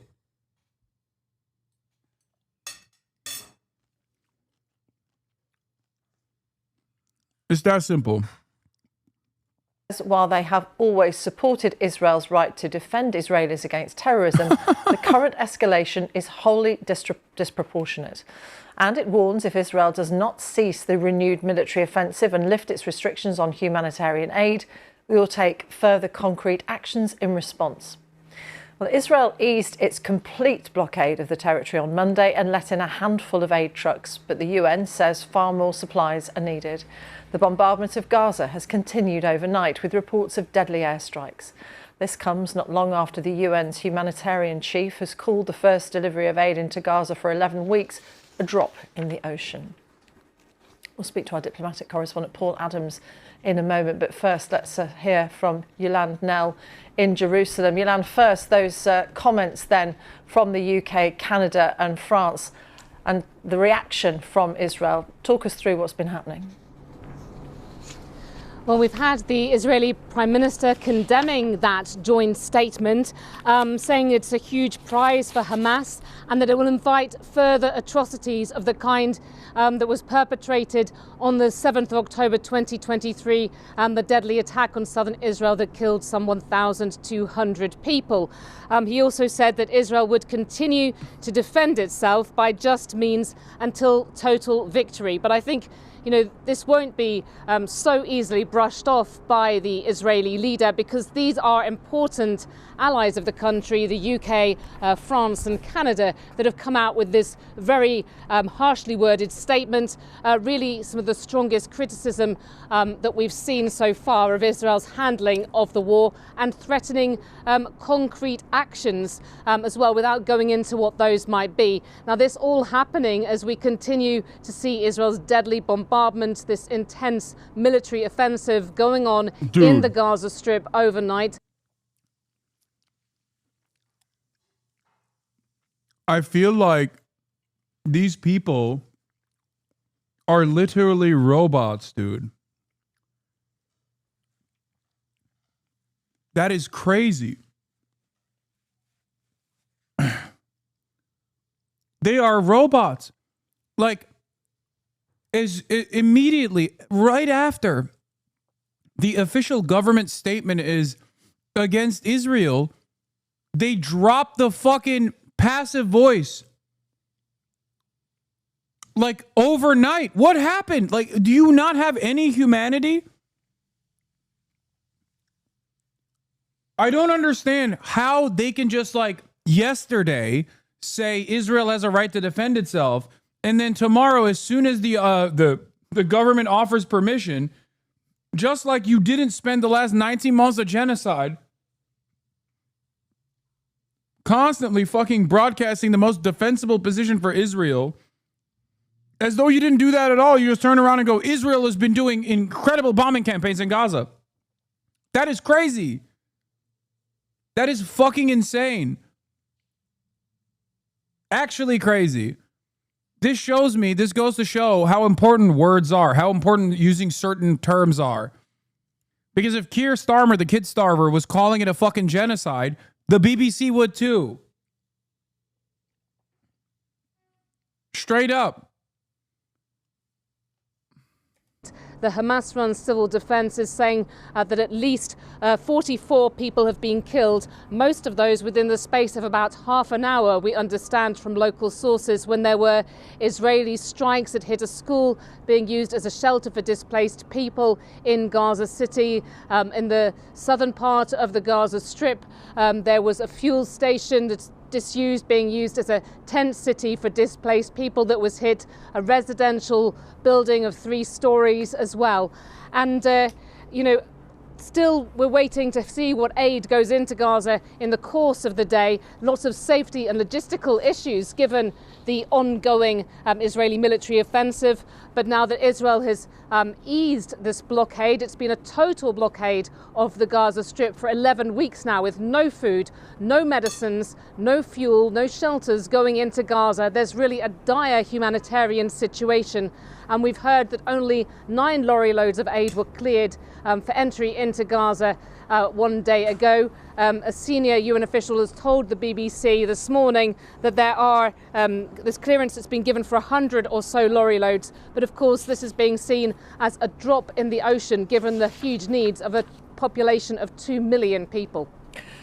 Yolande, for the moment, thank you very much. Yolande now in Jerusalem. As we said, we'll speak to Paul Adams in just a moment. But Yolande was referring there to the aid situation in Gaza. Well, the UN's humanitarian relief chief, Tom Fletcher, a former British diplomat, has been speaking to the BBC in the last hour, saying just 5 aid trucks were cleared to enter after Israel's blockade was lifted, but are stuck on the border.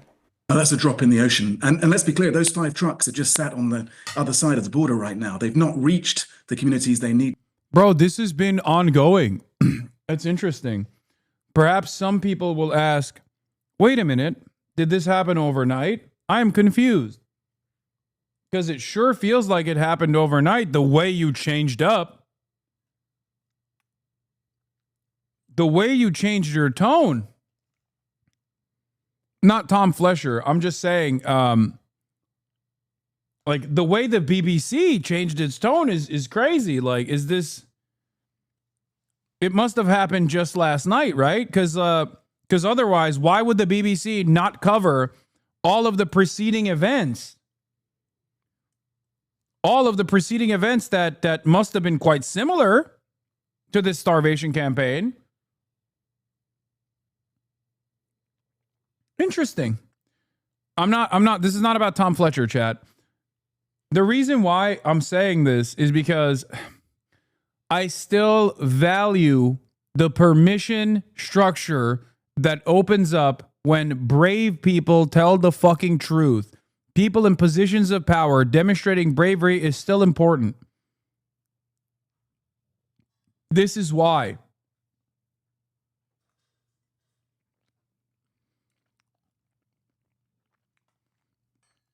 Because the impact of this,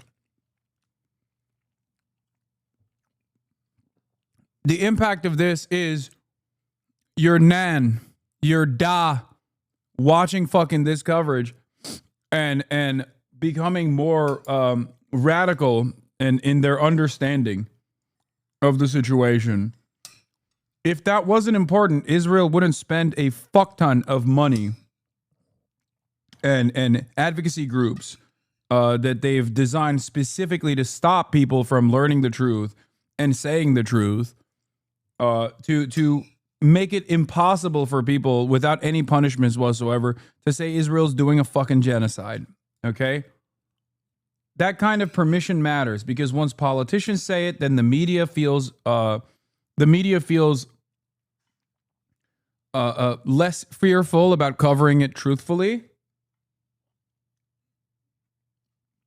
And then when the media covers it more truthfully, the numbers that are on the side of the Palestinian population grows. People no longer feel a sense of fear in supporting Israel. They never felt a sense of fear in supporting Palestine. To reach. And, let me describe what is on those trucks. This is baby food. Baby nutrition. There are 14,000 babies that will die in the next 48 hours unless we can reach them. This is not food that Hamas are going to steal. No, we run the risk of looting. We run the risks of being hit as part of the Israeli military offensive.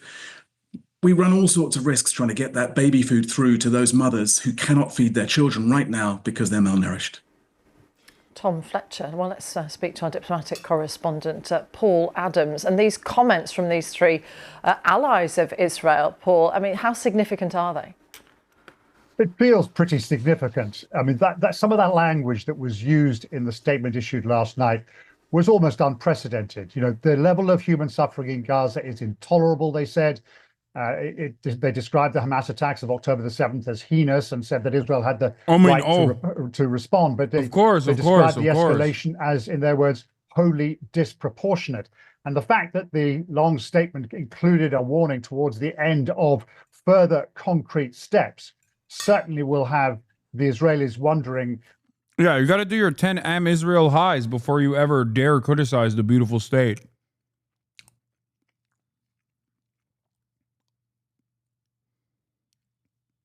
How can I talk to someone that wants to support Palestine but does not support Hamas? I mean, the question is simple. First of all, you don't have to support Hamas. Like, what the fuck do you mean support Hamas?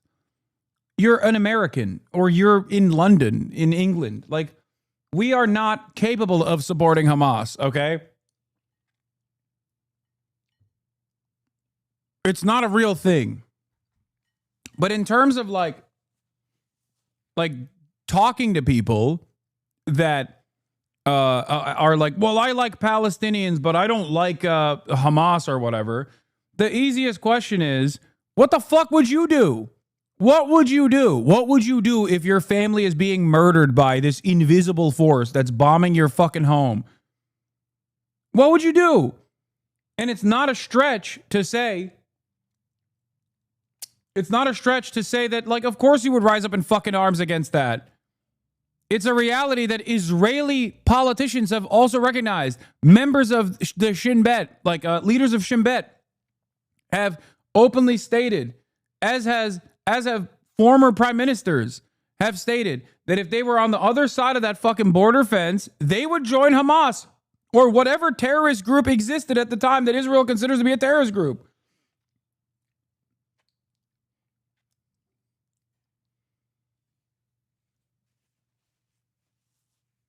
That's it. The entire notion of like, these guys are scary brown terrorists, like we have to fucking remember October 7 all day, every day, is fucking ridiculous. Look at what Israel's doing, dude. Get the fuck out of here with October 7, October 7, October 7, Hamas, Hamas, Hamas, Hamas. The average person fancies themselves to be like a radical individual who wants to engage in self-defense when their fucking taco order is busted, when they get a shitty taco order. Meanwhile, they're talking about like genocide and actually recognizing that a genocide is happening, but then you're not supposed to do anything about it. Like, what are we talking about? What the fuck does this doesn't make any sense.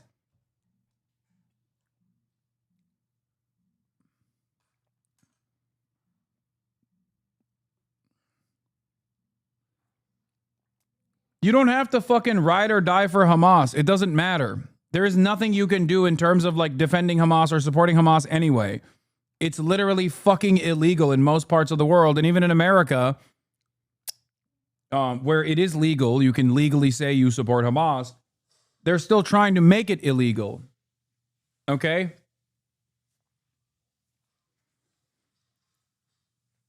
Just literally say, who do you think is the more responsible party? Do you think it's Hamas, or do you think it's the fucking settler colonial state that is doing death and destruction to all Palestinians? Whether some of Israel's closest allies are now beginning to think about things like recognize. Okay, but ignoring October 7 is just stupid. You are erasing a tragedy that killed children. Yeah, so did the Nat Turner Rebellion. How much do you talk about how fucked up that was when covering the horrifying crime of chattel slavery?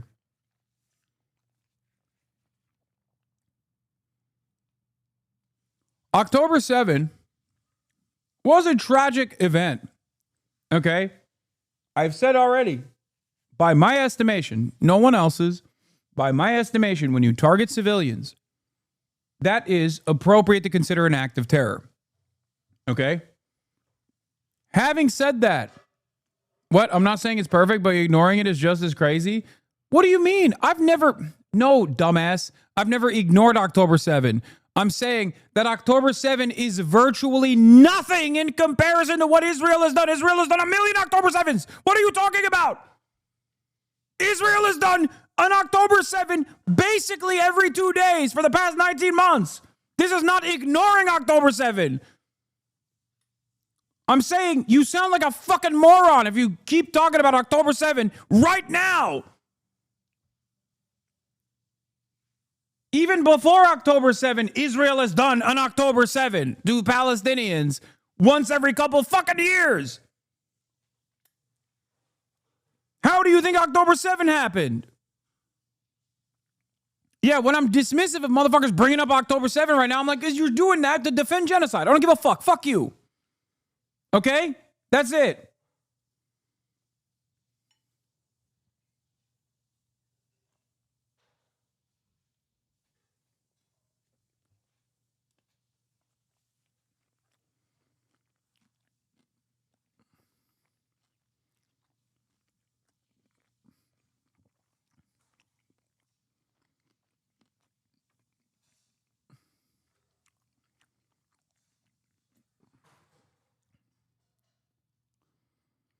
For me, if you're bringing up October 7 at this point, you're a fucking freak. Like, you're a psycho. Straight up. You're just basically telling me that you only think Israelis are human and you don't think Palestinians are. It's that simple. Because there's no way you have the same fucking metric, dude.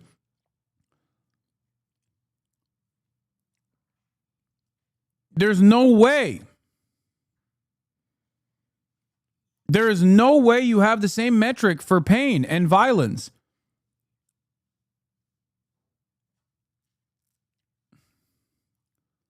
It's both sidesing the Holocaust.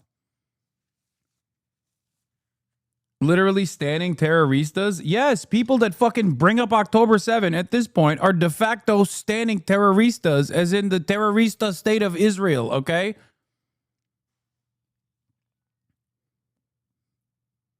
Yeah, it's like mentioning 9/11 in comparison to millions of people killed in the Middle East. Fucking ridiculous. What is this? I can't. The link is busted.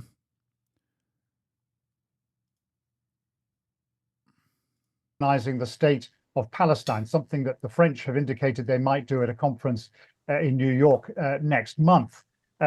Possibly reconsidering arms sale. Britain has already had a partial suspension of licenses since late last year, possibly revisiting the kind of trade deals that countries have with Israel. There are many, many measures that would be available if countries decided that a red line has finally been crossed and that it is time not just to issue harsh words of condemnation, but to actually show Israel through action that enough is enough.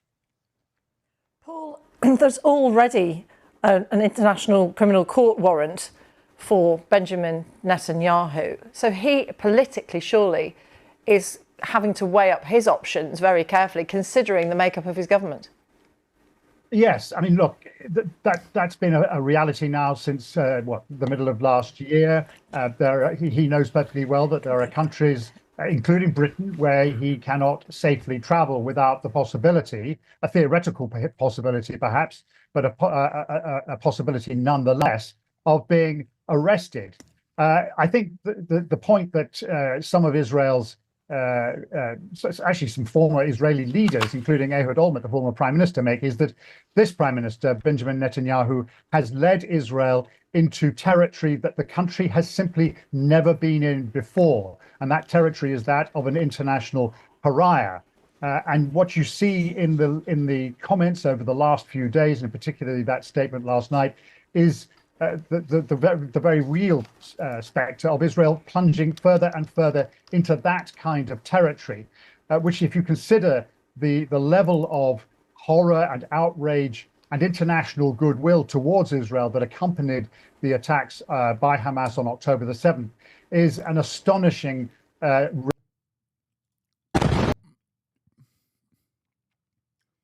These people are so gross, dude.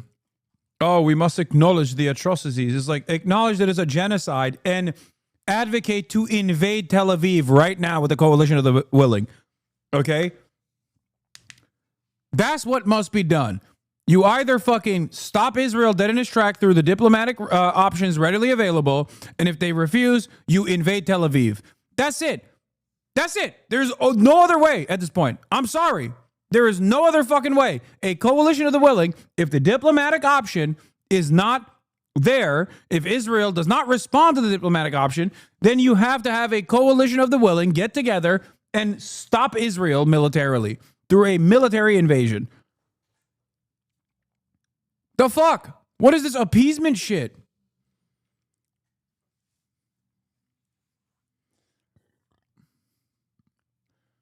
What do we have to do? Wait for them to invade Turkey or something? Like what? What is it?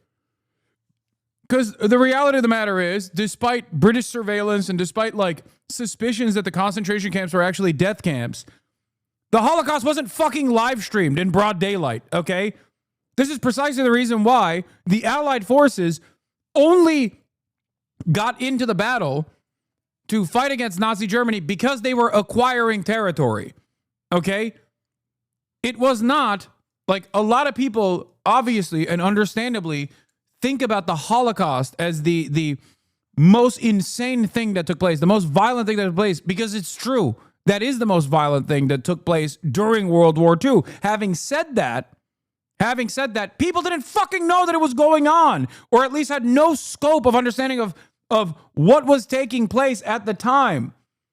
They only fucking went to war because Germany was belligerent and was fucking invading every other goddamn country. That's the reason why the Western force actually fucking invaded. Now we know what is going on. We see it. It's like having a live stream camera inside of the fucking gas chamber. Basically every day, babies that are fucking decapitated. Every day, there is another toddler whose head has been blown off by a fucking missile. How do you look at that and say, we have to we can't put an end to this? October 7. What the fuck do you mean October 7?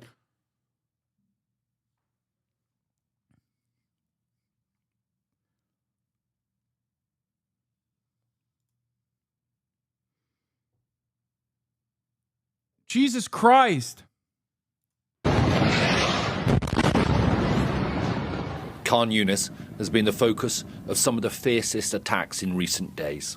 Israeli airstrikes and ground operations have closed in on the city, forcing thousands to flee and leaving many dead and wounded. Oh my God, this person is so fucking gross. I'm glad you actually clapped this dumb fuck. Lovely official. Fucking, follow your leader, okay? Follow your leader. Ay, ay, ay. We're talking about the fucking atrocities that are unfolding. And this dumb fuck posts an Israeli Hasbara account with dead bodies on it to be like, Hamas sniped people, Hamas sniped people. Like, look, Hamas is actually killing its own people for taking flour aid from trucks to make bread. Follow your fucking leader, bitch. You are a Nazi, okay? And your end will come. Your end will come just like every other fucking Nazi's end came, okay? Remember that. Have that fear in the back of your mind every single fucking day of your existence going on from this point onward. Remember that. One day you will find yourself in that fucking bunker, okay? Disgusting filth. The Nasser hospital is the largest in the city. It is also one of the only hospitals still functioning. A team of British doctors and surgeons is now working there. They are specialists in plastic surgery. Delusional, you flipping out, going to make this worse and worse, LMFAO, but you are freaking out? What are you saying?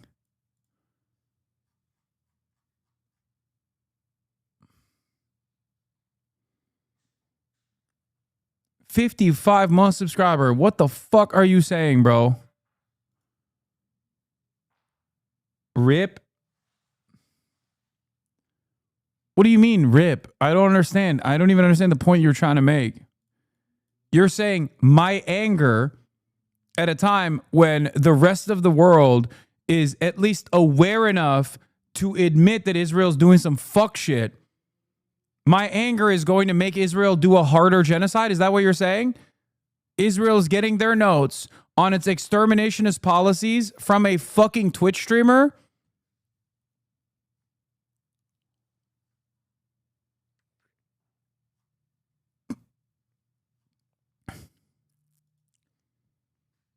Please clarify your position.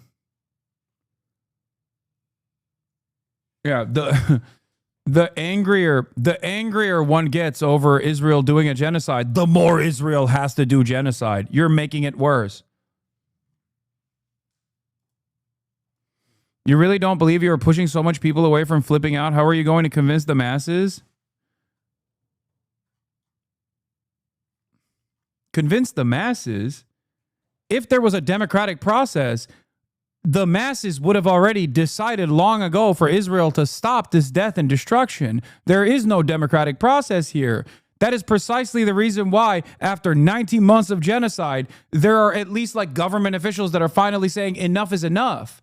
It's not the fucking masses that I must convince. It's the notion of democracy itself that you need to drop. What the fuck? 55-month subscriber being like, wow, I can't believe how uncivil you are. You have given me $5 fucking dollars or $6 for 55 months following since March 6th in 2019. That means you heard me say America deserved 9/11. That means you were there when I got banned for saying, for calling a chatter a cracker bitch. That means you were through thick and thin. You watched me day in, day out. What the fuck are you talking about? Your expectation is that I remain civil in the face of a live streamed baby holocaust? Are you fucking stupid? What happened? Hey man, you're the one freaking out, not me. Yes. You are a fucking worm-like individual if you don't actually freak out at the sight of dead children every fucking day. That's my point. You didn't learn a single damn thing. What the fuck? That is crazy. Also, there is nothing in here. This is such a cowardly way to try and criticize me. Like, there is no like, your statement is something that I disagree with. It's just simply assuming that people will hear what I'm saying and actually continue to fucking defend Israel's genocide. Is that what you mean? The rest of the global south was already on that fuck Israel tip in perpetuity. Now the Western world, especially younger generations of the Western world, have arrived at that justifiable conclusion. Okay? Wake the fuck up. Wake up. Smell the fucking roses. Or maybe you got stroked out like John Fetterman or something, and you're now running on this like a weird pro-Israel slant after 55 months. Mind-boggling. Go ahead, dude. Explain to me what you have an issue with. Yes, I agree with that. I'm saying the older generations. Fuck the older generations. And even the older generations are not on board with this. 80% of the Democratic Party's base of support, including people over the age of 65, say fuck Israel, okay? They say Israel must commit to a fucking ceasefire. And they've been saying that for months.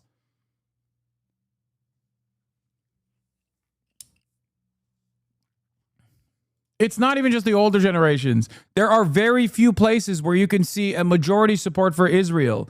Israel is one of those places, obviously, where there's a majority support for Israel and its actions. And the other place is Congress and parliaments in the Western world. That's it. And unfortunately, those two are the power players here. If you are to analyze public sentiment on Israel,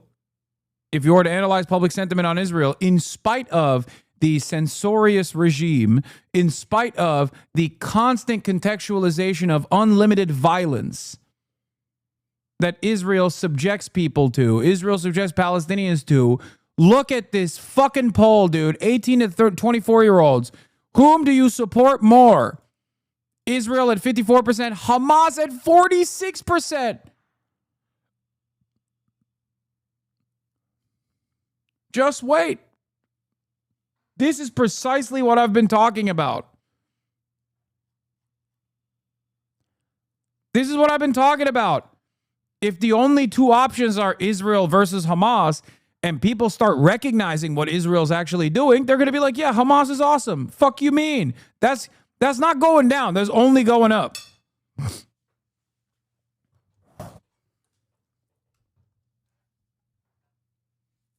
In Chatter's logs, Amazon abuses way more people than Kick with gambling. Keck W. Oh, he's just a dumb fuck. Like a perma dumb fuck. Perma contrarian. I am not pro-Israel. Never been, but okay. Yes. The very fact that you have to maintain a permanently contrarian position in here and adopt idiotic framing over the course of the past fucking seemingly 6 years, right? And even you, a dumb fuck, can't admit that you like Israel means that the public sentiment has shifted dramatically. That's my point. Even enlightened centrists such as yourself go, optically, I don't really like what you're saying about Israel's genocide. Suck my dick. Israel can suck my dick too. And you can also suck my dick. Fuck you. And fuck Israel. Dumbass.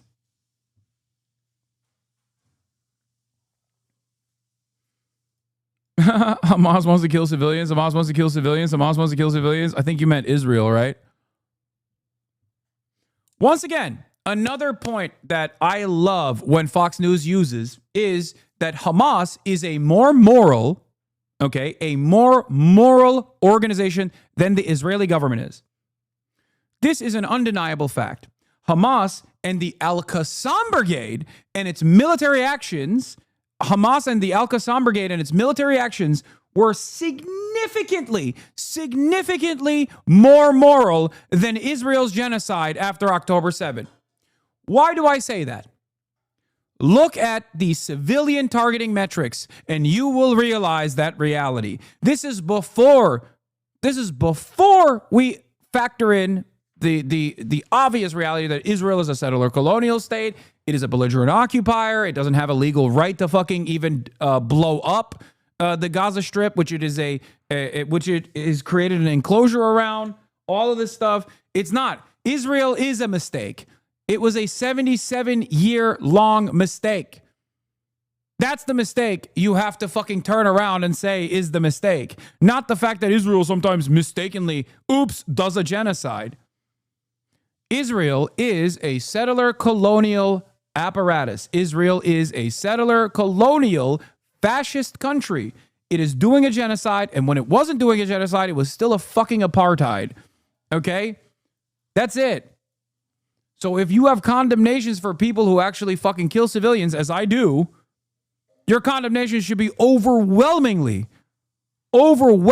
against Israel, because Israel is the power player in this dynamic. Hamas's very existence and Hamas's methods evolving since 1978, when it fucking started off as a goddamn Islamic charity, is directly because of Israel's violence increasing. That's it. That's it.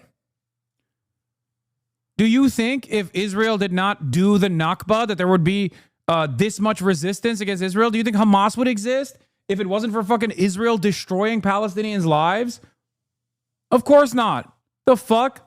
You have to literally unironically subscribe to the notion that like every Palestinian is just a barbaric, rapist, anti-Semitic fucking monster to actually entertain this idiotic idea. It's just pure racism. It doesn't work in any other capacity. You have to literally think every Muslim is like a barbaric, rapist horde that wants to just kill all Jews and fucking cut their boobs off and play soccer with them or some shit. That's it.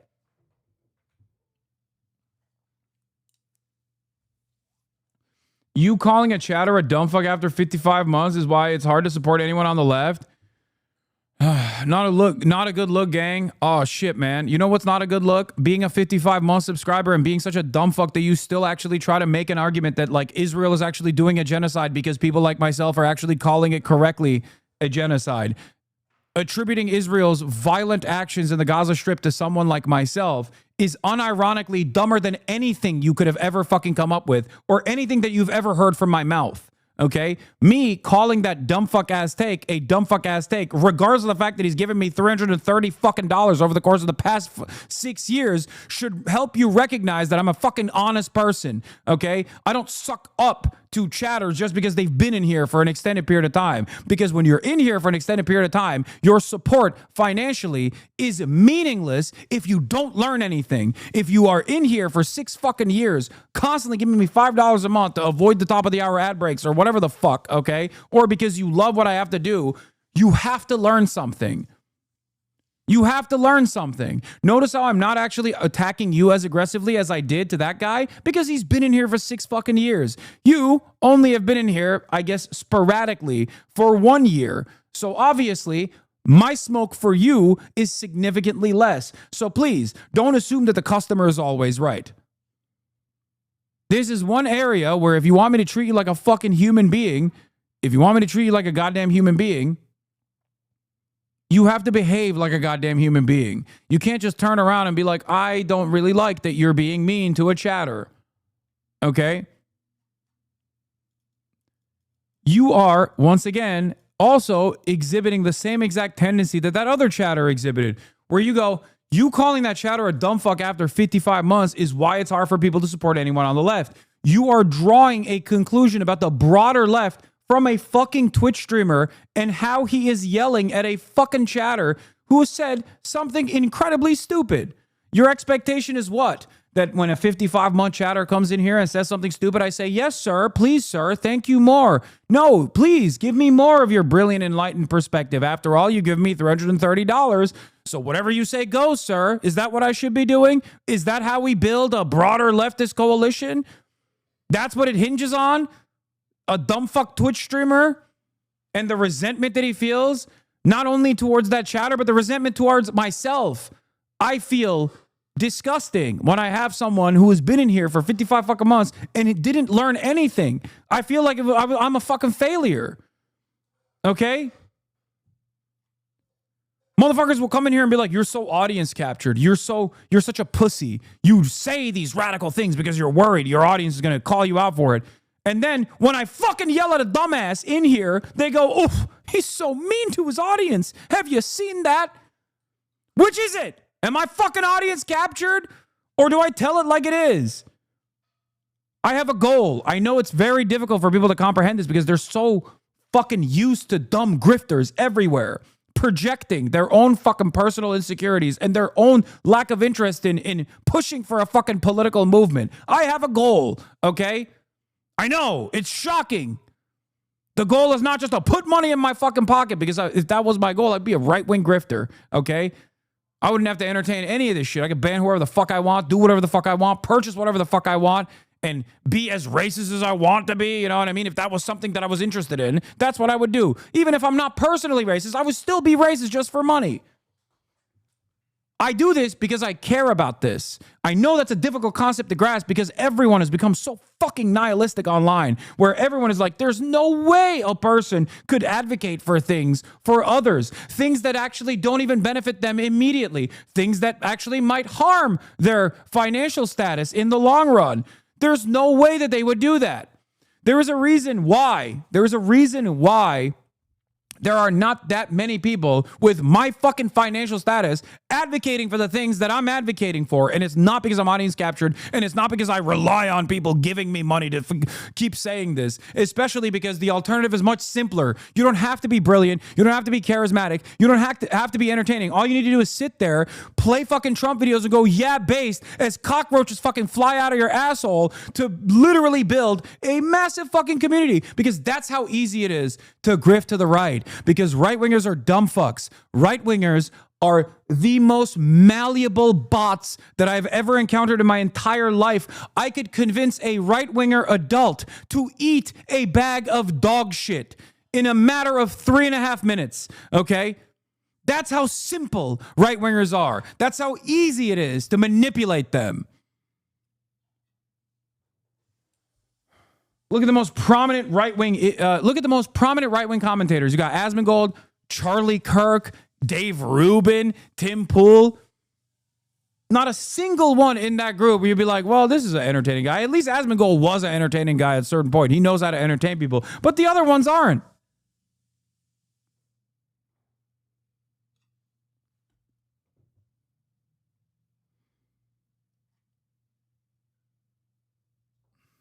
Anyway, where's that fucking dumbass 55-month subscriber? What's he saying now? Remember, this will go up. The more people recognize the fucking utter depravity of Israel's actions, the more people will understandably turn around and say, this makes sense. Resisting against this makes sense. Oh, he just left, I guess. He got his... You call me a dumb fuck, but okay, you probably will lose all your supporters eventually or have such a tight bubble that it's only your people. I want to pull... I'm inviting this fucking asshole. I'm inviting this fucking asshole into the... I hope he's still in here. It's not enough. It's not enough. It's not enough. I need more. I need more.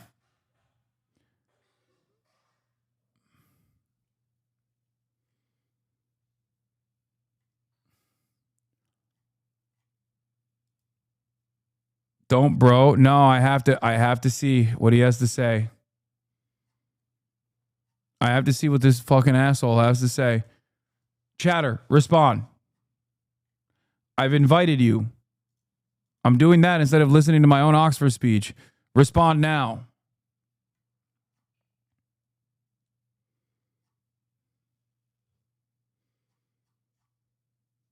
He doesn't want to. I'm good, LaMafeo. Why not? Why not? I'm giving you the fucking audience. I'm giving you everything you wanted. I'm taking you seriously like a person. Are you not a human being? Are you not? Are you a little peon? Is that what it is? You're fucking worried? What is this? You wanted to be noticed. I gave you the notice that you desperately crave. Why would you back away? When did I want to debate you? I made one comment and you went crazy. Just ban me, bro. I'm not going to fucking ban you, dumb fuck. Yes, of course I'm going to fucking flip out when you say something so stupid because you're a 55-month subscriber. I need you to be a little bit smarter. Do you not understand? Nothing pisses me off more than seeing someone who spent a decent amount of time in this fucking community behave in such a stupid way. You want to know why that hurts me more than anything else? That hurts me more than anything else because like it means that like I haven't been able to help this person understand anything. Like if he was just a 1-month subscriber, I wouldn't give a shit. It wouldn't have destroyed me this much.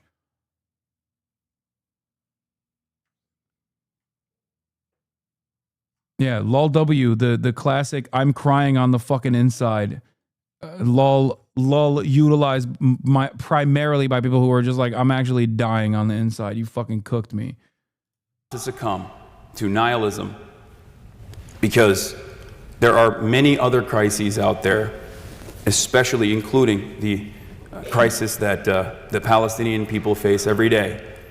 And the truth matters and your voice matters. So continue to keep up the pressure.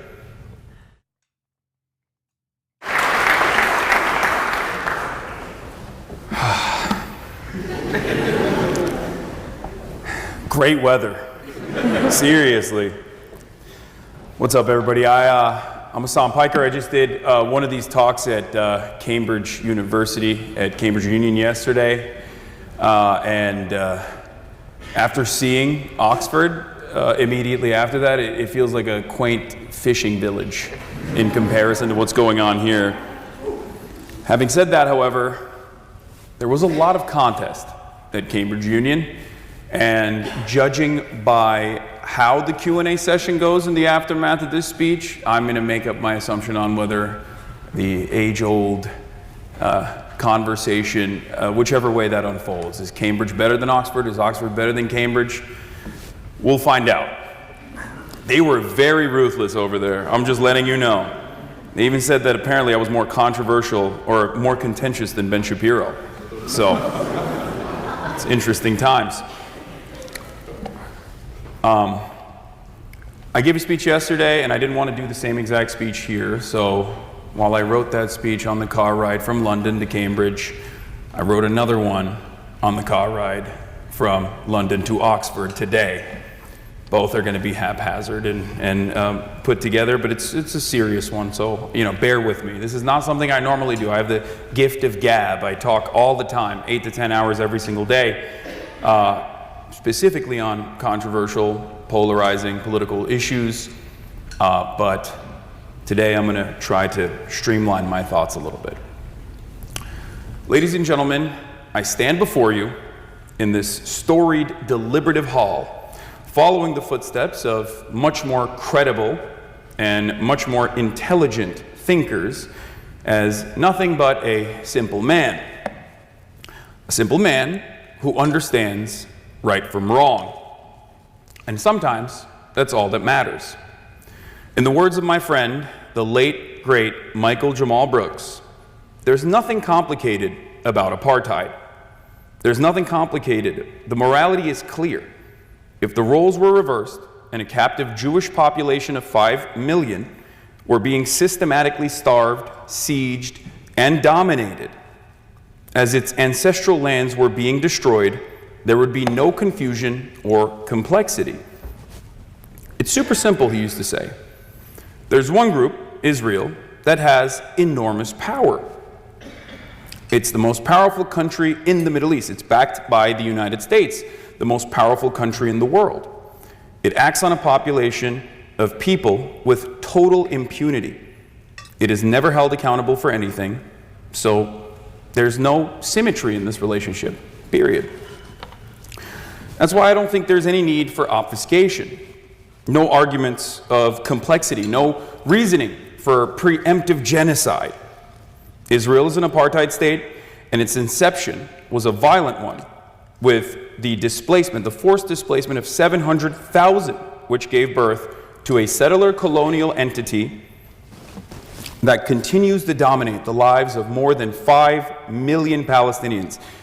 Its demographic concerns are never seen in the same lens that we view nationalist and fascist projects of the past.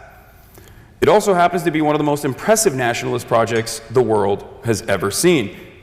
From the revitalization of Hebrew as a language to finding a nation state for a revolutionary people who had been historically oppressed, victim to countless pogroms, the Holocaust, Israel could have been a story of success and overcoming great odds. Except its inception was built around a vicious lie that this was a land without people for a people without land. And this lie was very quickly also countered by the likes of Albert Einstein, who was supposed to be the first president of Israel. He turned down that opportunity. Having appeared as a witness before the Anglo-American Committee of Inquiry, established in 1945 to consider the issue of Jewish immigration to Palestine, Albert Einstein famously wrote, "I have served as a witness before the Anglo-American Inquiry Commission on Palestine for the sole purpose to act in favor of our just cause. I am in favor of Palestine being developed as a Jewish homeland, but not as a separate state. It seems to me a matter for simple common sense that we cannot ask to be given the political rule over Palestine where 2/3 of the population are not Jewish. What we can and should ask is a secured binational status in Palestine with free immigration. If we ask more, we are damaging our own cause. And it's difficult for me to group that our Zionists are taking such, and it's difficult for me to grasp that our Zionists are taking such an intransigent position which can only impair our cause." And his fears were very quickly realized. That was in 1946 when he wrote that. Only 2 years after, in April 1948, 2 Zionist militias, Irgun and Stern Gang, entered the Palestinian village of Deir Yassin and slaughtered hundreds of Palestinian men, women, and children. Those who were not slaughtered or tortured initially were paraded in the back of trucks in the streets of Jerusalem. only to be executed later. This was a warning for all of the other Arab villages of what's to come. This was a calculated atrocity to carry out the forced expulsion of 700,000 Palestinians from their homes, never allowing them to return. This is what is known to Palestinians as the Nakba, catastrophe. Einstein wrote a letter at this time. In his letter, he said, "When a real and final catastrophe should befall us in Palestine, the first responsible for it will be the British." Sorry. He was right. "And the second responsible for it will be the terrorist organizations built up from our own ranks. I am not willing to see anybody associated with those misled and criminal people." Now, the people that carried out these acts of horror would later become prime ministers of Israel. The Nakba was, in the words of historian Ilan Pape, a master plan for the mass expulsion of the Palestinian population, also known as Plan D or Plan Dalit. Hundreds of thousands were expelled before Israel's so-called War of Independence had even started. Prime Minister David Ben-Gurion, to use Pape's words, orchestrated an ethnic cleansing of Palestine. These were not merely nationalists or settlers run amok. This was clearly defined state policy. Einstein considered the early Zionist militias to be violent, and Menachem Begin's Herut, a political party closely akin to its organization, methods, political philosophy, and social appeal to the Nazi and fascist parties. Einstein understood the dangers that nationalism of this sort presented. After all, he'd fled Nazi Germany. He had seen it firsthand. Nowadays, this sort of analysis is met with tremendous resistance. Given our comforts living in the heart of empire, we focus more on the feelings of those in the West rather than the violence that our tax dollars contribute to. Israel could not carry out its occupation without unlimited Western weapons and Western support. This is where propaganda to the West plays a very important role. Facing centuries of violence, Israel uses the very real fears of anti-Semitism to reinforce the necessity of a Jewish ethno-state, often claiming that no Jew would ever be safe if it wasn't for Israel. This is something that you hear all the time. You even heard it from my demented geriatric president, Joe Biden. He said that as well, this ridiculous statement. The United States is home to almost the same number of Jewish people as Israel. So when Joe Biden says something like that as the President of the United States of America, although he thinks this is servicing the defense of Israel and America's interest in Israel, I see that as a veiled threat, an abdication of his responsibility to American Jewish citizens, our brothers and sisters. Israel is no more a champion of Judaism than ISIS is a champion of Islam. Anti-Zionism is not anti-Semitism. Saudi Arabia's decades-long blockade against Yemen is worthy of criticism. If someone were to consider that Islamophobic to say, everyone would laugh at you. America's unjustifiable and illegal occupation and invasion of Iraq was not done at the behest of Christianity. If someone were to turn around and say, George W. Bush said, God told me to invade Afghanistan and Iraq, that's actually a Christian act, most people would laugh at you. Criticizing that would not be considered being Christian phobic. This is not anti-Christian bigotry. Claiming that a religious and ethno-supremacist apartheid state that is currently engaging in a genocide has anything to do with Judaism is unimaginably anti-Semitic, however. This is precisely why this rhetorical tactic is applied by those who cynically wish to defend Israel and those who seek to use criticisms of Israel as a cynical ploy to traffic in anti-Semitic rhetoric. Anti-Semitism is a canary in the coal mine of fascism. It's one of the oldest bigotries that has caused those of the Jewish faith a tremendous amount of pain. From pogroms to the Holocaust, Jews have always been singled out by those in power as a scapegoat for instability and economic volatility people in power cause. A resilient, nascent anti-Semitism is a constant threat, especially as economic instability makes those in power seek out old targets. They're not very creative, usually. They just always rehash the same propaganda over and over again. This is precisely the reason why I am terrified of the conflation of anti-Zionism and anti-Semitism. The conflation is dangerous. Valid criticisms against the state, especially as all of the violence is unfolding, and everyone can see it, valid criticisms against the state committing these atrocities and tying it back to Judaism is a cynical ploy to stop all matter of conversation is truly terrifying. And I think it directly causes anti-Semitism to fester. Perhaps this is why I'm often asked the question, Hasan, why does America have so much loyalty to Israel? And I think there are a lot of people who ask this question because they genuinely want to understand.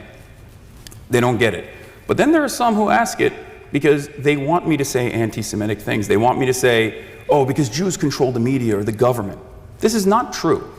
This is not the reality at all. But the very fact that people have that resilient, nascent, unexamined anti-Semitic tendency is truly terrifying, especially in this moment, because it's a real question that can lead people down the rabbit hole of anti-Semitic conspiracies about Jewish control over the American state and media.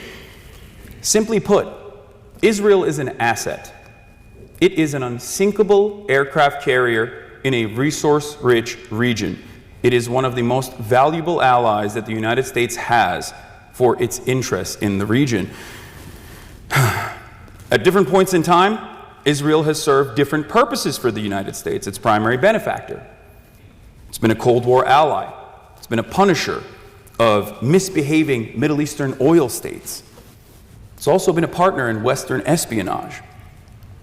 This is why I often jokingly state that even if every single American Jew was a card-carrying anti-Zionist overnight, America would still continue to have the exact same Israel policies. And that is absolutely the truth, especially when you look at the latest J Street poll that was conducted on American Jews. 70% of them wanted to halt arms transfers to force Israel to commit to a ceasefire in Gaza. Either Joe Biden didn't hear that, he didn't see that, or he didn't care. Or maybe this has nothing to do with the wishes of American Jews. After all, there was another study that was conducted leading up to the election. And for American Jews, it was the 9th out of the top 10 priorities. Israel was the 9th priority. Because this trope of dual loyalty is oftentimes applied by those who are defending Israel who think that they're actually being pro-Jewish, when in fact they're not doing that. It's the exact opposite. But contrary to popular sentiment, anti-Semitism is also not the guiding principle of Palestinian resistance. They are singularly focused on ending a 76-year-old colonial occupation. The standard of violence is always set by the colonial entity. The maintenance of apartheid is an unimaginably bloody affair.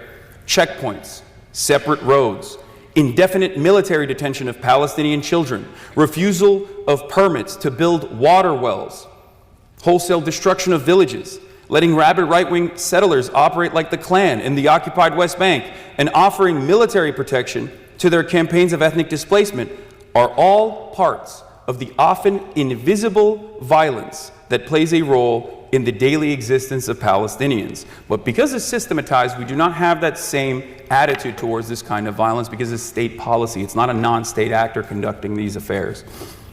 So we read it very differently.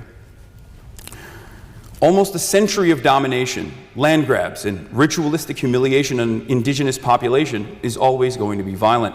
And the retaliation to that violence will always increase as the captive population becomes more desperate. The notion that Palestinians are not simply seeking an end to the occupation, but instead operating with an ancient desire of anti-Semitism might be a comfortable narrative that feeds into people's cognitive dissonance. But there are plenty of former Israeli leaders who disagree with you. And I want to give you some quotes. From Ami Ayalon, He's the former head of the Israeli intelligence agency Shin Bet. Not exactly a guy who's a card-carrying, woke, college campus, pro-Palestinian encampment guy. He famously declared to ABC that if he were Palestinian, he would fight against Israel and would do everything to achieve liberty. Now, his words are not uncommon amongst many of Israel's former leaders. Ehud Barak said something similar as well. But the first Prime Minister of Israel, David Ben-Gurion, also understood the need for Palestinian resistance despite his dedication to destroying it. He stated, "If I was an Arab leader, I would never make terms with Israel. That is natural. We have taken their country. Sure, God promised it to us, but what does that matter to them? Our God is not theirs. We come from Israel. It's true, but that was 2,000 years ago. And what is that to them? There has been anti-Semitism, the Nazis, Hitler, Auschwitz. But was that their fault? They only see one thing. We have come and stolen their country. Why should they accept that? We do not judge the violence that unfolds in retaliation to the systematic enforcement of brutal practices, whether it be slavery or apartheid in any other context. The Nat Turner Rebellion, the Haitian Revolution, the violence that unfolded in the liberation of Algeria, the militancy of the ANC. These are all very violent endeavors, but they can never match up to the structural and standardized violence which exists in the maintenance of chattel slavery, in the maintenance of colonialism, and in the maintenance of apartheid. So if you were to tell me that the Warsaw Ghetto Uprising was inappropriate or too violent, I would laugh at you. I would have you committed. That would be an insane thing to say.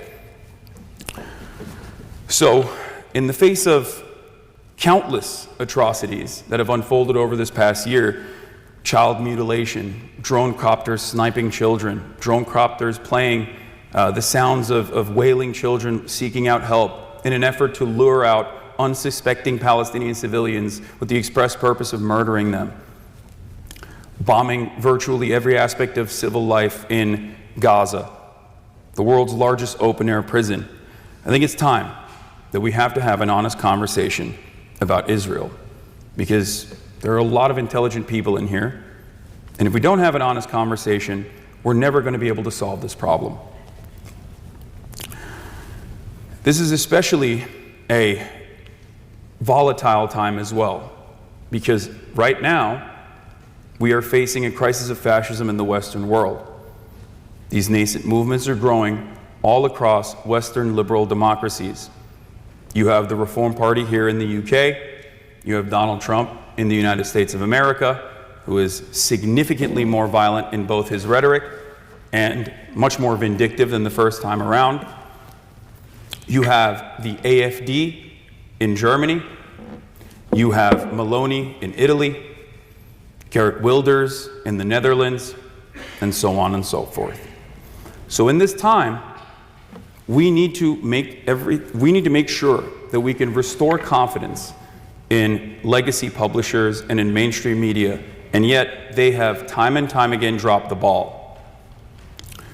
A lot of people, especially in the democratization of media, especially with inventions like TikTok and social media, can personally see exactly what's going on in places like Gaza in a way that they never were able to do so before. And when you see something that's going on, and the immediate contextualization offered by oftentimes an IDF guy on CNN does not match with that reality of child mutilation, baby murder, things of that nature, you start losing faith in these mainstream institutions. And I'm truly terrified of what is to come if we don't fix this problem. And it's on all of us to play a role in speaking the truth. So I urge all of you to not give in to pessimism, to not give in to your nihilistic tendencies and think, well, we've done our encampments and the schools did not respond positively. They're still giving money to Elbit systems or whatever. I urge you not to succumb to nihilism, because there are many other crises out there, especially including the crisis that the Palestinian people face every day. And the truth matters, and your voice matters. So continue to keep up the pressure, because there are decades where nothing happens, and there are weeks where decades happen. Free Palestine.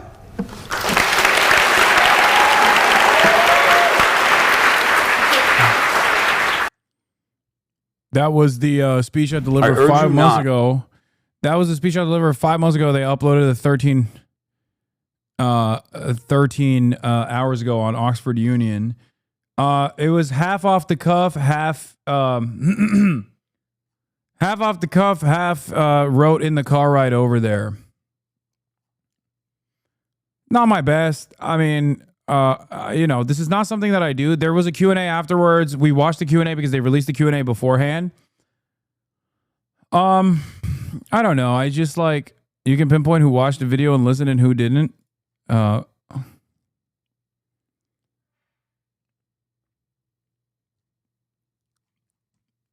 think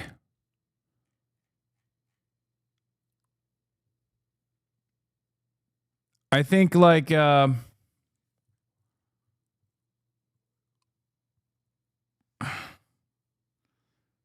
don't know. I'm far from the best speaker. I'm not very good at reading a speech off of a piece of paper in front of me. Will you allow me some mostly aesthetic critique? Sure. But it's all right.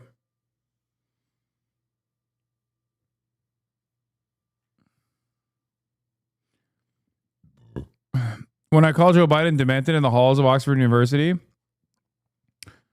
I think it's appropriate to do that because it's the truth.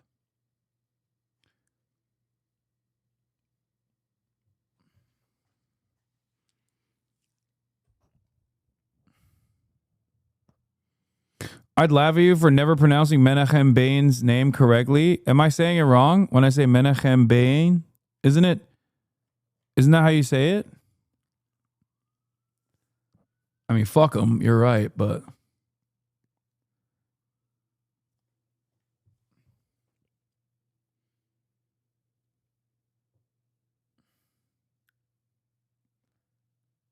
was Oxford? You're a little too tight, and I guess official. I can't think of the right word. I agree. Menachem.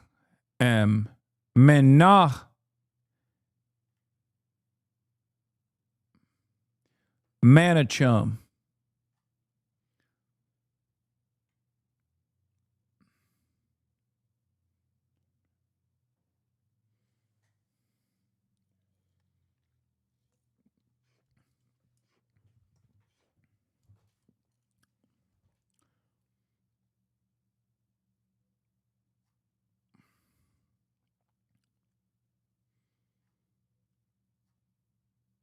Read the G. Begin? Is it Begin?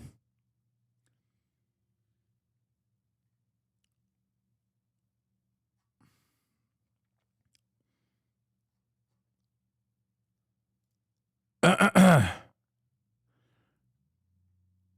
I didn't know that. And all right, well, that was my Oxford speech. It's a good time to release it, even though they are under pressure. Oxford Union is under pressure right now. They're being investigated they're currently being investigated by the counterterrorism unit, I think, for one of their speeches that they released.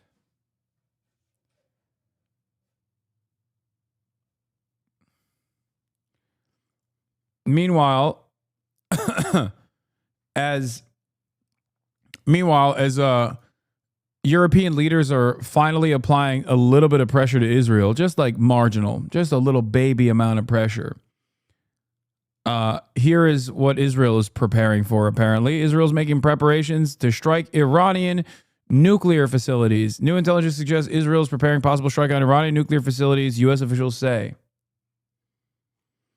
CNN, the U.S. has obtained new intelligence suggesting that Israel is making preparations to strike Iranian nuclear facilities, even as the Trump administration has been pursuing a diplomatic deal with Tehran. Multiple U.S. officials familiar with the latest intelligence told CNN.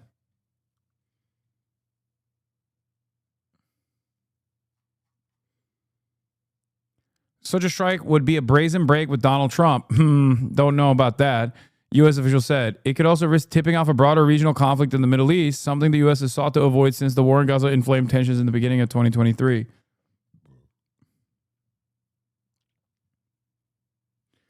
Israel right now, strike while the iron is still hot. Yeah, they're fucking delusional, man. They are delulu.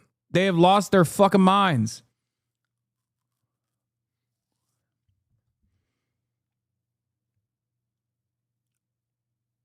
They have lost their goddamn minds, dude. They're insane. U.S. has obtained new intelligence suggesting that Israel is making preparations to strike Iranian nuclear facilities, even as the Trump administration has been pursuing diplomatic ties with Tehran. Not even sure if U.S. has actually been pursuing that, by the way. Such a strike would be a brazen break with President Donald Trump. Officials caution it's not clear that Israeli leaders have made a final decision, and that, in fact, there is deep disagreement within the U.S. government about the likelihood that Israel will ultimately act.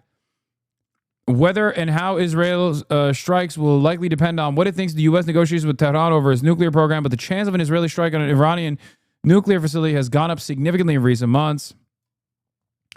Dude, I swear to God, Israel is not going to stop until literally fucking Iran just drops the Israel equivalent of bombs on top of Israel. Like, what the fuck are they doing?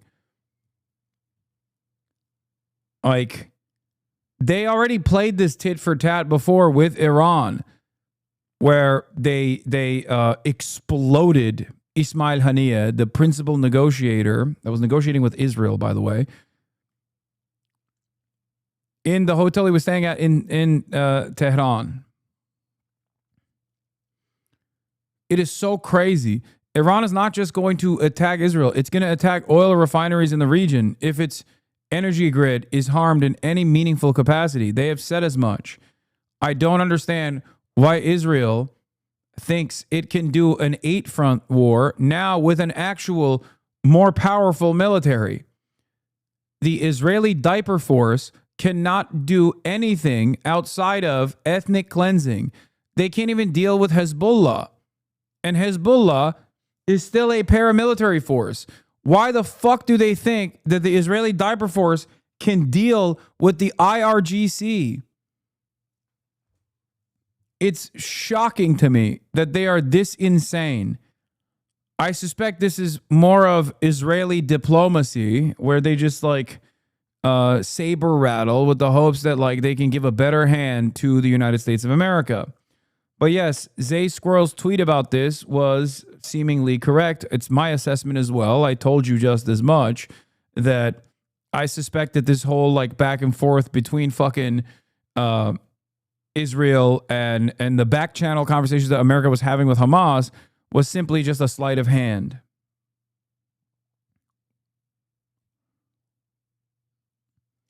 My first thought from seeing that is the U.S. may be using Israel as a back cop, so to speak, in negotiations. And if the U.S. can come in and calm things down afterwards, they endear themselves to Iran more.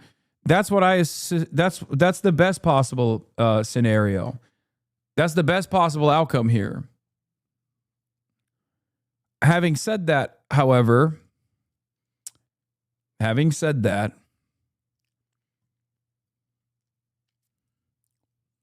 not so certain that we have cool heads, responsible parties here.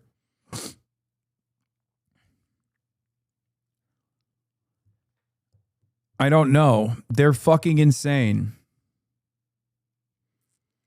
Israel's fucking insane. And Trump is, not even Trump, America is fucking insane as well.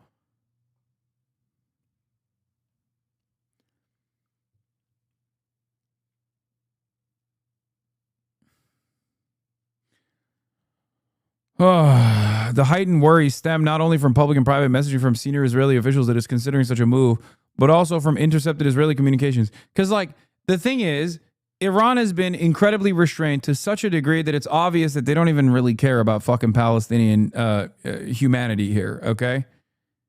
Like, they are the only game in town outside of the Houthis that have actually directly got Israel to stand down.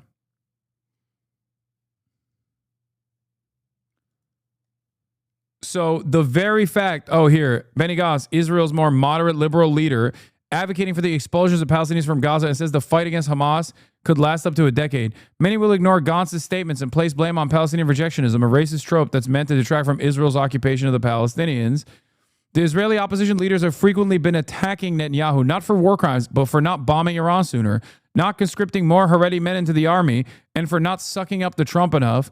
Or my favorite was when they were like, we hate you because you're not bombing Lebanon hard enough. And then when he started bombing Lebanon, they were like, okay, we don't hate you anymore. Thank you for bombing Lebanon. I need you to bomb Lebanon, please.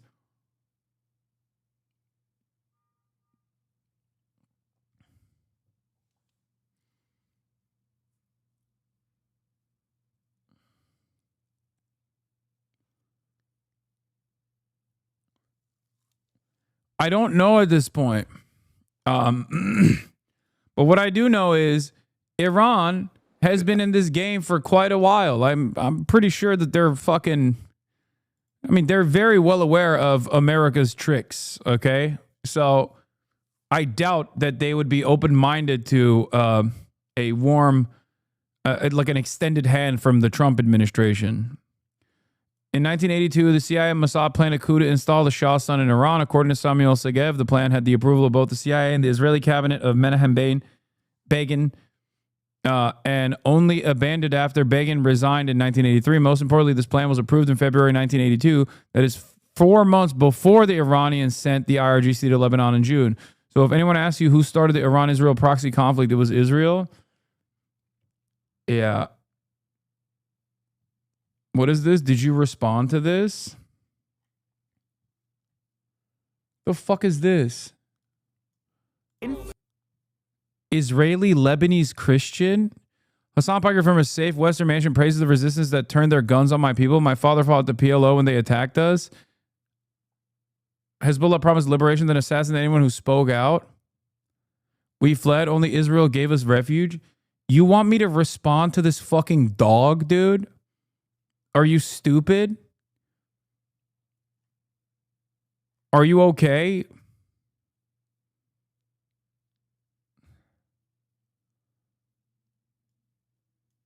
Yeah, I don't care, man. Like, what? Okay, suck my dick. What's next? You're gonna fucking send Luhai Ahmed or whatever the fuck that Yemeni dude is to be like, do you have a response to this? Are you guys so stupid? What's up? You're going to fucking send me a Candace Owens video next and be like, Hasan doesn't know black liberation. George Floyd actually was a drug addict. Do you have a response? See, Candace Owens is a black woman. She knows what's going on. Is that what you're going to tell me next? I don't give a fuck. Fuck this guy. And fuck you for thinking this guy's word matters anything.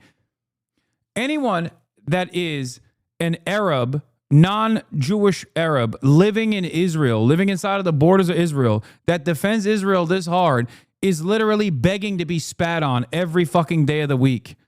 Okay? That's what this guy's position is. It's got to be like a sexual kink for this person to just constantly get spat on by the settler population when he's walking down the streets.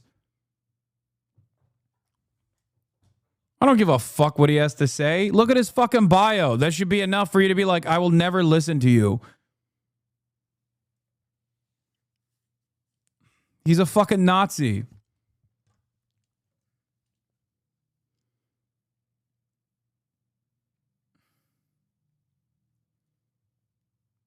Yeah, his Christian dad fought the PLO.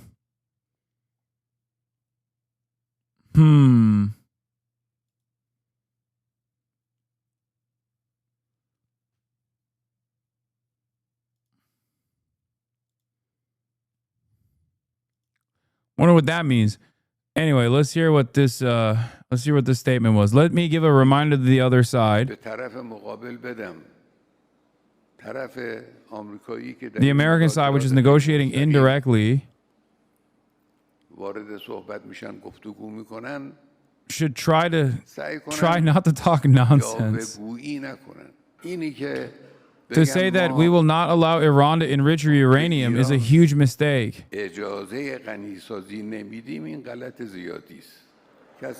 No one is waiting for permission from anyone. The Islamic Republic has its own policies, its own methods, and it pursues its own agenda. Man, the Ayatollah is whack. Let me be real. Hasan is a kink for degrading his chatters. What?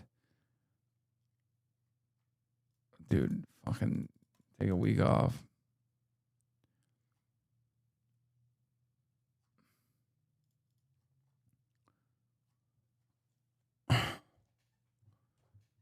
I always feel bad for Iranian leaders because they want to do their thing, but they can't because the Ayatollah doesn't let them. Yeah, I understand that, but in this process, it doesn't even fucking matter. Okay, if we're talking about America versus Iran in the region, like obviously that's completely irrelevant.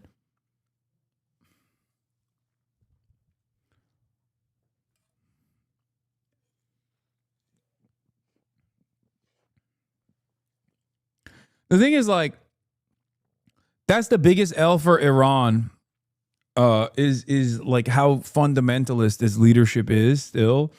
And it's directly a byproduct of just fundamentalism being associated with anti-Western imperialism. It's the most honest way of being anti-West. Okay? That's what the revolution was about initially. And it sucks because Iran is an incredibly diverse nation. Iran is a beautiful nation. And Iran should not be under such a fundamentalist rule, all things considered. And Iran wasn't under such a fundamentalist rule. And no, I'm not talking about the fucking Shah era either, okay? Like, that is obviously another reason. That is the primary reason. Western intervention is the primary reason for why Iran is so goddamn fundamentalist in its governance. But ultimately, if we're talking about state versus state violence here, like obviously, Iran is going to defend itself. Forcing its hand into engaging in violent retaliation is idiotic. I don't know. We'll see. They are an incredibly restrained party here, though, in comparison to Israel. It's not even a fucking question. In comparison to the United States of America and its extension, Israel, Iran is the far more restrained party. Okay? Just like Hamas is the far more restrained, far more diplomatic party in comparison to Israel, in comparison to the United States of America. And that's it. Dude, the funniest thing is this, like, the weird pedophile lolly YouTube guy has like 8 fans, but they don't stop being fucking annoying. Like, they will still be like, hey, why are you not talking about this guy? I don't know. Maybe because he's fucking utterly irrelevant, dude. What the fuck? Like, I was watching a speech that I delivered at Oxford Union, and these guys who are volunteering this information that you wouldn't be able to get out of me in a fucking CIA black site with a black bag over my head, as like my nipples were clamped to a fucking car battery. I would not reveal that I voluntarily watch a fucking lolicon VTuber who is a fucking pro-Israel VTuber as well. Like, pick a goddamn struggle. And yet these people volunteer this information with regular frequency in the chat just to be like, I hear you're banning the mentions of this guy. Yeah. See, this is it. Look. This is a test. I don't think you guys understand. We're clapping all of you. I mean, I don't think you understand many things. We're clapping all of you not because I'm fearful of this person or his like intellectual prowess. It's because you're disgusting pedophile freaks. That's why. Here, let me unban you so you understand what I'm saying. You are a disgusting pedophile pro-Israel freak. So of course we're going to fucking ban you. Why the fuck would I let a person who volunteers that they are a fan, like we ban Sam Hyde fans in here too. We ban them in here as well because they're gross. They're gross. They're volunteering this information. They're saying like, yeah, no, Sam Hyde, that pedophile Nazi, I'm a fan of that guy. Okay, that's enough for me to fucking clap you. It's not for any other reason. It's housekeeping. You feel me? It's actually pretty funny that they haven't, like, my mods haven't even auto-modded it because I personally like seeing how stupid people get. He's been having people record themselves typing his name in your chat and getting banned, and in turn reacts to those videos so more people go and try it. I know, but I don't have an issue with that. Because one, he has no motion. Two, I'm happy to fucking immediately ban disgusting little freaks like this, you know? Like, he is so low motion and low priority in this process that, like, I don't even mind the harassment raids that his community tries to do here. It's hilarious. That's part of the reason why we don't even auto mod it, because it's fucking it's funny.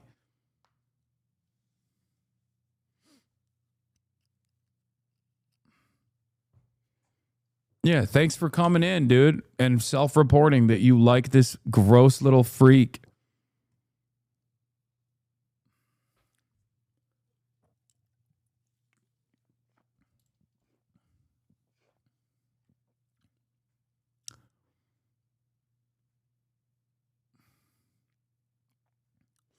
Yeah, also, it can't even be a harassment rate because it's like 2 people an hour. Like, all of that effort of being like, hey, you guys should please go there and get banned so I can react to it. And all of that amounts to like 3 people an hour coming in and being like, hello, I'm a fan of a VTuber who likes to masturbate to lolly porn, drawn children. That's who I'm a fan of, and I'm here on his behalf. What's up?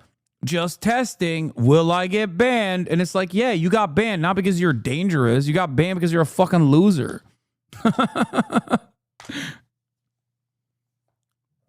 You know?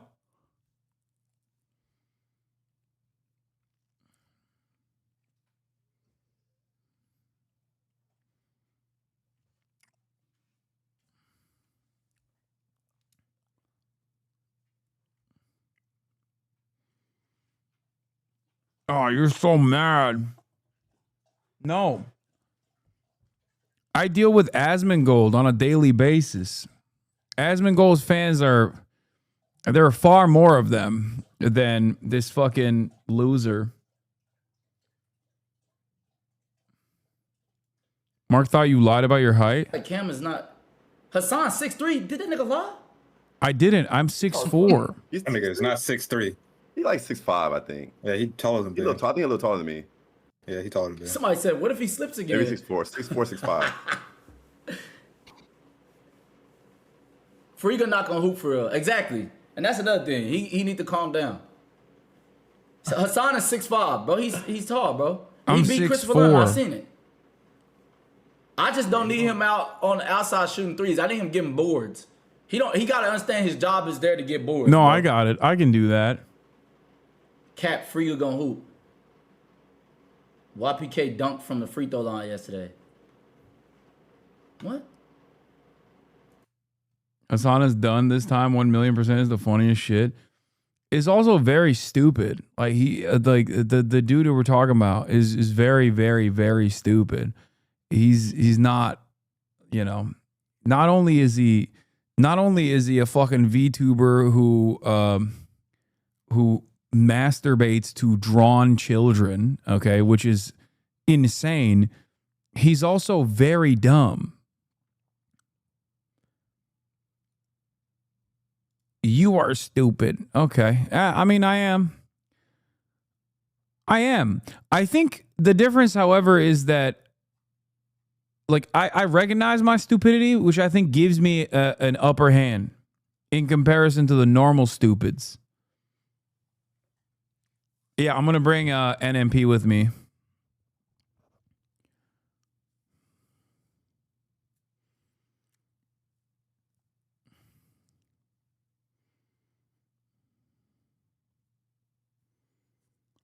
I heard he was also Israeli. I don't know if it's true because I want to know almost nothing about the guy. I don't think he's Israeli, but I understand why people think he is. You do whatever you want with that information. I don't know. I don't really care if he's Israeli or not. He's just fucking gross regardless.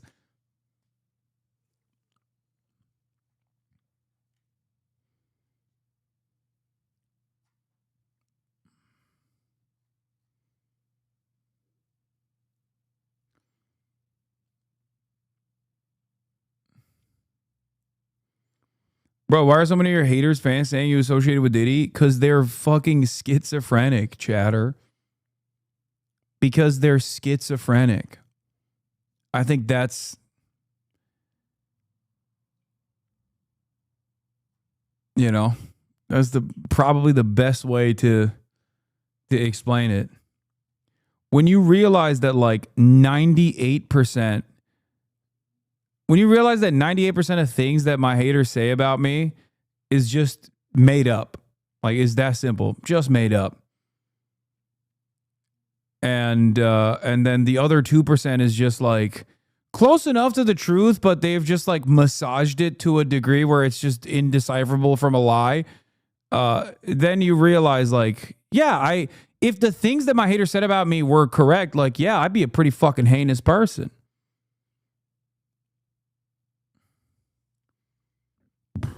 But they're not. So what do you want me to do?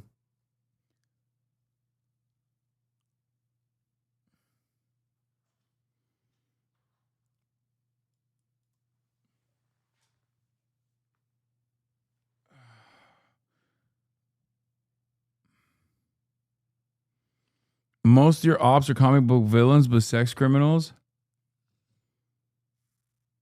They go too far with it. They literally pushed me into your community by being so crazy. Yeah, I think that's usually how it goes.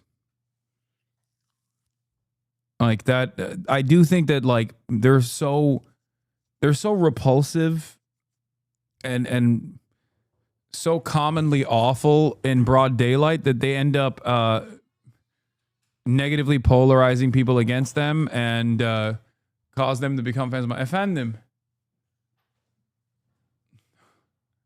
Hiç açamıyorsun yani. Hiç. İyi misin? Are you okay? Okay. I don't know. You look like you're struggling.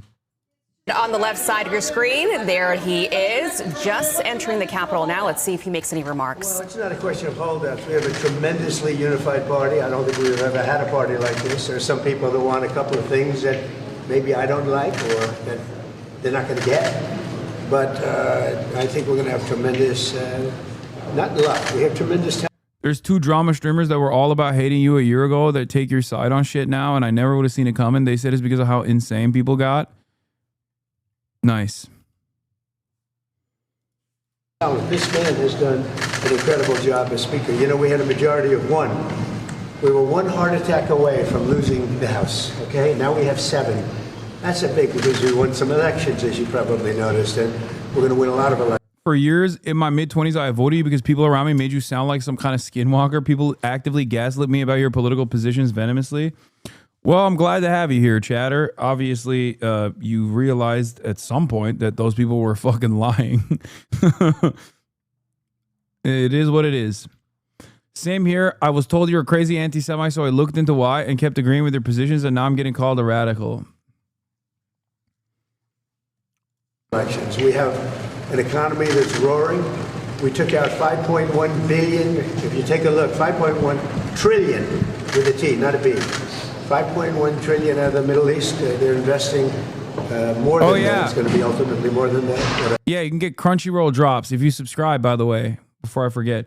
Yeah, my opposition is the League of Sex Criminals online. Like some of the most vicious and persistent sex criminals out there.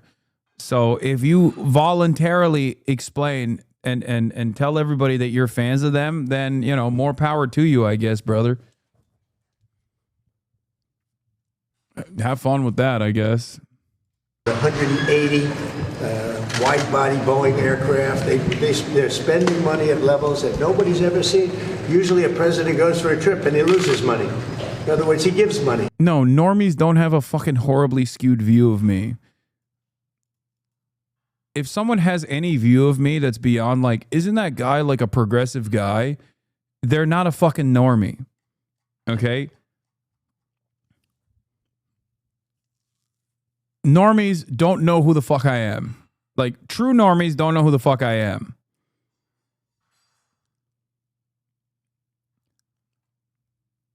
That's it. Like, you think when my mom's friends call her up to be like, oh my God, I heard your son was detained by Customs and Border Patrol. Like, do you think that person is closer to a fucking normie? Or do you think normie is the guy who watches the VTuber, the pro-Israeli VTuber who jerks off to drawn children? Like anime versions of children that he jerks off to. Like, who do you think is more of a normie?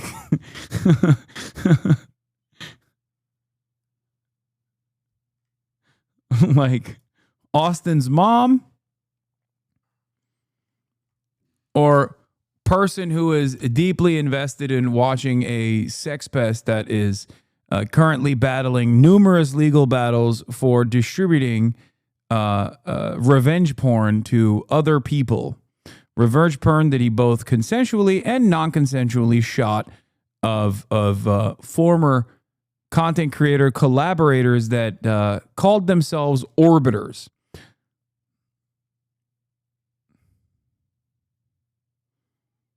Who do you think is a normie? You know, people who fucking read the New York Times? Or people like that?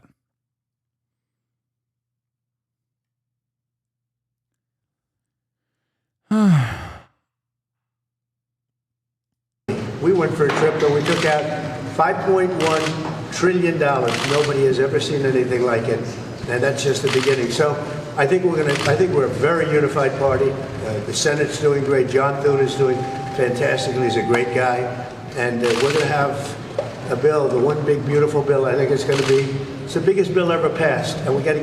What is this? Said that you didn't adequately convince enough people to vote for the House Freedom Caucus. You mean after this speech? After this speech, that's what you I think so. Well, what do we see at the voters? I think it was a great talk. It wasn't a speech. We talked about things. Who do you work for? Notice. Who? Notice. I don't even know what the hell that is. You gotta get yourself a real Oh, that's awesome. Get yourself a real job. Get yourself a real job. Oh, that's so good. Fuck, man. He still got it. It pains me to say he still got it. Okay?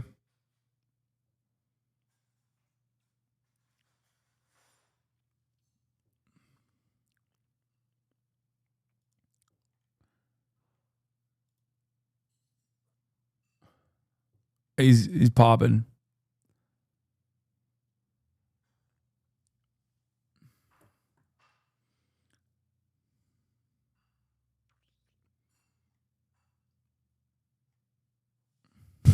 I've never even heard of you.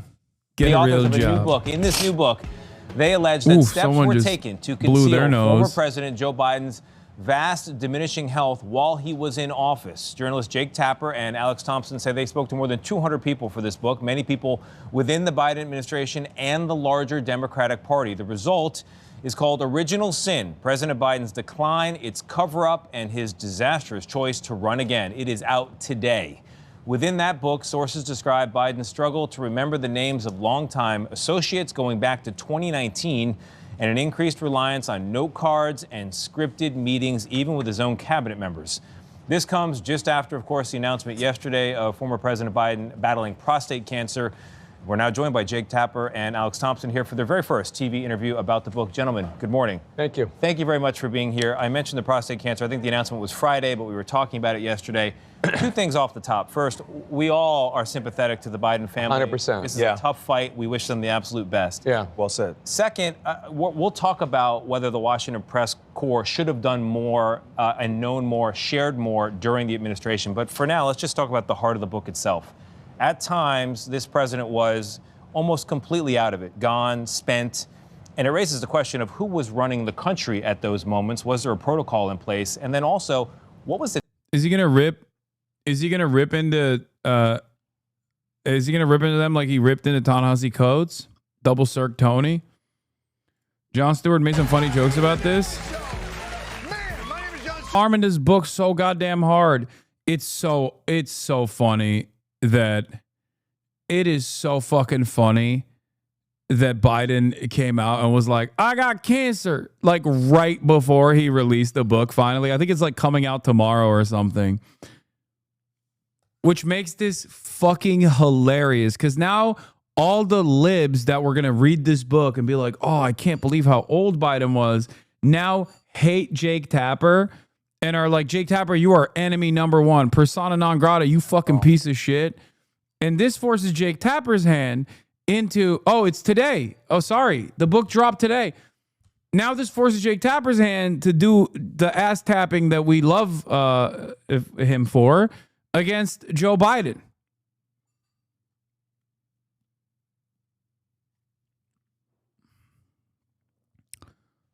One last time, even before the June debate, 86% of Americans thought President Biden should not run a second term, including 73% of Democrats. So if there's a scandal here, it is simply one of political hubris. The Democratic establishment who told themselves they are saving democracy, but undercut that message, instead cooking on CNN. Let's watch this first, and then... Instead, what's your take on it all? What's your take on just the news or just the reaction or whatever? I mean, I think that the reporting gives name to something that we have known, which is that President Biden, in the eyes of the American people, was clearly unfit to run for another 4 years. I was looking up some of the stats. An ABC poll in February 2024, before that debate. I mean, there was a poll in 2022 as well, but that is before. That is before Jake Tapper started calling him old. So obviously that's, 86% of Americans thought Joe Biden should be running again. 73% of Democrats thought he shouldn't be in the race. And I think even that's before the debate. Right. Even you go back to 2020, I remember being on the trail and people having concerns about Biden's age then. That's why he made the implications about being a bridge to the next generation. That's why he implied possibly that he would think about only serving one term. It's because it was necessary for him to win the presidency the first time. And so now... Yes! Boycott CNN. Some bitch on Casey Hunt's show just said Biden's legacy would be tarnished by the book's discoveries. Tank Jake Tapper and Alex Thompson's book. Do not buy the damn thing. Yes! Blue MAGA. Oh my God, they want to do BDS. They want to BDS Jake Tapper. Now that we've come to this point, I think what the book does well is lay out how much of an insider choice it was. I fucking and I love think that, that, for dude. me, it just underscores how many of these public servants did not have the public in mind at all. Yeah. They decided amongst themselves that Joe Biden deserved another 4 years and then decided that their political incentives meant the whole party fell in line. And so that, I think, is a real scandal, a political establishment, of political insiders, and really of putting deference and tradition above their job. Yeah. And so, that's the takeaway I really have. It's sad for Joe Biden and his legacy. It's sad for a Democratic Party who I think really torpedoed a lot of their trust with their base voters. I honestly think it's sad for America because there was an election that should have been. What do you think of then Hamas killing the protester in Gaza like Odeh Nasser al-Rabi was tortured and killed by Hamas militants in late March 2025 after publicly criticizing the group participating in protests? Yeah, that's really fucked up. You know what should happen? The genocide should end. You know what's really fucked up outside of that? The wholesale slaughter of every Palestinian man, woman, and child, and the purposeful blockade of aid going into the Gaza Strip in a deliberate effort to ethnically cleanse the Gaza Strip of the 2 million Palestinian population. dropping the metric ton equivalent of 5 atom bombs on the world's largest open air prison. I think that, you know, two things can be right at the same time, right? Do you think that do you think that Israel's genocide is going to put an end to things such as this? Is that what you think?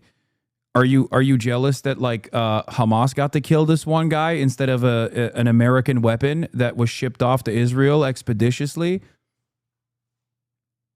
Is that what's going on? Is that why you brought it up? I agree. I don't support Israel either. I just seem like Hamas is not on the side of Palestinians either. Hamas is the only game in town that's actually fucking fighting against the Israeli occupying force. So you are wrong. Like, think about it.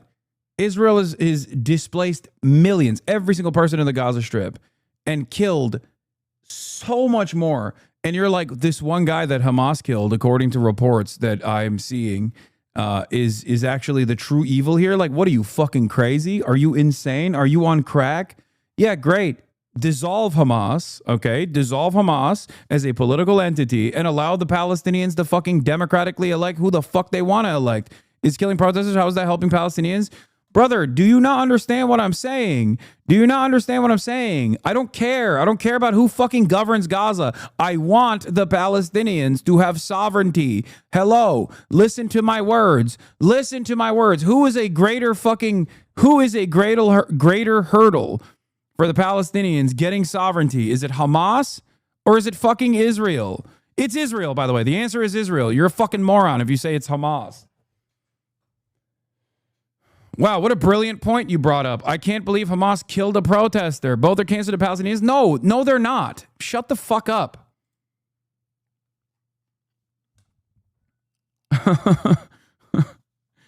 Hey, I know, look, I'm not a fan of Israel. They've killed a lot of people.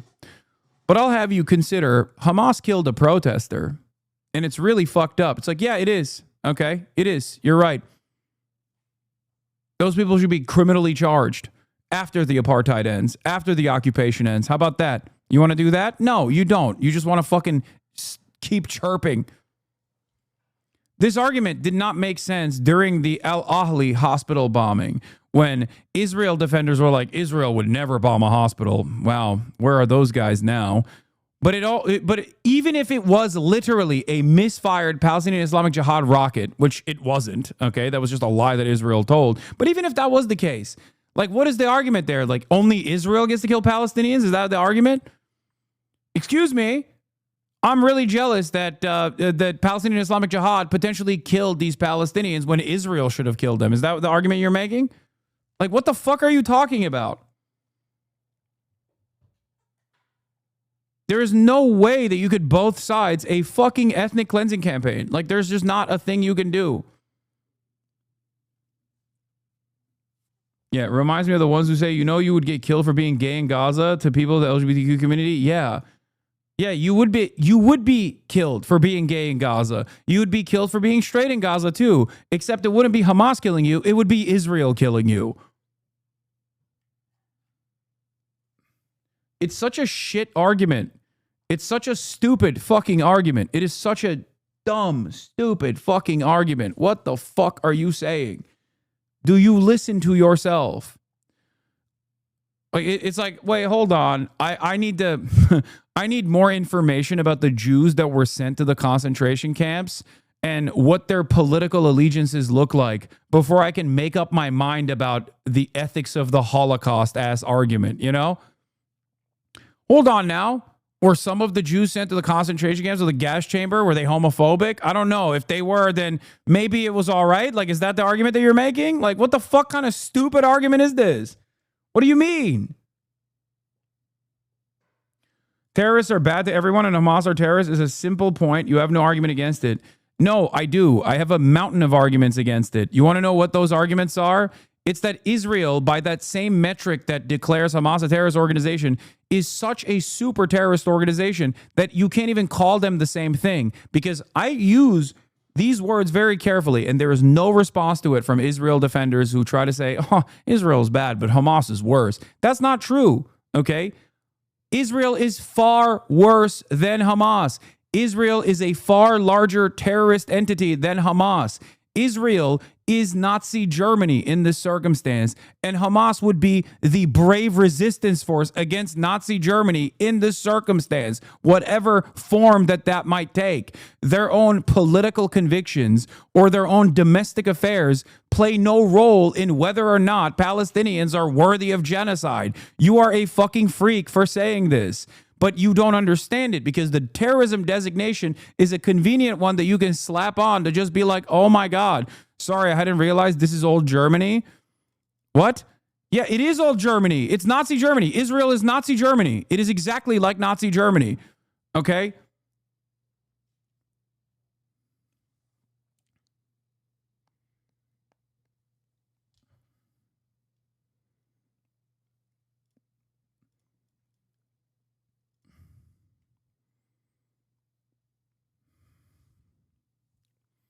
Yeah. Point to one fucking resistance group that has not executed collaborators, dude. I don't know. Maybe the apartheid should have continued in South Africa. After all, the ANC was executing in heinous ways collaborators of apartheid South Africa. So maybe the apartheid should continue? Is that it? Is that the argument? I don't know. The Warsaw Ghetto Uprising, they fought the Nazis, but they also fought like some civilian casualties also died in the process. So I guess, you know, maybe the Holocaust is valid. Is that your argument? No, of course not. You'd be a fucking moron to say that. Oh, the Nat Turner Rebellion was incredibly bloody. They killed children. They killed babies in their fucking cribs. So I guess chattel slavery as a practice should continue? No, of course not, right? So why the fuck do you make that calculation here? It's because you don't see the Palestinians as human beings. That's why. Like, everything that you try to say about Hamas is a million times worse for Israel. Hamas also steals food and aid for the Palestinians. One, that's not true. But even if it was, Israel is denying aid and food into the fucking strip. Also, Hamas are Palestinians. They're not like an alien organization. They didn't like get beamed into fucking the Gaza Strip. They're fucking comprised of orphaned Palestinians that Israel killed in previous incursions. What the fuck? What is this? What is this argument? What is this argument? Dude, I'm here to learn. Don't talk in that tone as I'm some fucking geopolitical guru. Then don't fucking assume such an asinine, idiotic stance as though you are knowledgeable. Hamas, because they steal food and aid. Israel doesn't allow food and aid. Hamas doesn't even steal food and aid. You have no fucking evidence for this. As a matter of fact, Hamas, or at least the governing body of Hamas, the civil governance affairs of Hamas, the internal police force, unironically actually made sure that aid was distributed in an even manner. Israel killed the people that were doing that. Hamas actually executes the thugs that the Israeli occupying force arms and allows to operate that do actually steal the aid. You know who fucking executes those guys? Hamas does. Are you going to fucking complain about that? The people that are stealing the aid, Hamas executes. With the limited capabilities that they have, as Israel is doing a 24/7 surveillance campaign and mass bombing in the fucking strip. Hamas killed babies, you say? That one, I can't even fucking begin to explain. If you think that Hamas is a far worse baby-killing machine, you are delusional, okay? Israel has killed, what, at this point,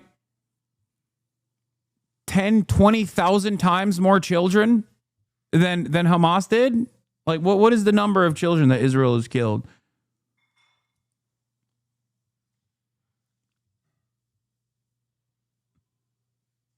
Like, I think there was one child, like under the age of 18. I think there was like 4 on October 7, which is a horrible, horrible fucking crime. Okay. Not even sure if that was a byproduct of the Hannibal Directive before we even talk about that, considering that Israel also literally unleashed helicopter fire on the Nova Festival survivors that were trying to escape. That's number one. And number two, the children that were killed in the kibbutzim. And guess how they were killed in the kibbutzim?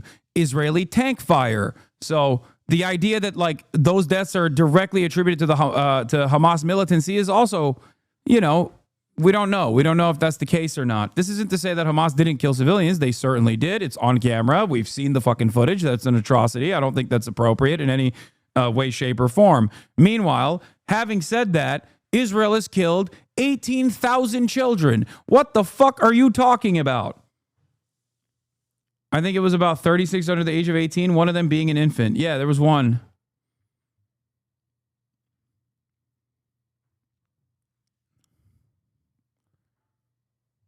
They just released 5,000 pages of dead Palestinian names, and the first 18 pages were babies under the age of 1. So having dead and alive hostages is okay because Israel kills them so badly? One must ask the question, if you care about the hostages, because like clearly you don't care about Palestinians, you only care about Jews in this situation. Palestinians are not human. Jews are the only people that you entertain as human beings, which, by the way, is a dynamic that also Hamas and every Palestinian understands, which is precisely the way that the reason why they took fucking hostages to begin with, okay? Even though it is illegal to do so, and I understand that.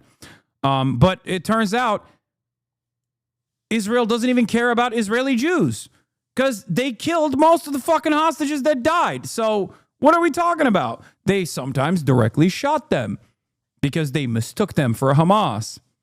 Sometimes they blew up buildings where the hostages were inside of said buildings. Do with that information what you will. Israel is still starving its own Israeli Jewish hostages that are in the hands of Hamas by starving the entirety of the Gaza Strip. So when you are faced with that reality, why do you fucking turn around and go, dude, I'm not geopolitical guru. Okay, then know your fucking place. The word tacuara was part of the name of the Argentine fascist movement, Movimiento Nacionalista Tacuara. The Tacuara nationalist movement. Nice.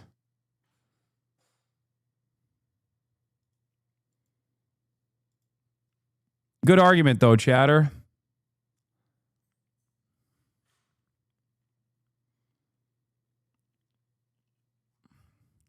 What happened? Cool, thanks. You little Nazi freak.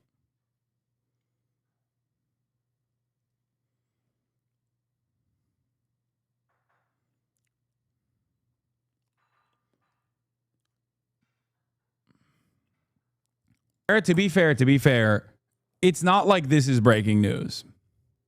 Like, breaking news, water is wet.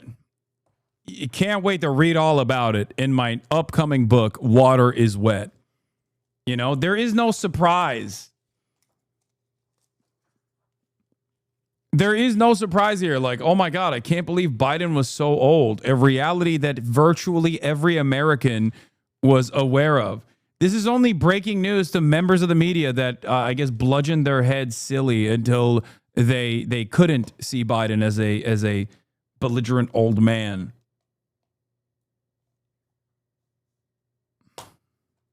Every time I say water is wet. Water isn't wet, though. Shut up. You all respect to Biden, by the way, for coming out on top and hitting the ultimate button, the I have cancer, so I bet you're going to feel stupid now button.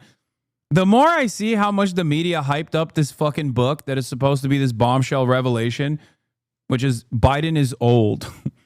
Okay? He was very old. Bombshell revelation, Hasanabi, Twitter account, 2019. Biden is very old. How could he have foreseen this? Oh my God. A bombshell revelation that 75% of Americans were aware of. Nick Tapper fucking controls CNN like the goddamn Navy, dude. Like, the fact that all of these other anchors are like constantly pumping the book is so crazy. I guess partially because like Tapper is one of the most important commentators on CNN, which again, not a great look for CNN, but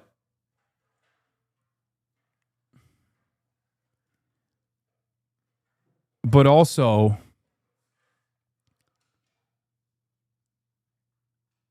Jake Tapper controls the media. No, just CNN. But also, I guess that way they get to like defend their coverage over Biden or their lack of coverage over Biden's senility when it was very obvious. I thought he was going to rip more into like Brandon too. Like, who gives a fuck? To hear about Joe. If this Weren't you raising money for cancer last week or something? What did you know? Exactly. I knew Brandon. Okay. You want to know something? I'll come out and I'll admit it. Okay. Listen.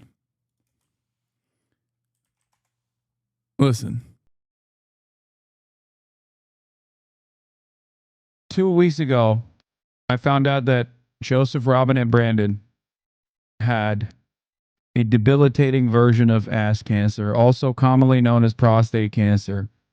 And when I found out that this was happening, I contacted iDubbbz, who I knew was raising money for cancer. I told him, iDubbbz, let's do a fundraiser for cancer. This way, I knew that as soon as I started fundraising for cancer, my podcaster co-host, former podcast co-host Ethan Klein, would inevitably position himself against cancer. He would join the side of cancer on the war against cancer. This way, knowing full well that once the news would hit mainstream media that Biden had prostate cancer, and I started talking about how I don't care that he has cancer, especially considering that he's a war criminal responsible for many cancer wards being destroyed in the Gaza Strip in the hands of Israel as he continued this death and destruction campaign gladly and willingly, and wanted it to continue so bad that he actually gave up the administration to Donald Trump, a fascist that would continue Israel's genocide on the Gaza Strip. I knew that Ethan Klein would turn around and now, all of a sudden, take an inconsistent position after only 2 weeks prior taking a position that was objectively pro-cancer, on the side of cancer, against the war on cancer, making him out to be an inconsistent person. That's precisely why I fundraised for a cancer charity and expected Ethan Klein to go against that cancer charity fundraiser, only to turn around and act like he cares about cancer once Joe Biden got it.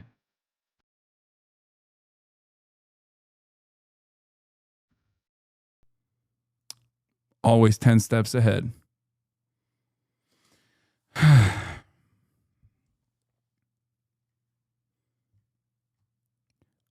All right, I'm bored of Jon Stewart. I want to watch this video from Jared Moore, who I saw on my timeline, someone actually promoting. He said, YouTube recommended me this video when it was at 40K views with a dude with 6K subs. It's the best video I've seen in months. YouTube homepage usually sucks and sometimes won't even show your subscribed channels, but dude, when it hits, it crits hard. The video's title is Cultural Nihilism and the Rise of the Grifter. Okay? The video is now sitting at 200,000 views by the channel Jared Moore. Now, some people have already probably watched this. I have not. I would like to watch it. I will also tell you, I already looked up the dude. He's a Hasanabi head. So just pointing it out before people go, oh, this is, some of the criticisms that you're seeing here, make up your own mind. But I'm very excited to watch this, seeing that even random accounts on Twitter are promoting this guy. And I suspect that there's going to be some cool stuff in here. Let's take a look. Attention span to escape the grips of a Mr. Beast video. When the timer reaches 0, this 2013 Volkswagen Jetta will pull me across the pavement at top speed. In 3 years' time, I'm going to be exposed for diabolical behavior as a Discord mod.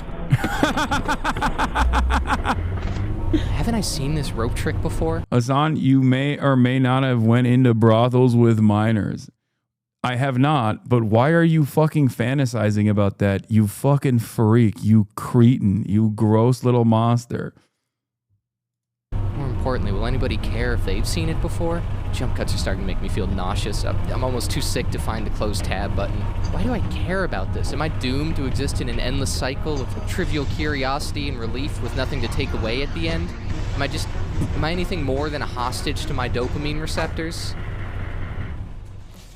In a leaked internal document, Jimmy Donaldson, aka Mr. Beast, explains his vision and goals for the channel in a 36-page manifesto.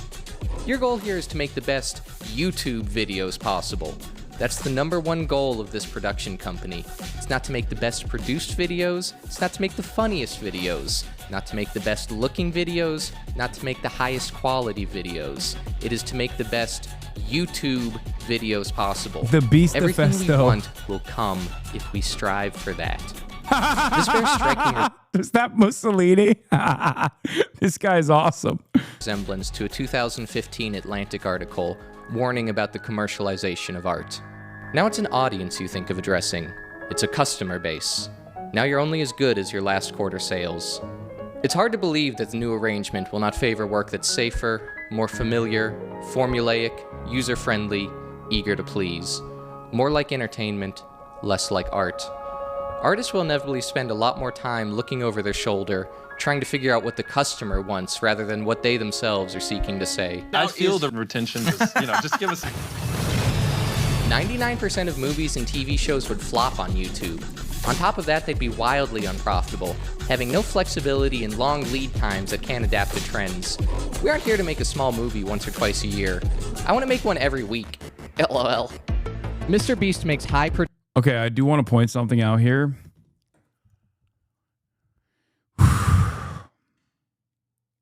Hollywood is becoming Mr. Beastified.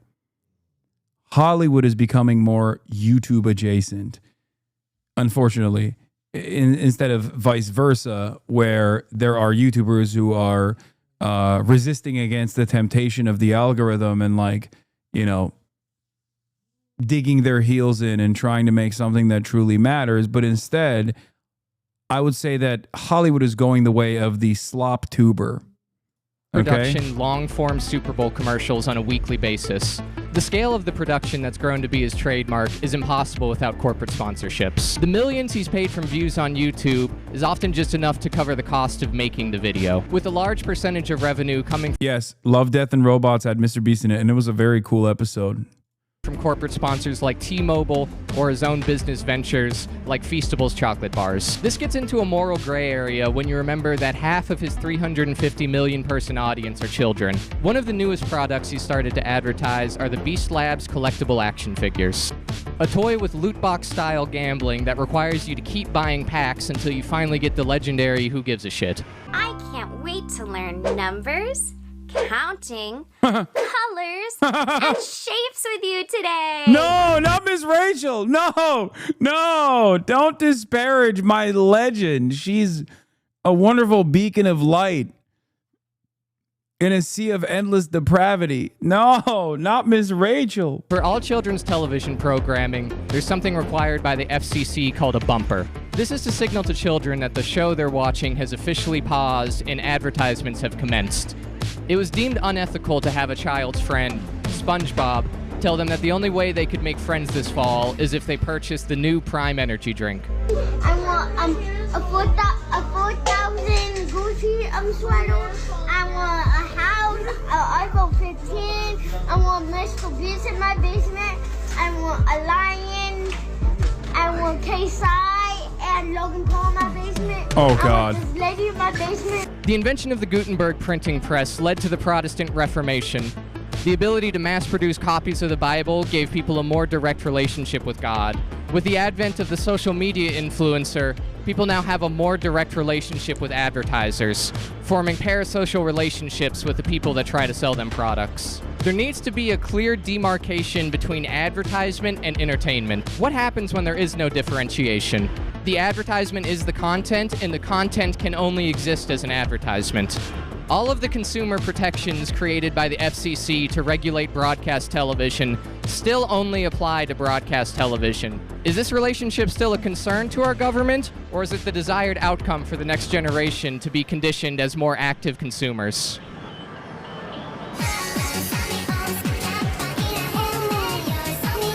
Mr. Beast's biggest video was his recreation of the contest from the Netflix original series, Squid Games, an anti-capitalist satire set in South Korea where financially desperate contestants compete in life-or-death games for a life-changing sum of money.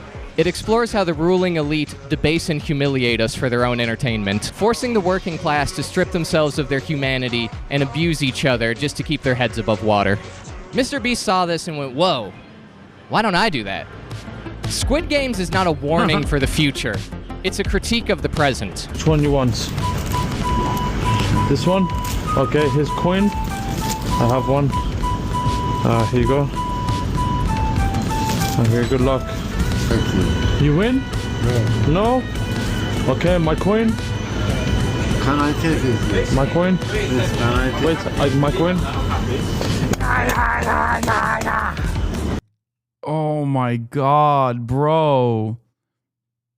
The fucking fictionalized version of events these guys are recreating in real time. Everything the show parodied is what Mr. Beast had already been doing to a lesser extent. He just brought it right up to the line before executing people. If I have to do solitary confinement in order to do the things I want to do, then I will do that. You're gonna get $300,000 because it's $10,000 a day. I grew up poor in North Carolina. I said, excuse me? Like I was not having a good time. I just wanted to turn the lights off. And I'm vocalizing to people, I wish the lights would turn off. And I go up to my friend, my good friend. And I go, they're not turning the lights off. He goes, what? That's a war crime. We're not allowed to do that to terrorists. 24 hours breaking the Geneva Convention, I guess, is what we're doing. And you have power over people. When one person doesn't have resources and the other one does, and they hold it over your head, and you go, of course, yeah, I agreed to it. I needed it, of course. This is the note I got from the director, from Jimmy, when I'm receiving some cash. He said, Jimmy said, can you say to the camera how thankful you are that now you can... Honestly though, Dogpack is cringe, extra, and annoying as fuck. I cannot believe him for the life of me. Who's Dogpack? Is this Dogpack? Isn't this the guy who did a Jimmy Beast video? Pay back your student loans. He was lauded for his YouTube recreation, getting more views than the original source material. In our entertainment landscape that values views and dollars more than anything else, there's no other conclusion you can really come to. And all I thought about was art and music. Now I'm 36, and all I think about is money.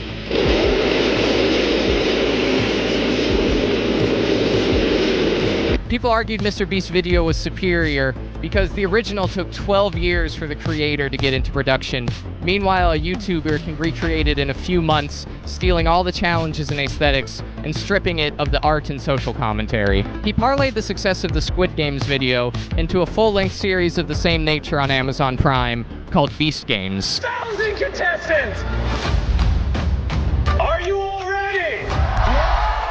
It's hard not to put yourself in the shoes of the contestants, knowing what's at stake. There's a bizarre detachment to what the reality of money is for normal people. The show has a sanitized triviality regarding the stakes of what's happening. Someone will be seconds away from winning hundreds of thousands of dollars and fail to meet some arbitrary criteria, shattering their dreams. They could have been on the precipice of leaving a housing situation plagued with domestic violence, finally being able to leave the job they hate and starting their own business, or a parent being able to spend time with their children for once. Then Mr. Beast pulls a lever and says, "Bummer!"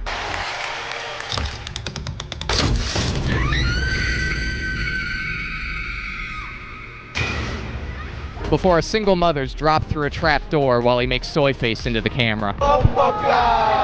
There were 2,000 contestants, so there wasn't a deep dive into anybody's individual story.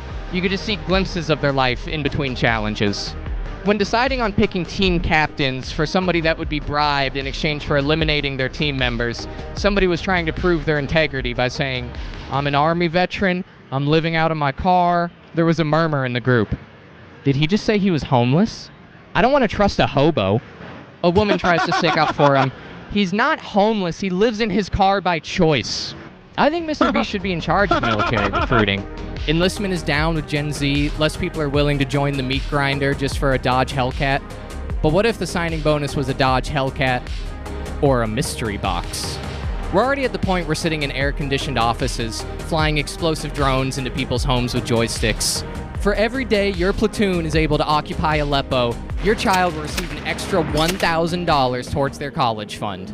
I was joking about this, and then I saw the Pentagon was actually in communications to collaborate with Mr. Beast on a project. Apparently it fell through, but there was a cute little cameo from the Navy SEALs in Episode 5 of Beast Games, so we can only speculate on what level of involvement the Department of Defense will have on future content.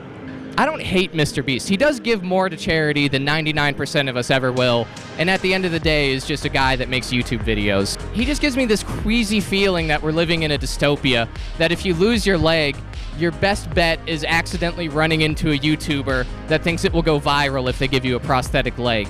He thinks as much himself. Hating Mr. Beast would be like hating a hurricane. He was inevitable. The social media algorithms and distribution of new media were the low-pressure zone required for him to form. That's a great, by the way, fucking banger. God damn. God damn, that's a banger. He put it in better words than I ever could. If you told a supercomputer to be the most popular YouTuber of all time... The Beast was inevitable is so fucking true, dude. It is. The Beast is inevitable. Someone was going to unleash the Beast. No matter who it was, no matter which shape it took, it was always going to be like this. He would be doing the same exact thing as Mr. Beast. He's reverse engineered YouTube's code to give us exactly what engineers in Silicon Valley think will keep us watching. When decisions are made solely on market research, algorithm optimization, and return on investment, the content becomes a procedural checking of boxes better suited for an AI than an artist. If Amazon or Netflix create an artificial intelligence to dictate programming, what will be lost from our culture? At this point, would we even notice? How did we get here? The year is 1990. Looming threat of nuclear war with Russia, mullets and baggy pants. Joe Biden is running for re-election and Mike Tyson lost his first fight. The Simpsons premiered on Fox. The year is 2024. Mullets and baggy pants. Looming threat of nuclear war with Russia. Mike Tyson lost his last fight, and Joe Biden lost his last re-election. The Simpsons finished its 34th season. 34 years of cultural stagnation. Great. The grips of nostalgia have destroyed the infrastructure of our institutions, and the Jake Paul-Mike Tyson fight was the final nail in the coffin of meritocracy. Their fight was a metaphor for the entertainment landscape at large. Mike Tyson representing Hollywood, the behemoth and cultural icon of the past, well past his prime, and being paraded out regardless of his ability based on his reputation that he can sell tickets. I don't believe in the word legacy. I just think that's another word for ego. Legacy doesn't mean nothing. It means absolutely nothing to me. I'm just passing through. I'm gonna die, and it's gonna be over. Who the fuck cares about me? People that think that I'm this, I'm great, we're nothing. We're dead. That was some real shit. That was real ass shit he said right there. Our legacy is nothing. Well, thank you so much for sharing that. That is something that I have not heard before. So thank you so much for giving me that kind of idea as well. God damn. Smoking on the content pack, dude. Listen. Things look dire, okay? But fucking there are moments that are so perfect, like that last one that we experienced, where I'm like, yeah, that's fair, that's valid, that's good that happened. It had to happen. Love you too.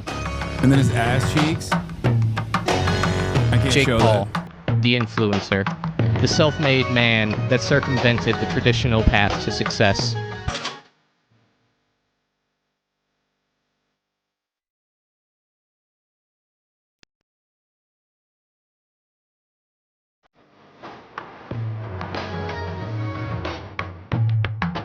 Nobody told him he was the world's greatest boxer. He said it for us.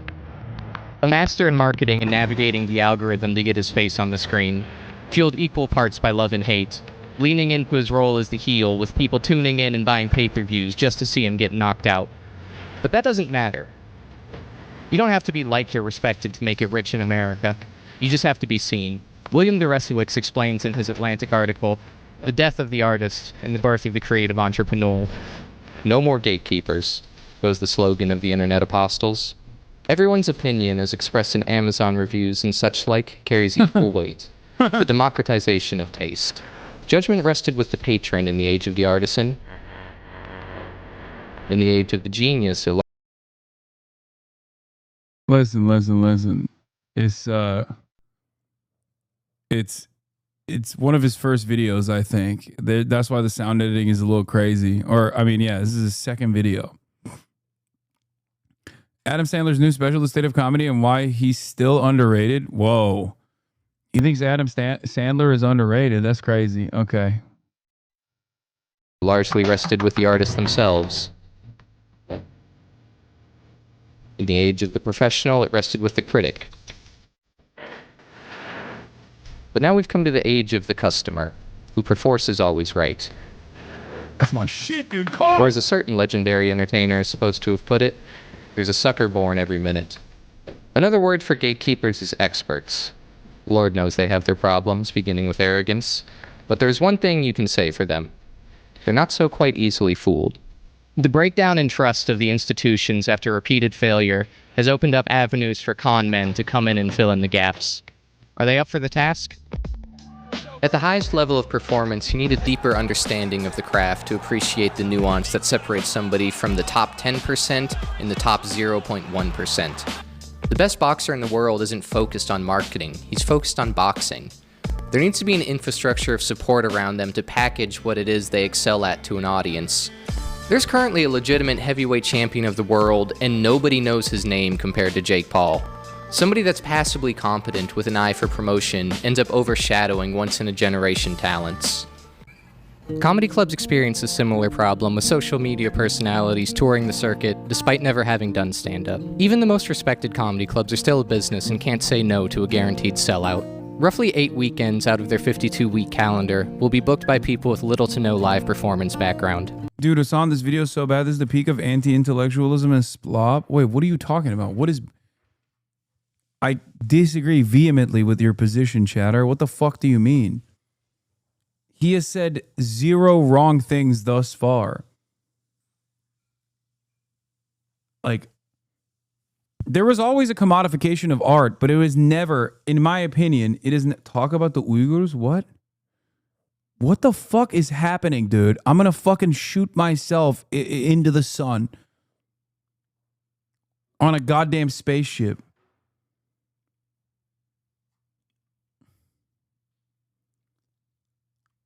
No, there's always been a commodification of art, but it has never been fucking as streamlined. Like, even in the age of like, even in the Gilded Age, okay, with unprecedented wealth inequality up until this very moment, of course, which is, definitely gotten worse than then. There was a concept of like a patron of the arts. Like, there were incredibly profoundly wealthy people that at least still, like, I can't believe I'm saying this, at least still turned around and offered public goods to everyone. Yes, it was a monument to their success. It was maybe some might even consider it to be an act of hubris, but there were still, like, they would build like fucking libraries. You know what I mean? There were still libraries. There was still a way for both public goods to exist and a way for art to thrive as well. That doesn't exist anymore. These motherfuckers literally sit around and post on Twitter instead and cry about why the working poor, the peasants, don't actually appreciate them more. No more fucking museums. And also on top of that, no more patronage, no more fucking funding of the arts at all.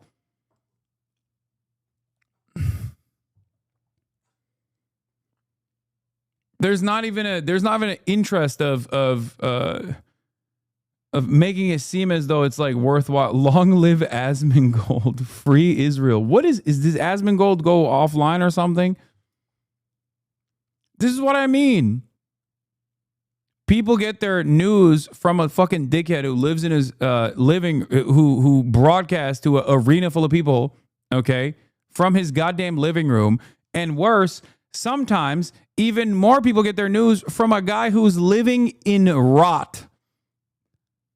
At least I went to school for this shit. He's not even demonstrating basic competence of being a human. And there are people who unironically go, no, that's my guy. He's fucking brilliant. Like, look, oh my God. And their fans are, holy shit. Hey, look, it's my favorite Nazi supporting terrorists with a Gucci bag. Bitch, if I was a Nazi supporter, you would like me. What are you talking about? You'd be like defending me online. That's the funniest aspect of this, is like, if I was a fucking Nazi, you would actually like me. You and I both know that's not the case.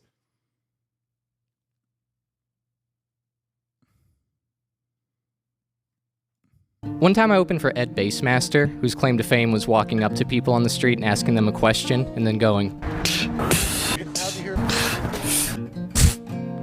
That's about it. I was hosting the show. I was booked to warm up the crowd, and then he was going to do costume changes, and while he's off stage getting dressed, I would go on stage and fill more time. I met him in the green room and was like, hey, my name's Jarrett. How long do you want me to do in between costume changes? He's like 2 to 3 minutes top. And make sure to get my character names correct. Don't mess it up. It's Gerard Douche, Mumbles, Skippy, and Chip Diamond. Make sure you nail those. And I'm like, yeah, all right, dude. So I go on stage, I do my host set, and then I introduce the first character, Mumbles, which is just a ripoff of Bubbles from Trailer Park Boys. He says hi, and then the crowd goes nuts, but he didn't have any material planned, so in character, he just starts talking about his real-life accomplishments. He's like, man, I'm so happy to be here. I feel like if this person was qualified to talk about it, they wouldn't be doing it on YouTube, and he's not. The title of this video is just a combination of words for YouTube's algorithm, a nothing burger with no reference to any of the concepts mentioned or any academic production, typical YouTube content. You're watching a fucking Twitch streamer. It's not anti-intellectualism, it's just pseudo-intellectualism. You're watching a Twitch streamer. The fuck? I'm sorry that he's breaking down concepts in an easy to understand fashion. What the fuck? You're watching a Twitch streamer watch someone on YouTube. Okay? You're not exactly reading a book. Here, we got big things in the works. No one said this was highbrow, but I think it's a pretty decent analysis of like what has took place thus far. Ay. I just sold a project to Netflix. We're gonna be on Netflix, guys, and they're just going nuts. He's only up there for like 2 minutes, then he's like, okay, bring the host back up on stage. I go on stage and do my 3 minutes, and then I see from the sound booth they're telling me to stretch because he's not ready yet. So I just keep going, and I do 10 minutes. He comes back on stage for his next character, which is just a ripoff of Andrew Dice Clay. He's flicking his cigarette in the crowd. He still doesn't have any material. He's like, yo, we just sold a project to Netflix. So he just did the same thing again, but as his different character, because he didn't write any jokes he maybe had like 30 seconds of material, and then he's like, hey, we got big things in the works. Oh, I'm a celebrity. Boom. I go back on stage, do another 3 minutes. He's not ready again. I do another 10 minutes. Then I bring him back on stage for a third time. I'm like, okay, this must be the big one. I go to the bathroom, I come back into the showroom, and the crowd is dead silent. He has this look of terror in his eyes. He's just like panicking and like scanning the crowd. He's like, where is he? Host, get back on stage. I didn't remember the names Mumbles and Gerard Douche, and he didn't bother to remember my one Christian name. The show was about 45 minutes long, and he was paid $8,000. I did 37 of those minutes for him, and I think I got paid like $50. And I was still young at the time. I didn't think I was the one that deserved to be headlining. But it's taking away potential stage time from people further along in their careers that are trying to get better at this and trying to get to the point where they could sell out their own crowds. Somebody that the local hosts and features in our scene would be able to learn from by working with them for the weekend and building connections. Robert De Niro's first big break was playing a younger version of Marlon Brando in The Godfather 2. An elder statesman of Hollywood passed the torch for the next generation star to be born. When it came time for him to play the old mob boss at the end of his career in The Irishman, instead of casting a new face to carry on the mantle of the American crime movie, they used CGI to de-age a 78-year-old Robert De Niro to look 62 and play a 30-year-old version of himself. His wrinkles were smoothed over, but his arthritic skeleton lurked beneath the surface of CGI and special effects. He moved with the grace of Joe Biden climbing the stairs to Air Force One. They cast somebody who couldn't convincingly open a jar of pickles, throwing thugs through windows and stomping out rival gang members before hobbling away like your grandpa looking for his chair in the shower. Steven Seagal is playing Special Forces operators, reporting to his 89-year-old commanding officer. Yo! Rapid old man in an army uniform and is like, well, I don't know if we can get up that mountain by sunrise. Yo, calm down. We're so preoccupied with name recognition. No shitting on Steven Seagal, the GOAT. We haven't been able to gracefully transition to the next class. We have a generation of super seniors still hanging out at the local high school, making teenage girls uncomfortable and offering them quaaludes. The spots for writers and actors in general became much more limited following the boom of reality television after the 2007 writers' strike. The studios had an adversarial relationship with creatives and told them, "We can do this for the most part without you." You preach leader etiquette to my kids. Put your phone away. You preach leader etiquette. Put it away.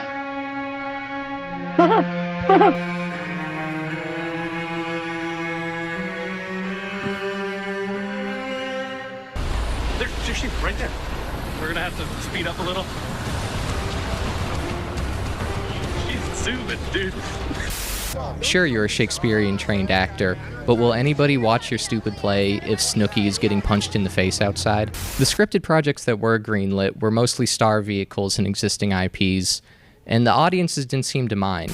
Audiences are still paying to see Frankie Valli wheeled out like he's in Weekend at Bernie's, blinking "Help Me" in Morse code, instead of trying to support new bands at local shows. It's a short-sighted model that's beginning to implode on itself. If we don't start investing in talent while they're young, once the older generation passes away, they won't have the experience needed to develop into... Refresh the comments. The creator pinned something for you. Hasan, check the comments. I feel like Matthew McConaughey in Interstellar yelling at the bookcase. I watch every morning, Lamau. Told you. A great video, by the way.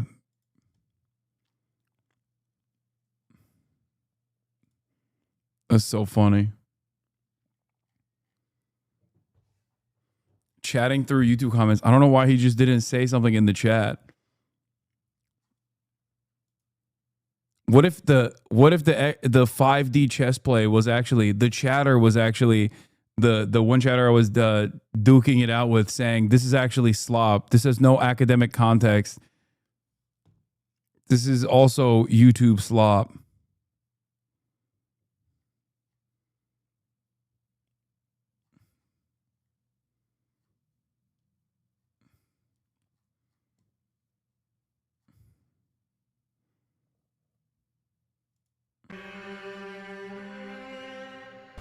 There's sheep right there. We're gonna have to speed up a little. She's zooming, dude. Sure, you're a Shakespearean-trained actor, but will anybody watch your stupid play if Snooki is getting punched in the face outside? The scripted projects that were greenlit were mostly star vehicles and existing IPs, and the audiences didn't seem to mind. Audiences are still paying to see Frankie Valli wheeled out like he's in Weekend at Bernie's, blinking "Help Me" in Morse code, instead of trying... That's Austin. That's Austin is the audience for this. Like, unironically, we've talked about it on the Fear M podcast. Trying to support new bands at local shows. It's a short-sighted model that's beginning to implode on itself. If we don't start investing in talent while they're young, once the older generation passes away, they won't have the experience needed to develop into what the icons of the past used to be. The director of The Godfather, Francis Ford Coppola, tried to tackle the issue of studios not taking chances and stifling artists' creative vision by starting his own. In 1969, he founded Zoetrope Studios, a studio by artists, for artists. Francis said, I've had it with these big Hollywood movies, I've had it with Hollywood, I don't want to do this, I want to do something more interesting. Coppola shared his vision for the new company with Lucas. I came back with great enthusiasm, and I told young George Lucas about this vision of like having a place out in the country, and we'll just make the bedrooms editing rooms, and we'll discuss the script in the garden, we'll have lunch together, and there'll be all these young people working together, will be independent. He had clear paths for development, with in-house school and internships, profit sharing for employees, and mentorship programs, where the old guard of every position would take people under their wings and develop their talent for their future careers. Maybe you could light the candle to show that, that new hope is coming. This is good.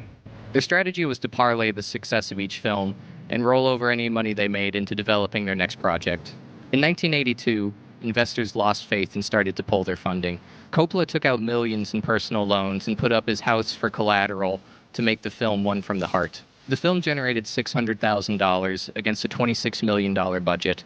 The studio went belly up, and Coppola had to file for bankruptcy.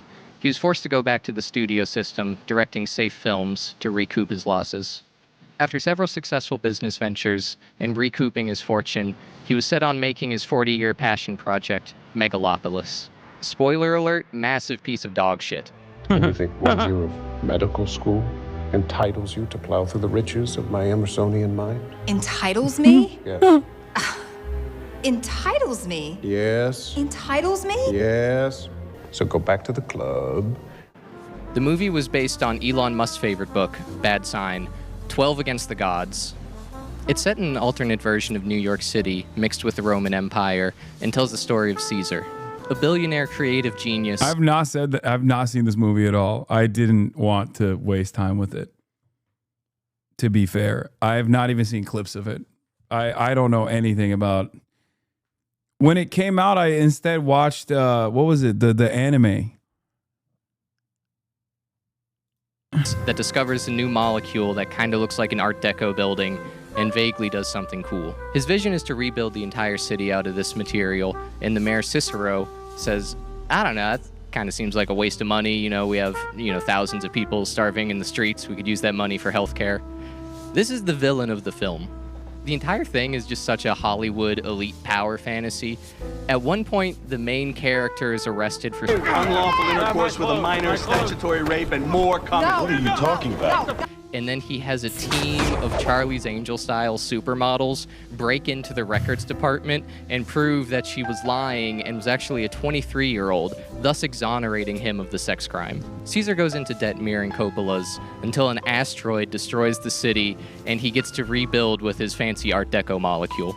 None of the material conditions of the starving masses are addressed, but he gets to rebuild the city with copper moving sidewalks like an airport terminal. This is the happy ending.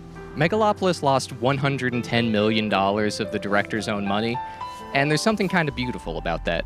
I am thrilled to accept the Razzie in so many important categories for Megalopolis, and for the distinctive honor of being nominated as the worst director, worst screenplay, and worst picture, at a time when so few have the courage to go against the prevailing trends of contemporary movie making. In this wreck of a world today, where art is given scores as if it were professional wrestling, I choose not to follow the gutless rules laid down by an industry so terrified of risks that despite the enormous pool of young talent at its disposal, may not create pictures that will be relevant and alive 50 years from now. What an honor to stand alongside great and courageous filmmakers like Jacques Tati, who impoverished himself completely to make one of cinema's most beloved failures, Playtime. My sincere thanks to all my brilliant colleagues who join me to make our work of art, Megalopolis.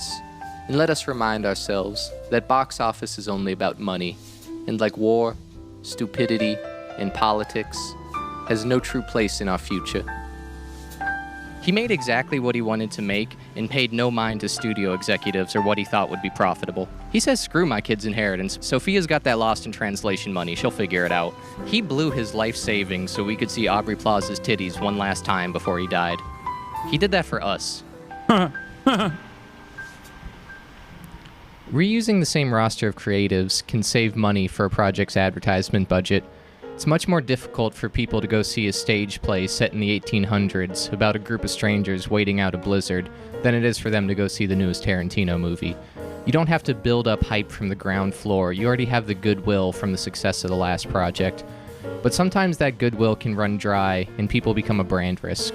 Ezra Miller was cast as the Flash and set to be the new face of the DC cinematic universe, and then proceeded to terrorize the population of Hawaii for the next 2 years. They were charged with allegedly choking a woman, assaulting 2 people at a karaoke bar, kicking in a couple's door and threatening to kill them, stealing somebody's passport, hitting a woman over the head with a chair, burglarizing a home, and has been accused on 2 separate instances of grooming 12-year-olds to join their sex cult. They became an Avengers-level threat that ascended to the level of cryptid. Chupacabra, Wendigo, Ezra. Parents in Oahu warned their children not to stay out after dark, otherwise the Flash would get them. Similarly, Marvel abandoned the storyline of Kang after the actor Jonathan Majors pulled a Homer Simpson on his wife, allegedly. Human beings are a liability. We used to go see the newest Scorsese or Arnold Schwarzenegger movie.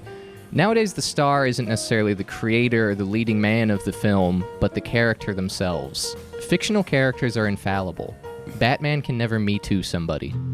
Robin, if you want to go on the next mission, first you have to do something for me. Like what, Batman?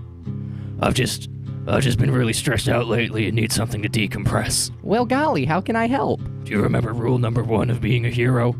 Never reveal your secret identity. More broadly. The importance of keeping a secret? Precisely. Robin, grab the bat lube.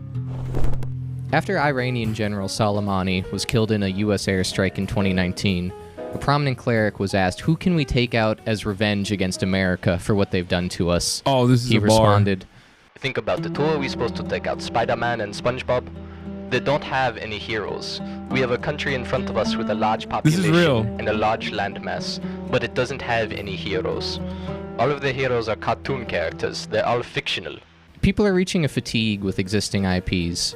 Interests are waning in superheroes and Fast and Furious movies. The cow is milked dry. A newer version of that meme is one that Americans actually self-apply sometimes whenever they fucking shit on America as opposed to China, where they'll be like 5-year China plans, and then it's just like high-speed rail web all across the entire grand Chinese nation state. And then 5-year American plans are like Avengers 11. It's true. The udders are chafing.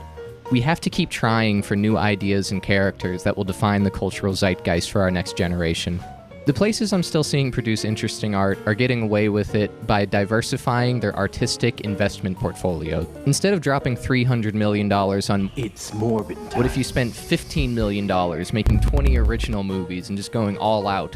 Some of them will suck, some of them will be great, but we have to try. It's a gamble, but when you're in the business of distributing art to society, it's worth the risk. If all you care about is money, get into arbitrage or health insurance.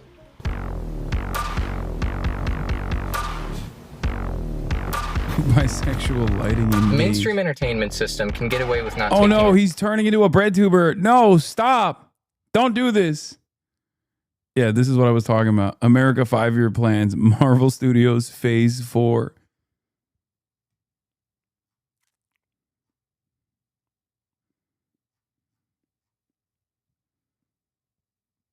You see the no Chongqing train station they're finishing up? It's some sci-fi shit, but I guess it's sci-fi. It's just sci because it's real because they actually give a fuck about their people's well-being. Yeah. You see the Klarna news? Okay, stop. Klarna losses widen as more users miss payments. 100 million now on platform. Oh, no. Oh, no. Oh, my God. Oh, fuck. Also, that guy, Megaphonics, you're so funny. Wait, was it? No, Megaphonics wasn't the one who linked that to me. Whoever linked that to me, that dude that you linked is a literal fucking Nazi, by the way. I'm pretty sure. I'm almost certain this guy is a straight up neo-Nazi. I get it. It's a good joke and it went viral, but such as Twitter, just so you guys know. The more you know, which I guess is like a recession indicator in and of itself, okay? A Great Depression indicator. No, not Christian Bale, chatter. What the fuck? No, this fucking account, the surf account.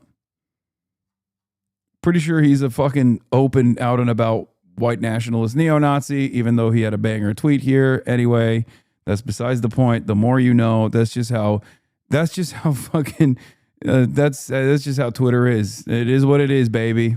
Risks by reusing their tried and true roster of proven talent, rebooting. Klarna is a loan application, an application that you can use when you are purchasing Uber Eats delivery or, small items.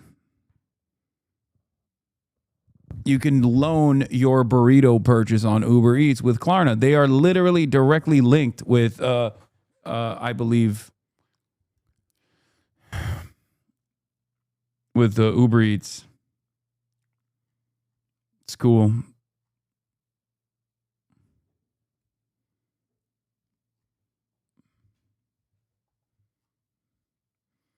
a franchise or making another sequel, or taking whatever's currently popular on the internet and consider that passing the first round of focus group testing. That's how we end up with the Rizzler on Jimmy Fallon. NBC said if this is what America wants, we'll give it to them. Bring him out on primetime for the masses. Jimmy Fallon is a transitionary figure in the media landscape who grew up in a different age of entertainment. He came up watching Bob Hope and Johnny Carson and is trying to carry on the format of their shows for a new audience and culture. The nature of fame and what a celebrity is has changed since the 70s. You think he would be famous for being the last guy to be on the moon. His name was Harrison Schmitt. He's not famous, but a girl with a giant ass is famous.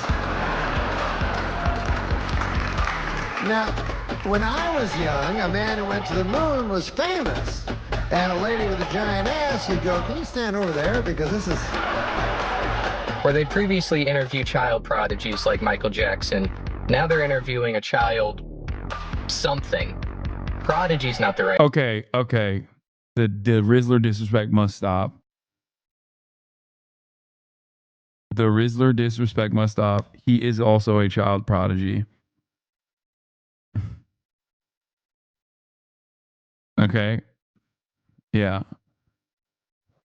Think about it. He is the perfect American boy. So rotund. So rotund. So perfectly shaped. It's just... That's what it is. That's all it is. He is the perfect... he is the perfect iPad kid in form. Right word. Comedian's not the right word. Brand? He's not sure what to do with him. Is he to be treated like an artist and we dive into his creative process? What is there to say? What's the story behind the... So basically one day I came home from school and I was like, Dad, I want to make a video. And I was like, this is how to do the Riz face, and then I just didn't. Late night has always been a secondary form of entertainment. Brilliant. Whether it be musicians... Fucking brilliant. Dude, come on. I give that 5 booms. Ah! or filmmakers, they would go on to promote their upcoming projects to a new audience, give a behind-the-scenes look to existing fans, or offer creative insights and inspiration to the people wanting to follow in their footsteps. As a talk show host, Fallon has spent 20 years humanizing titans of the industry and showing that despite their talent and influence, they're still just like us. What do we do when we already know that they're just like us? Neither the host nor the audience can pinpoint his exact talent, just that he has a gravitational pull of power. You laugh, but he has a decent shot at the presidency? Yeah, after he does a fucking right-wing heel turn and gets outed for doing crimes later in his life, he will have a wonderful career as the next president when he's 35. I don't know, do the math on when that would be. Power. You can see the fear of the unknown in Jimmy's eyes as he offers him treats to get in his good graces. The segment was more akin to when a wildlife expert would showcase exotic and deadly animals to the host. The Rizzler, lying in wait like the Black Mamba, ready to strike at the throat of late-night television. If entertainment gets to the point of superficiality, where it doesn't inspire any discussion or thoughts, there's no need for interviews or a variety show. We won't need to discuss the meaning or interpretations of art. The only meaning to the Costco guys is that there is no meaning. Can you imagine 100 years from now in anthropology class going, okay, so today we'll be dissecting Keemstar A-logging the Haktua altcoin pump and dump scam. None of those words are in the Bible. It's just a Mad Libs of mimetic trends. Like 20 years ago, Kurt Vonnegut was on The Daily Show speaking out against the Iraq War and promoting his new book. Now the Rizzler is mewing on Fallon, reviewing slop from the Costco food court. Okay, to be fair, imagine if the Rizzler came out and was like, America is the nation of Satan, and its unholy allegiance with Israel has caused far too much destabilization and is bringing about the rule-based international order that America had designed, showing that it is nothing but a fraudulent, self-serving set of standards that we use against our enemies, who happen to be those with natural resources that we seek to exploit. Imagine if the Rizzler says some shit like that and then Jimmy Fallon just dies. He has an aneurysm on the spot and fucking dies.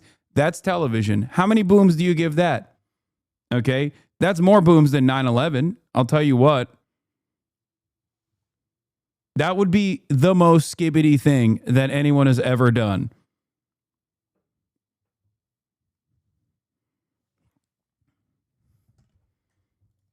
We work with what we have, and if these are our new public intellectuals, I expect them to rise to the occasion. I am formally calling on the Rizzler to weigh in on the ICJ arrest warrant for Benjamin Netanyahu. Is there any validity to international law, or is it just to impose Western hegemony on third world nations?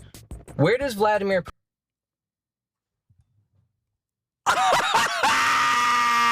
Hive mind! Hive mind! Hive mind! Okay, that's brilliant. That's how you know. That's why this. Oh, come on! Come on! Oh! Okay, that makes me happy. That's fucking awesome. That is cinema. Respect. Also, it's the ICC that are issued an arrest warrant, but it's okay. It's not the ICJ. ICJ is state versus state. ICC is the International Criminal Court, but I'm not gonna give you any notes on that. But that was very good. It was very good. It's like reading a post that 100% agrees with you. Yeah, it feels good. What do you mean? Also, even Kurt Vonnegut himself said that all the artists' stance against the Vietnam War amounted to nothing. What did he say? He said it was like it was akin to fucking what, like a water droplet on top of a ladder or something.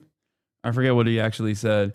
So can we even say if he has more impact than the Rizzler? Exactly. The Rizzler, if he said that, it would be more than a custard pie being dropped from the top of a ladder.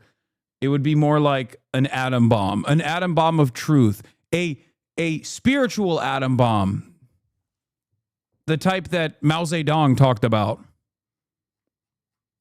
Many booms, not just 5, but many, many booms. The Riz nuke, the truth nuke coming from the Rizzler. Putin's use of intercontinental ballistic missiles right on the boom meter. If these children don't know where they stand on the regime change of Assad, how can we in good conscience continue to call this fraud big justice? I can feel myself getting dumber. If I watch an entire movie without looking at my phone, I feel like a chess prodigy. It doesn't even have to be something deep. I could have my phone charging in the other room while I watch Fast and Furious. I walk around the rest of the day like I just read Finnegan's Wake. Yes, you see, Dom's love for Corona is symbolic to his allegiance to his family. Family's not solely bound by blood relation. It could be found in the eyes of a perfect stranger, the same way Corona implores you to find your own beach. Conversely, the NOS represents, is the trend going to continue? Are people going to be impressed if you watch a whole TikTok in 20 years? Like, brother, I do not have the attention span for a whole 60 seconds. I just hit my fent pump and electrocute myself to orgasm. I just found it's the most streamlined delivery system of dopamine between my second and third jobs. The people that don't have the opium zappers will be pretentious like the kids in school didn't have a TV growing up. I don't want to spend the night at Joey's house. Their family are freaks. They didn't let him get the Neuralink prostate pack. Their dad's religious and doesn't believe in fun, I guess. They just hit vapes and watch Minecraft streamers all day. They're like Amish or something. They're fucking weirdos. As the medium of media changes, it also changes us. A 2021 Harvard study reported a surge in Tourette's-like symptoms of adolescents using TikTok. The repetitive trending audios became default responses. Very demure, very mindful. Having a conversation with an 11-year-old feels like playing Cards Against Humanity. They just have this deck of shoddy blood, like, that's good. Fire. It's Riz right there. That light skin Riz. Mad lit on God, no cap. People are also self-censoring in real life to abide by social media platforms' terms of service. To get around content moderation when talking about subjects like rape or suicide, creators will use terms like unalive or essay instead.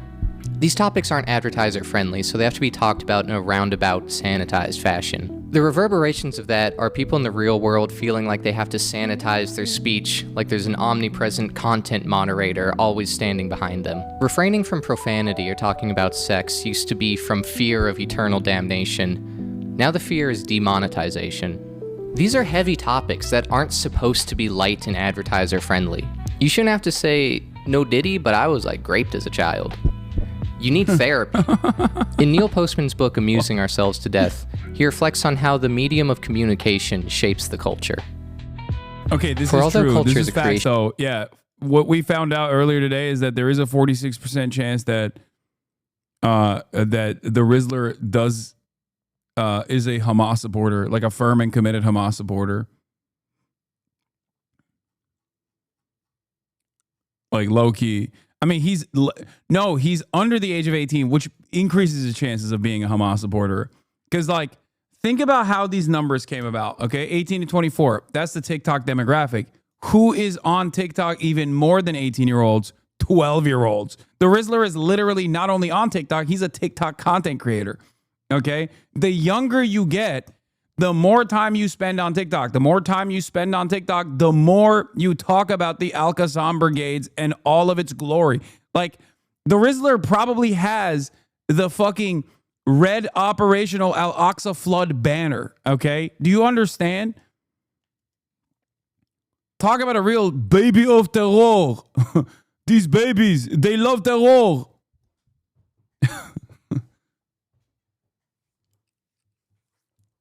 Extrapolating this trend linearly, this means a 2-month-old is 99% likely to support Hamas. Yes, that's my point. Exactly.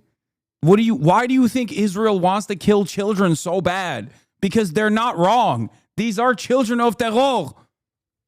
The younger you are, the more likely you are on TikTok. The more likely that you are on TikTok, the more likely you support Hamas unconditionally. What do you guys think? You cracked the code, dude. That's it.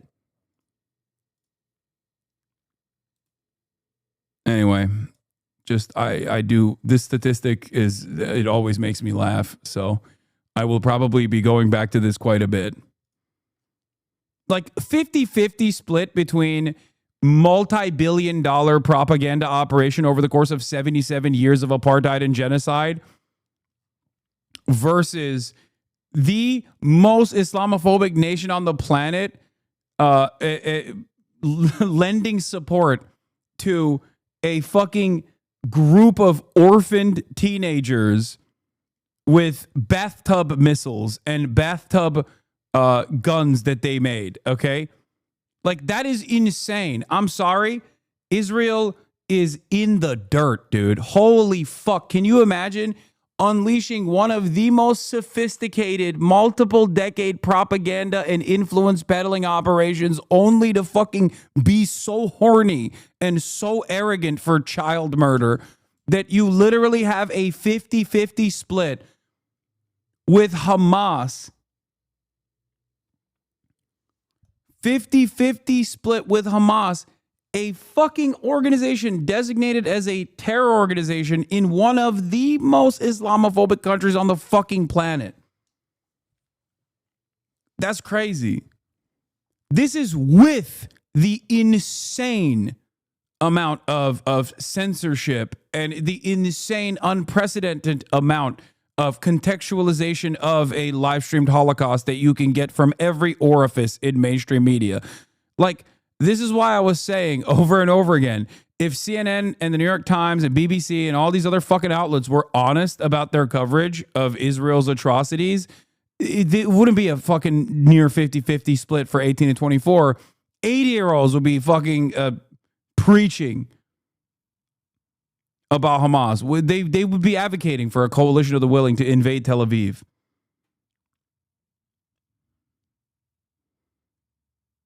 '16 NBA Finals all over again. Curry blew a 3-1 lead to Braun. Lego, it might be La Hamas.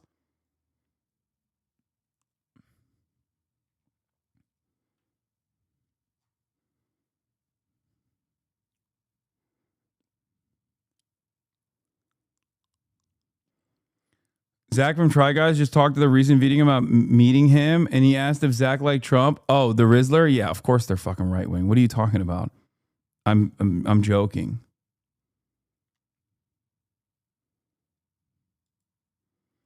What is this? My 5th grade daughter is reading at a 10th grade level and at the top of the honor roll in math and English. You seem angry. Cross Harvard off the list of schools for my kids. I don't think that's something you had to worry about anyway, champ. Doesn't sound appropriate, but it's probably a lie. Excuse me, sir. My name is The Real Truther. Obviously, I don't tell lies.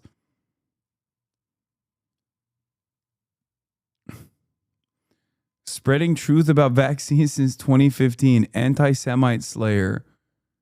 Listen to past spaces under highlights. Wait. This guy is an anti-vaxxer who also attacks anti-Semites? That makes no sense. Like, is he just like half the time shitting on... Wait, wait, why do I follow him? What the fuck? What the fuck was this account in the past that it became this? Because look at all the other accounts that follow him. This must have been oh my God. This must have been a fucking account that was like, no, not bot followers. No. This was probably like, if you scroll back hard enough, you'll find like the truth. He probably was like normal and then lost his fucking mind.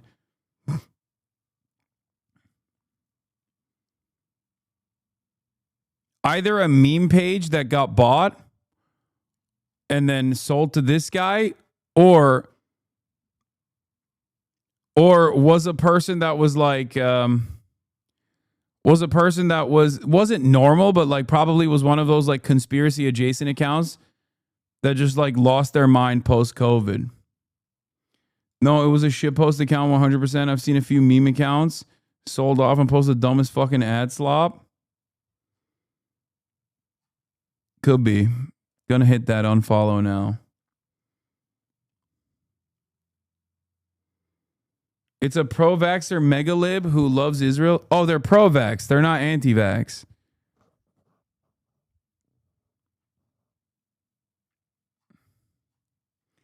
Oh, when someone says spreading the truth about vaccines. Oh, fighting science misinformation. Oh, it is pro-vax. Okay, that makes sense. Okay. That makes sense. All right. Fuck. I probably followed them because they were fighting anti-vax losers. Never mind.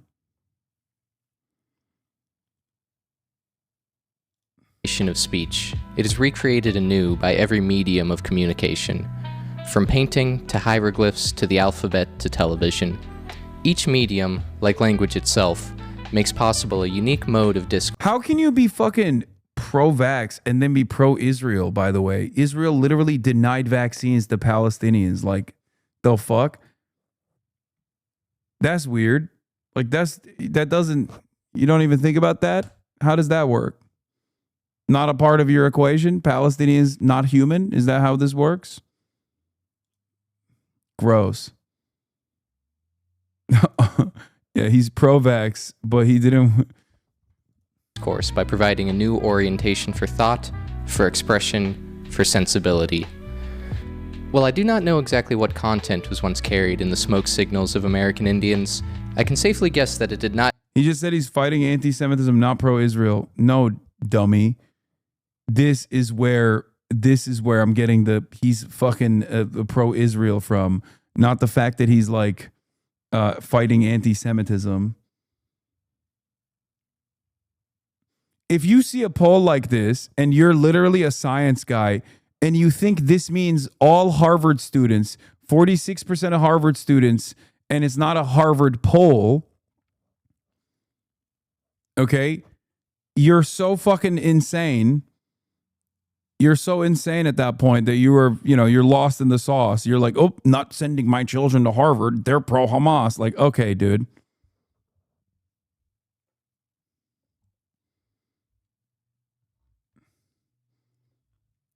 Like, the very fact that you can't even demonstrate basic competence and realize that this poll is conducted in a way this poll is conducted in a way where it's supposed to be Israel versus Palestine, but because that would be unfavorable to Israel supporters, because it would be like 90% pro-Palestine, okay, that they do Israel versus Hamas, and those numbers keep fucking growing for Hamas month over month, and this person doesn't understand why. That is happening, you know? The person they replied to seemingly has you blocked. All their interactions are grayed out for you. This person?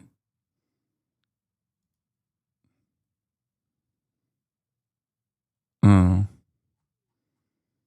I guess they do.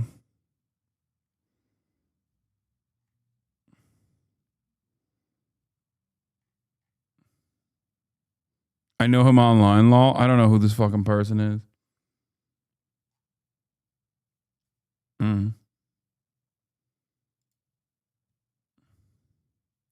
Let's go back to the video, please. Include philosophical argument. Puffs of smoke are insufficiently complex to express ideas on the nature of existence. And even if they were not, a Cherokee philosopher would run short of either wood or blankets long before he reached his second axiom. October 27, 2024. The Twitch has become a hotbed for extremism. Deeply disturbing. Okay, dude. Why do you still follow me then, big dog? You cannot use smoke to do philosophy. Its form excludes the content. Twitter in some respects has ruined our relationship with other human beings and has infected media and politics. The format of Twitter rewards certain styles of communication and either consciously or unconsciously has changed the way that we speak to each other. Features such as the 140 character limit strips words of their context and forces people to oversimplify complex subjects. This lends itself to sensational and divisive statements that embolden the people that agree with you and alienate those in the outgroup. The block button would eliminate naysayers from your feed and curate communities of echo chambers. The quote tweet feature, or the look at this dumbass button, would be the driving force of cancel culture. You could take people's sensational and out-of-context tweets to poach their audience for max visibility and signal to your own tribe that you're not this dumbass, two-dimensional character that you're sacrificing upon the altar. Did you read the recent news article with quotes from Hamas? You told me to support them, but they just stated they did October 7th to destabilize the Middle East, not anything to do with Israel. Why you gaslight me?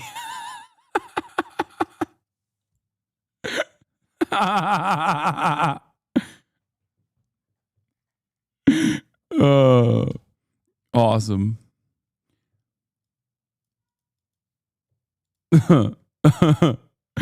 Seems like Hamas's intentions were to disabilize.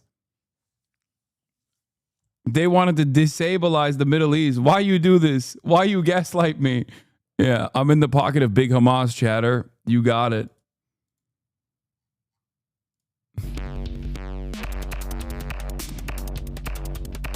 This communication style spilled over the containment walls of Twitter and affected how we talk to each other in all facets of our life. Movies and television had characters not speaking to each other, but creating caricatures of the archetypes they see online and dunking on them with quips spoken to the audience beyond the fourth wall. Hollywood started to lose touch with the consensus of the American people and existed in bubbles of wealthy socialites. People started to tap out, finding no commonalities with the people that used to bring them joy through their work. They sought out alternative forms of entertainment. There was a huge boom in online independent content creators. The political horseshoe theory states that as you move further into the extremes of an ideology, the two wings start to take on more similarities than differences. On one side, we have Mao Zedong. Ooh, look at her go. Look at her go. Oh, she wants it. And on the other side, we have Adolf Hitler. The most radical of each party both take on ultranationalism and authoritarian mechanisms of control and come to the ultimate conclusion that we're just gonna kill them. Take the topic of abortion, for example. In the center, you have no strong feelings one way or the other. You just don't want to make people upset at dinner parties. If you go down a little bit in the right wing, abortion is a tragedy, but there still needs to be access for certain circumstances, such as rape or incest. If you go down even further, there's no exceptions whatsoever. Every abortion is a murder, and there should be no access. But if you go far enough right, they actually end up becoming pro-choice again, depending on the race of the baby. Similar to the political horseshoe, content exists on a horseshoe of attention. Let's replace the variables to illustrate this phenomenon. We'll replace the desire for change axis with views. And we're going to swap out the left-right political axis with cringe to awe-inspiring. The center, just like in politics, is boring. The political horseshoe theory is ridiculous. That's disappointing from a Hasanabi head. I think it was a joke. I mean, it's not good, it's not bad, it's just fine. They're mediocre. There's no one you want to send it to. It's just something that you'll see and scroll past.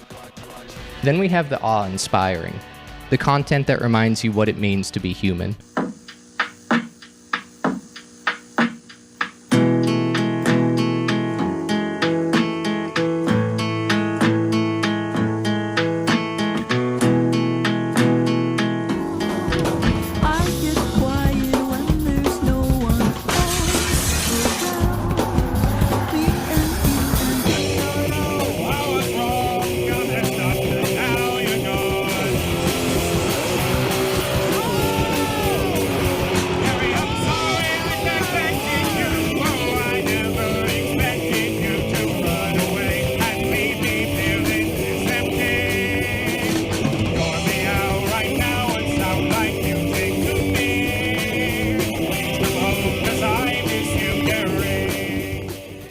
You're exposed to levels of talent and dedication that show you why these people were put on Earth. They give you hope for the future and passion for the present. Then on the other end of the spectrum, we have the embodiment of cringe. I want to be the next SNL cast member. And here's why I should be a contender. That guy was awesome. Merry Christmas, y'all. Day 419 of spraying dog medicine on my hands. That guy's also awesome.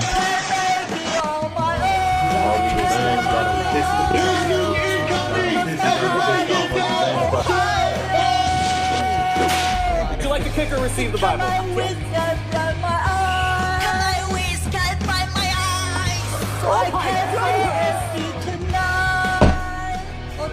The lolcows, the schizos, the rage bait, the dumbest guy from your high school's Gary V inspired hustlecore podcast, portals into unimaginable hell, despair stranger than fiction. The awesome and the cringe are more similar than they are different. There's a magnetism to them. You can't look away, either because it's like a car accident or it's so beautiful it transcends into angelic. You just have to share it with everyone you know.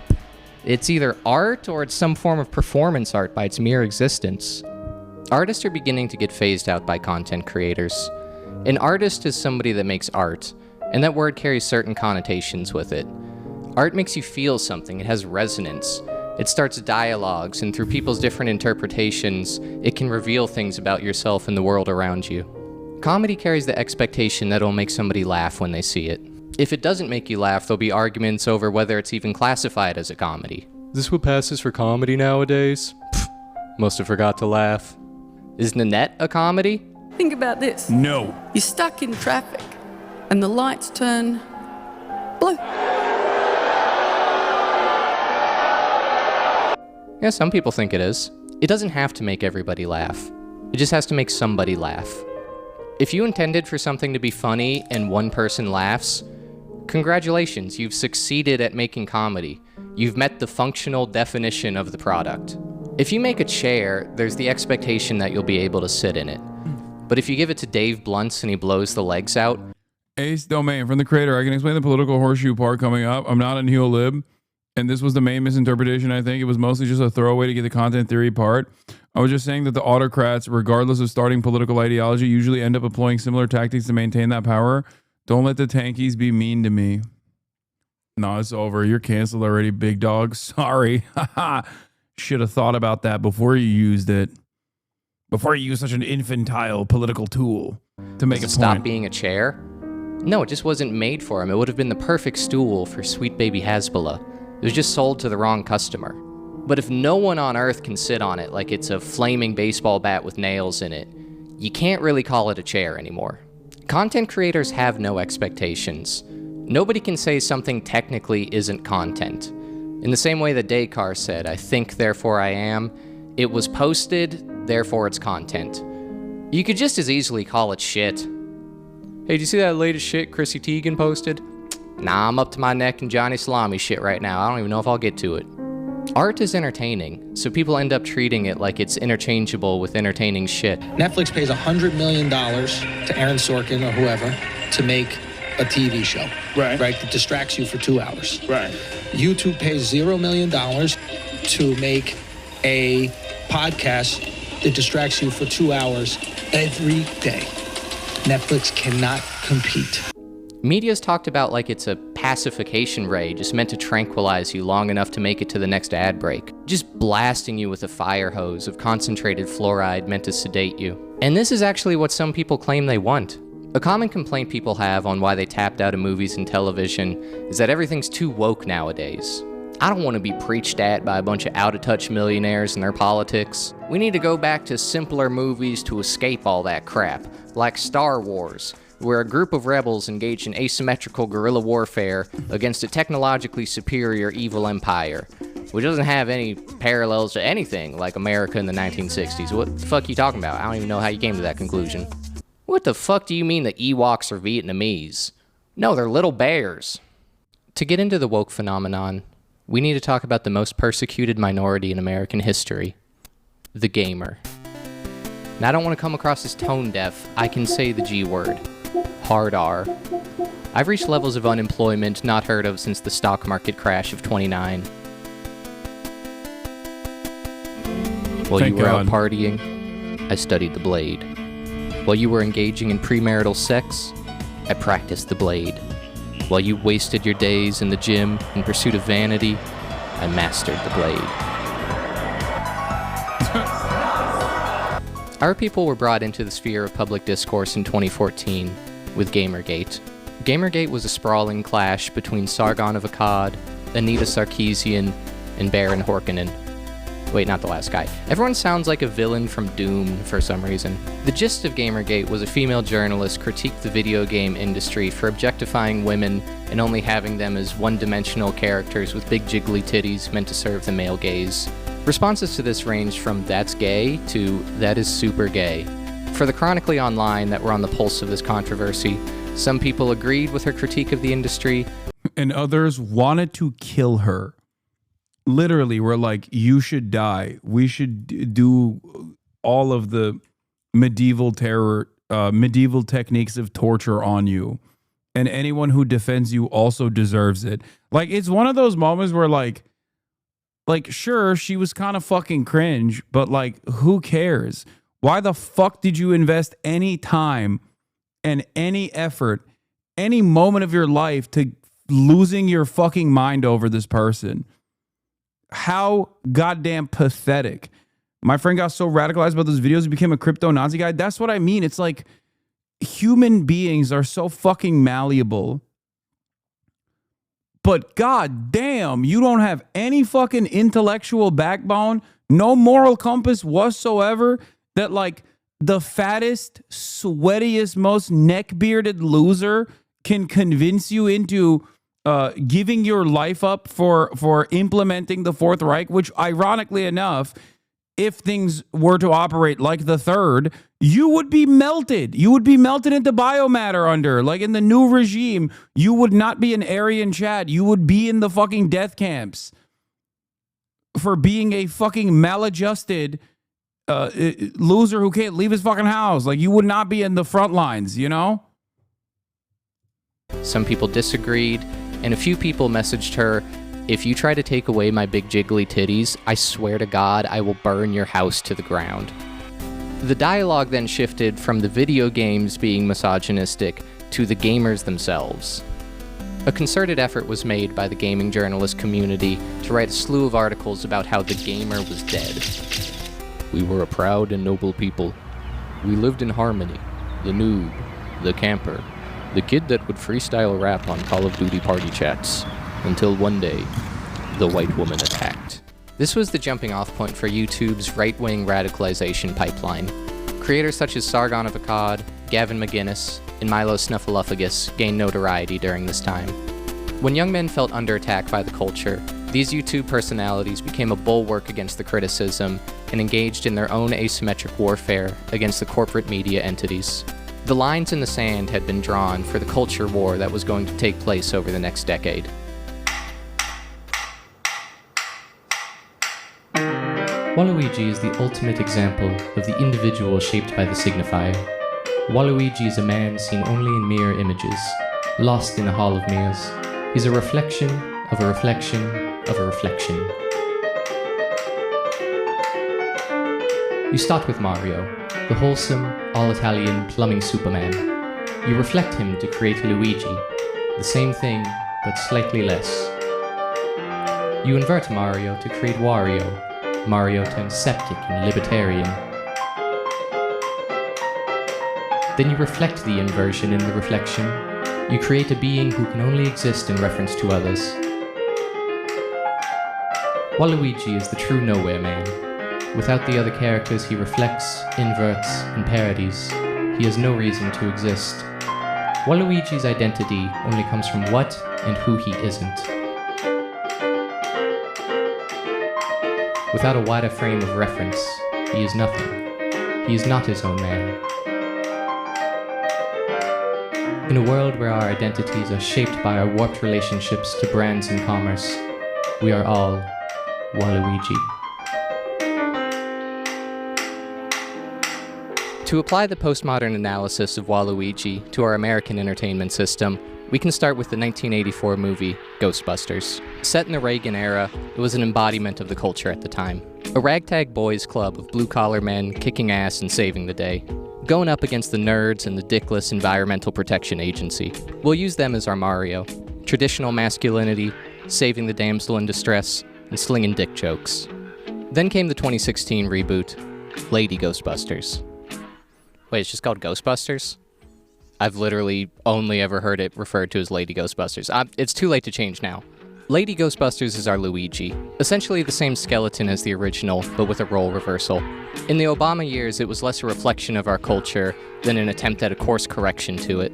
It didn't seem to have a problem with bosses sexually harassing their secretaries, but it posed the question, why can't a girl boss sexually harass her male secretaries? Chris Hemsworth played the himbo hunk with a room temperature IQ that the Lady Ghostbusters salivated over. Now's your moment. Pull it out.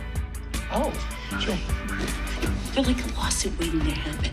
The movie was released in the summer of 2016, when all of Hollywood thought Hillary Clinton would be a lock for the presidency. In all of the battles that were fought and lost, where I think every belligerent lost, I feel like I dodged all of these culture war bullets. Like, even when the Ghostbusters, Lady Ghostbusters shit was happening, I was like who cares? I didn't watch it. You know what I mean? When Gamergate was happening, I was like, I play video games. I don't understand why these people are so obsessed with titties in video games. Like, why? Why do you make a big deal? Like, the content itself, and this is what's happening with Gamergate 2 now, is that the content is not about the games or playing it or consuming it or even like having any sort of serious critique about the commodification of art and how capitalism has destroyed even the space of gaming, even though there's still a lot of incredible games that come out year over year, and games are, some might even say, better than ever before. But like, it's more so about the outrage. Like, these guys that cry about the games that come out, they actually want shitty games to come out so they can complain. They need something. They need a villain. Like, they don't care about the games at all. I don't think they actually consume any games at all. Like, they rarely ever play video games. They are not in it for good video games. Like, their direction, what they want out of the gaming industry is not even necessarily like a clear-cut, well-defined agenda. Like, oh, all characters have to be like sexy, whether they're men or women. Like, men have to have strong dicks and women have to have strong titties. Like that's not even what they really want. And that's precisely the reason why there's always outrage directed towards games that are fucking bangers. Like Kingdom Come Deliverance 2 is a great example of this. These outrage merchants freaked the fuck out about Kingdom Come Deliverance 2.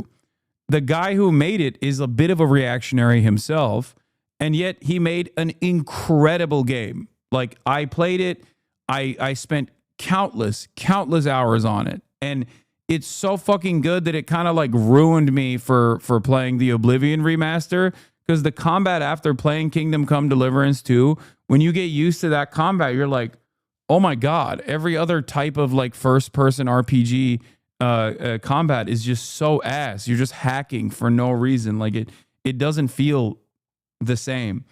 And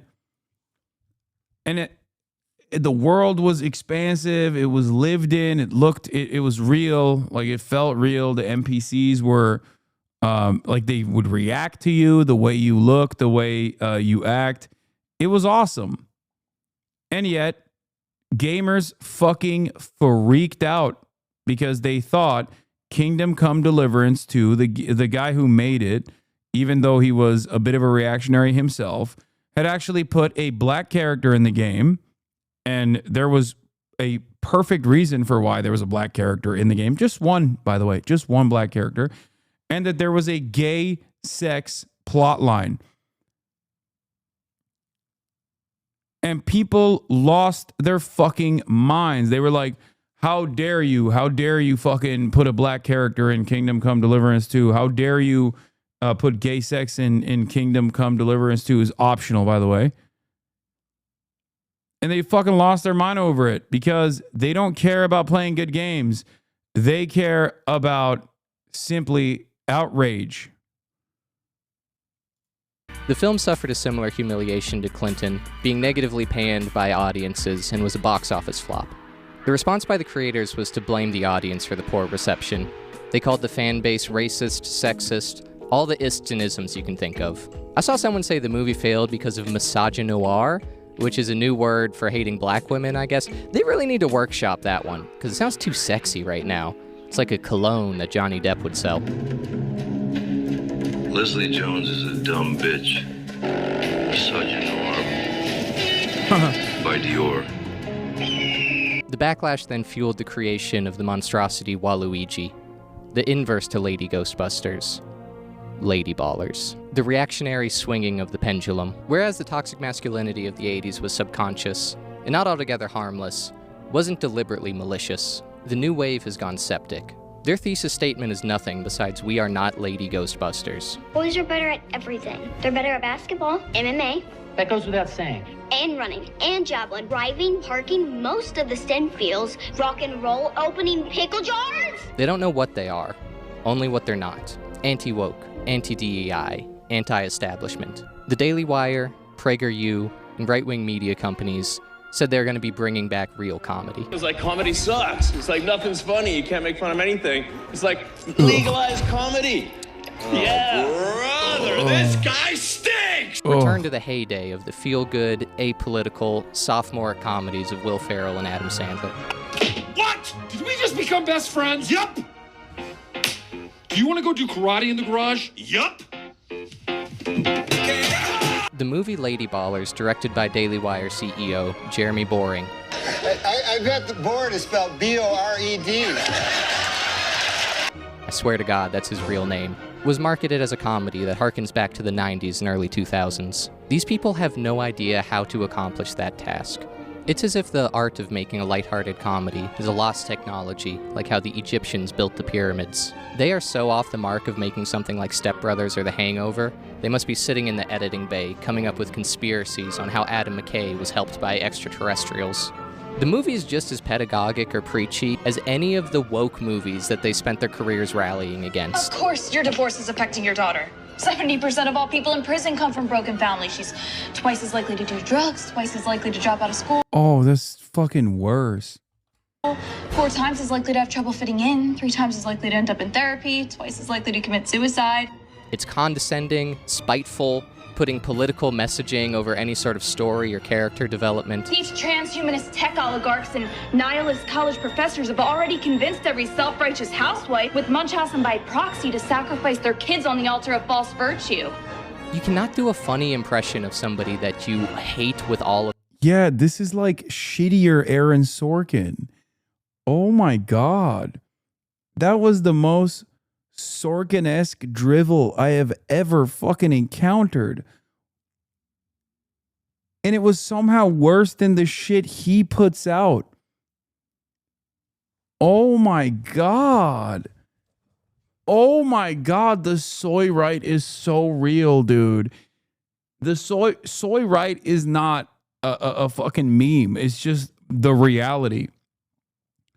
For years and years, it turns out the right were just jealous that what they perceived as like liberal monoculture was so dominant in media. They just wanted to be, they're just as soy. They just wanted to make movies. Like that's all this was. An arts program could have fixed half of the fucking reactionary movement.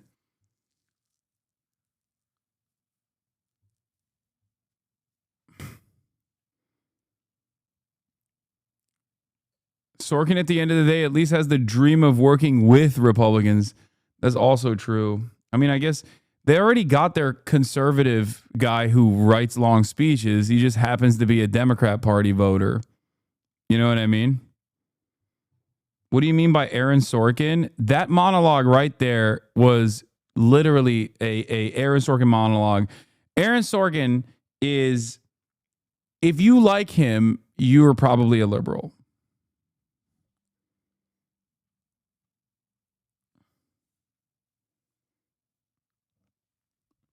You like long, drawn-out, idealistic monologues about how we can find a reasonable middle ground and that America truly is a great country. It's just we haven't been able to unleash our potential. Of your being. You just did that entire story to what? To make a name for myself? To get clicks? To gain power? What part of I'm a journalist do you not understand? I'll cancel you. The characters in Lady Ballers despise each other to the level of your parents arguing. West Wing walks so Veep could run. How could you fucking compare? How could you fucking compare two entirely separate types of art? West Wing is dog shit. It's idealistic liberal nonsense. Veep is a documentary. West Wing bricked an entire generation's brain, okay? West Wing is responsible for the modern Democratic Party more than... Aaron Sorkin almost single-handedly is responsible for all of the failures of the modern Democratic Party. If you could pinpoint one type of... Like one... If you were to... Albeit reductive, but if you were to like figure out one person that is perhaps most responsible for third-way neoliberalism and its prominence in mainstream culture, and it's like unlimited defense from random fucking onlookers, Aaron Sorkin is the guy, and West Wing is the method. 5 years, time to unfollow. Grew up on West Wing, disagree wholeheartedly. There's nothing wrong with liking idealism as long as it's entertainment and you understand the real world. Leave my liberal king alone. Sorkin does not deserve that. Oh my God. Veep, on the other hand, Armando Iannucci is like the opposite of Sorkin. Sure, some of his later works are not the best, but Armando Iannucci is a far more competent writer and far funnier and has an infinitely better understanding of the world of politics and just the world in general than Aaron Sorkin ever could. They are on the diametrical opposites of being of doing work that is rooted within materialism.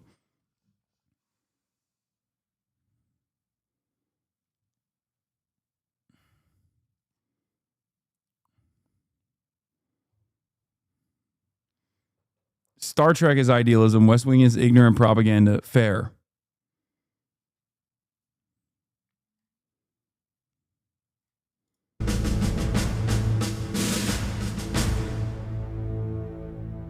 But the only thing you have to do to make me and your mom happy is come home at the end of the day. The only thing you ever had to do to make me happy was come home at the end of the day. I'm not gonna like you, am I? Don't be ridiculous. Everybody likes me. I'm not gonna like you very much, am I? Oh, don't be ridiculous, Dana. Everybody likes me. But at the moment, I could buy Mount Auburn Street, take the Phoenix Club, and turn it into my ping pong room. I could buy his house 4 times and turn it into my ping pong room. Answer them, don't answer them. It's entirely up to you. The West Wing is like 8 seasons of Reddit comments. Oh, that's so good. No, I don't want to play the iconic monologue. If I play this monologue, half of chat is going to turn around and say he's actually dope. If I play this monologue, the newsroom monologue, half of this chat is going to turn around and be like, he's actually sick. And I don't want to do that. I don't want to disappoint myself. And I don't want to disappoint everyone in this community. I don't want to be disappointed in my community. I don't want to awaken the nascent liberal inside of everyone. Okay. Inside of you are 2 wolves. Both of them are gay. One is a gay liberal. The other is a gay communist. With each other at the Cheesecake Factory the night before their divorce. You never listen to me. You never listen to me. Oh, is that what I sound like? Oh, well, who am I? Duh, I lost our kids' college money sending Amazon gift cards to an Indian man pretending to be my girlfriend. Duh, I'm retarded. It's like, yeah, I mean, those are impressions, but I don't think that their child sitting on the other side of the table is going to find it very funny. Here's what the funniest comedian of all time said about making jokes about groups of people. You need to tell a black joke like you're talking to your black friends. You got to tell jokes about women like you're talking to your sisters. You got to tell jokes about white people like you're talking to your white friend. This movie wasn't made to be enjoyed by women or Democrats or gay people. It was made as a spite project to pander to an in-group. And my problem with it isn't that it's conservative, it's because it sucks ass. There's plenty of great movies that are made by conservatives and are conservative in nature. Clint Eastwood's Gran Torino, Mel Gibson's Apocalypto, the first Incredibles, arguably, or any of the Vince Vaughn movies from the early 2000s. The difference was they used to have a humanity to them. Vince Vaughn would be the sarcastic, everyman protagonist trading blows with the beta male liberal. But at the end, there was some sort of commonality where they're like, all right, you're an annoying pussy, but I'm kind of a stupid asshole.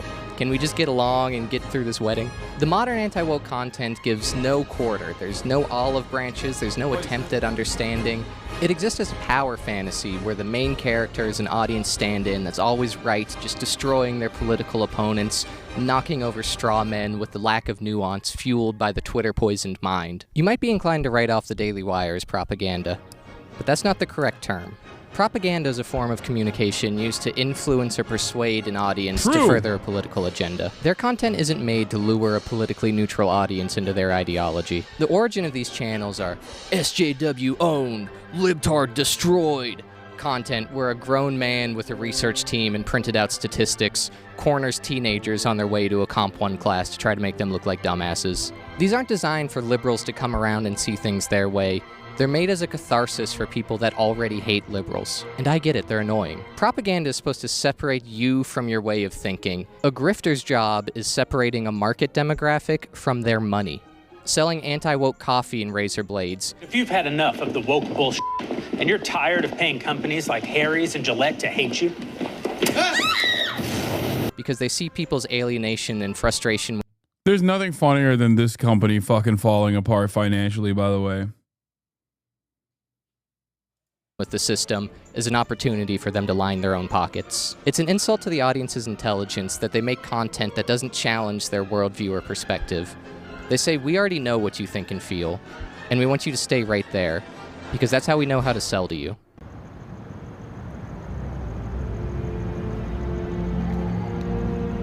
So is that it?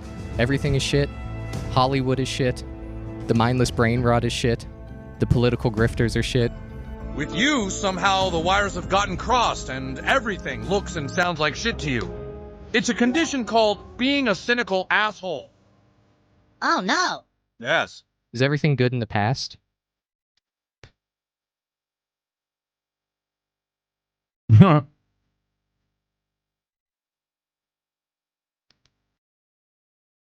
sculpture is a Chinese woman, you dork-ass losers. Of course not. There's still great art being made every day. It's just going to be harder to find now. The algorithms are designed so the content that rises to the top is often mindless clickbait, engagement farming, or people exploiting your anger and disenfranchisement. Great art is still being created, probably now more than ever, but you're going to have to pan for it like okay, gold. bro. He put Mickey 17 in there. That's crazy.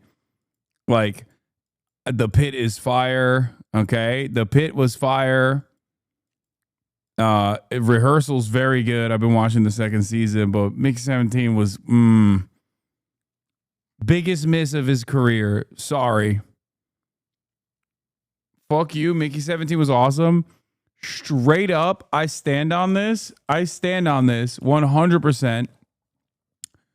Mickey 17 is you are objectively wrong. For Bong Joon-ho, I'm butchering his name. Mickey 17 is literally his worst movie. It's a 7 out of 10 or 6.5 out of 10.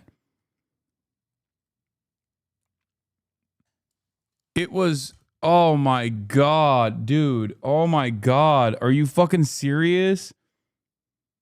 Are you serious? It was for a world where Kamala Harris won the election. It was just, dude, come on, dude. You got Parasite and you're comparing it to like Mickey 17. No, listen. The premise is great. I know it's like off of an original work. And it's supposed to be, what's your critique? It was a waste. It was a fucking waste, okay? It was a waste. First of all, Mark Ruffalo and his character was so fucking ass, dude. He was so ass. Like, he is such a fantastic actor.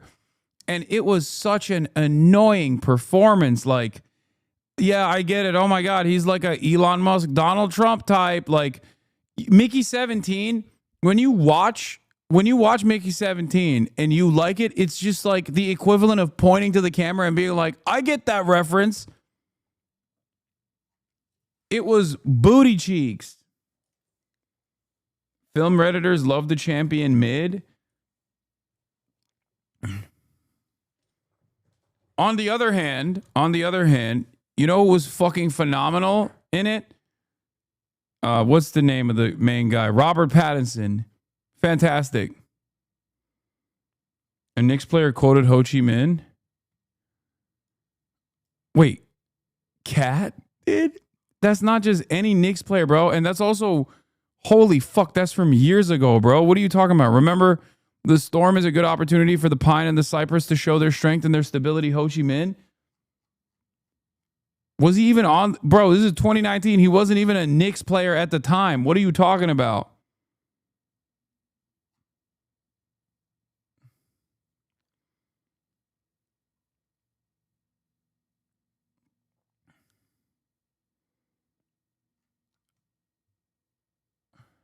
That's sick, though.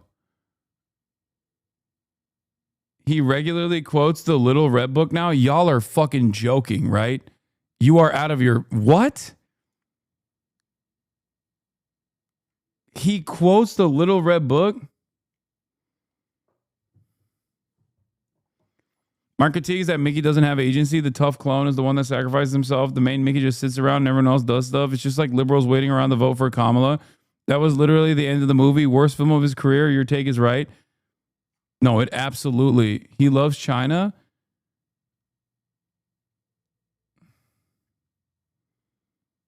You know, it was filmed years ago, right? I don't care when it was filmed. I'm just saying that, like... I'm just saying... Oh, we're all over the place. God damn it. I'm fucking the flying off the wheels here. This goddamn stream is falling apart.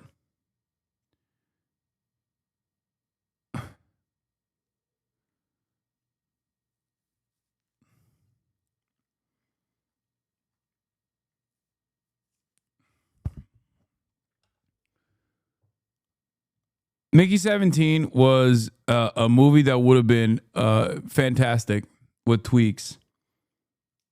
And I feel like it just... it just missed. It missed the mark. It was watchable, but it's not rewatchable at all. It's just not very good. I say this as someone who absolutely loves space exploration, space colonization, and dystopian sci-fi futures. I love all of those concepts together, and I love Bong Joon-ho as well. It is fucking 6.5 out of 10, which is higher than I think it deserves. Like all of those concepts, and it still fell so fucking flat. It was shocking.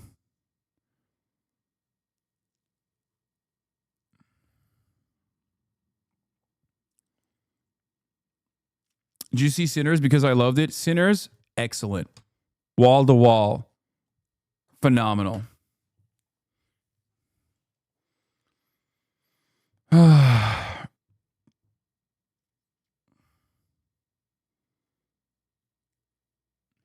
Like there were so many interesting concepts about cloning, the lack of care for undesirables, debt traps, and what people do and what people do to escape. Like what people do to escape the financial circumstances that they were forced into. Like all of that stuff is great. Like leaning into that shit would have been so much better.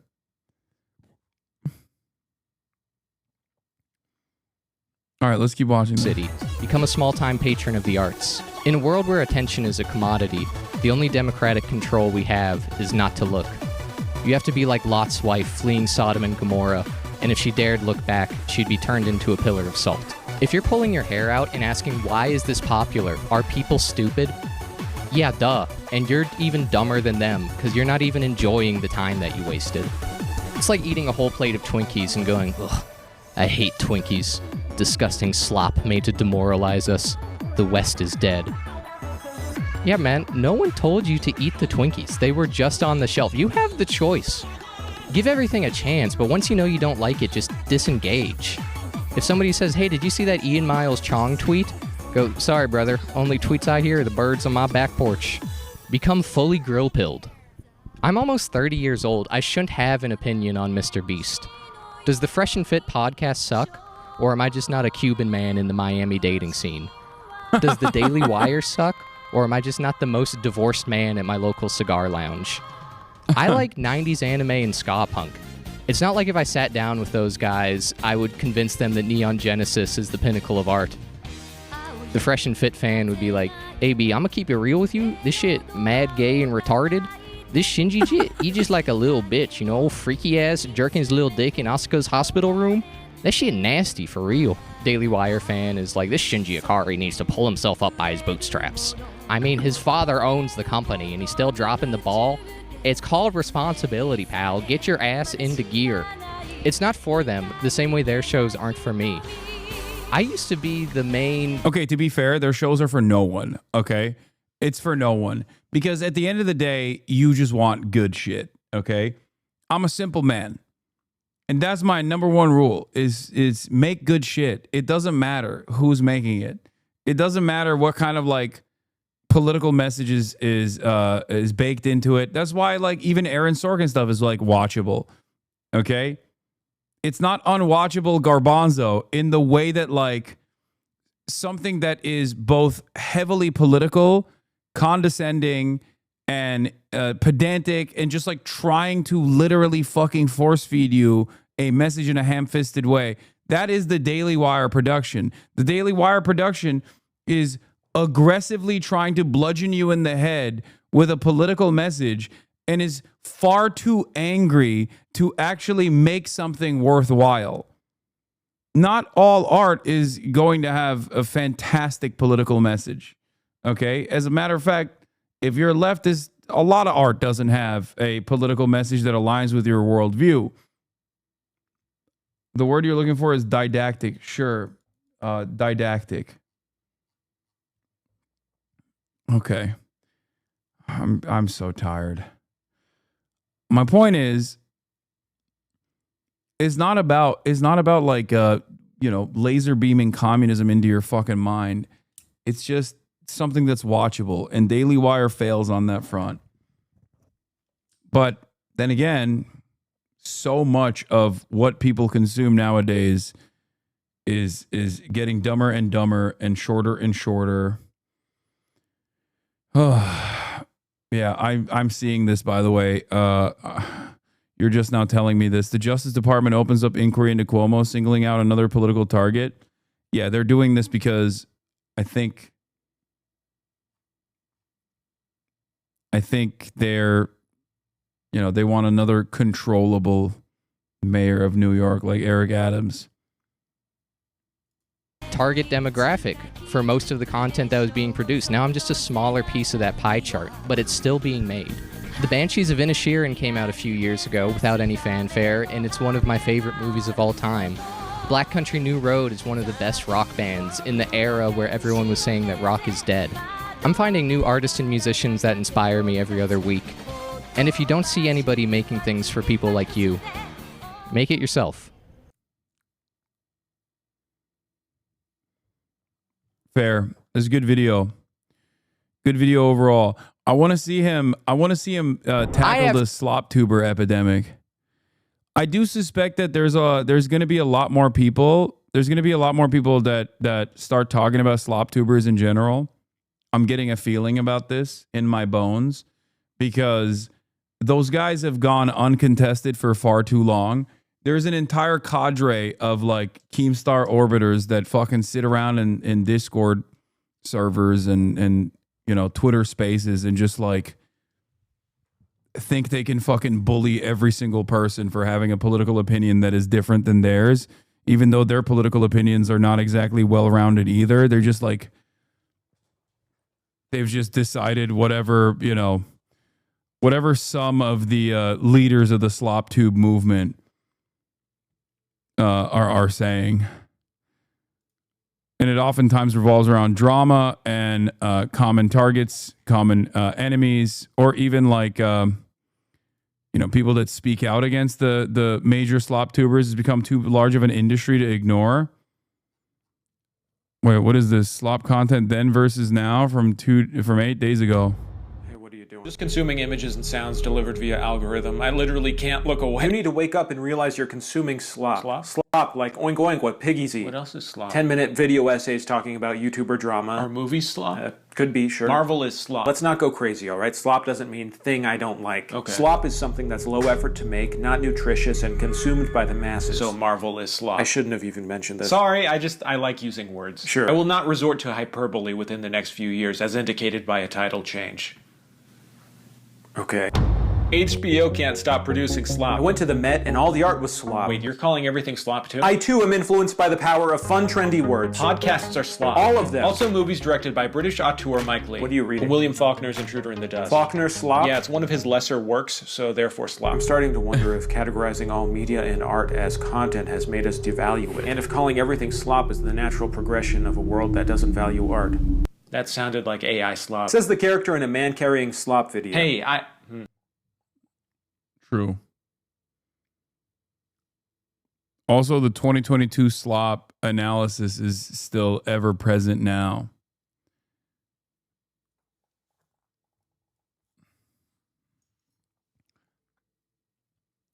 Libs are starting to say the slop is content I don't like. What?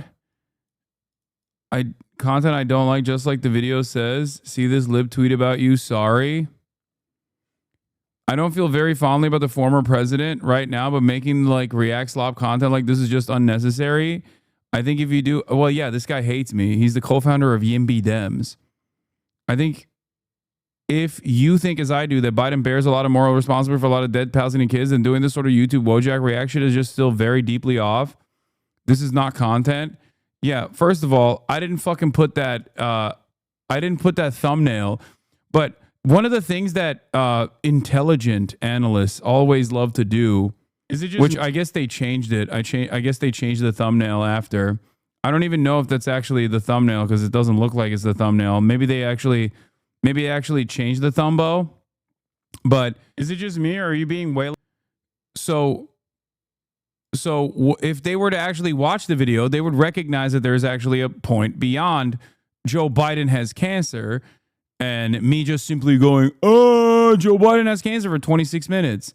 But of course, these guys never do that because they can't even fucking get themselves to watch a fucking, you know, they can't even get themselves to watch like a 10-minute fucking YouTube video, let alone a 26-minute one to try to see what the point I'm making is. I'm sorry that the article title on YouTube is not mainstream media is defending Joe Biden's genocidal legacy.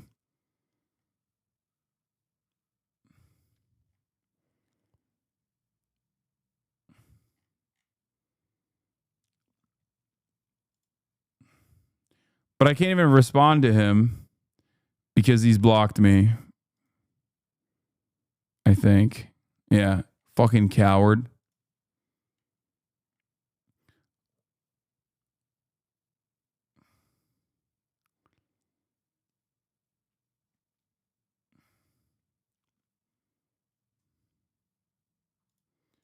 Sorry, what is this? What is happening? Good faith argument? Yeah. Why don't you tweet at them? Keep this drama going. I can't tweet at them. They've blocked me. Time to counter screenshot. I don't really care about fucking Armand Dowalewski's take on my YouTube thumbnail.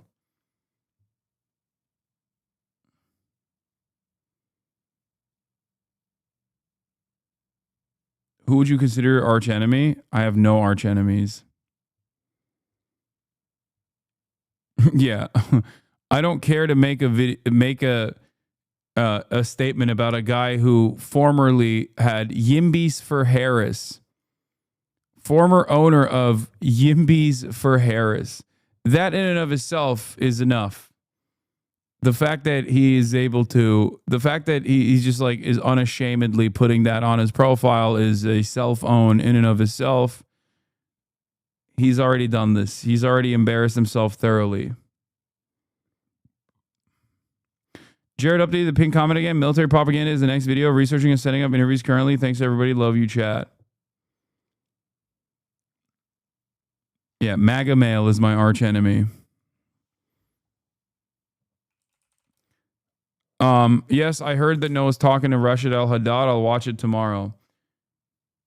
Another Yimby with smoke. What is this? I'm begging the left to touch grass. Yeah, dude. Famously, this wasn't a very... First of all, this is a joke. I know it's hard for people to comprehend. But secondly, yeah, I wonder if like the overwhelming majority of Americans also thought that the Democratic Party was running really old people, including Joe Biden himself, despite the fact that he was very obviously old and decrepit. Much to think. No lessons learned there.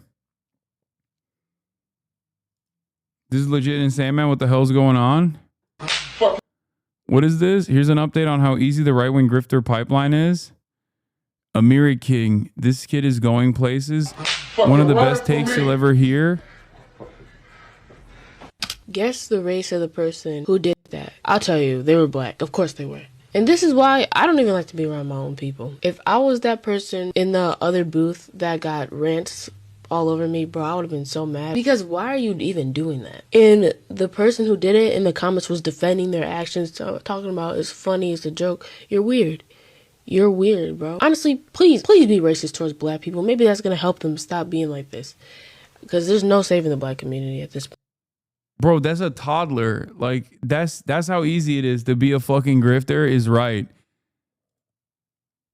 Bro was born during prime Fortnite.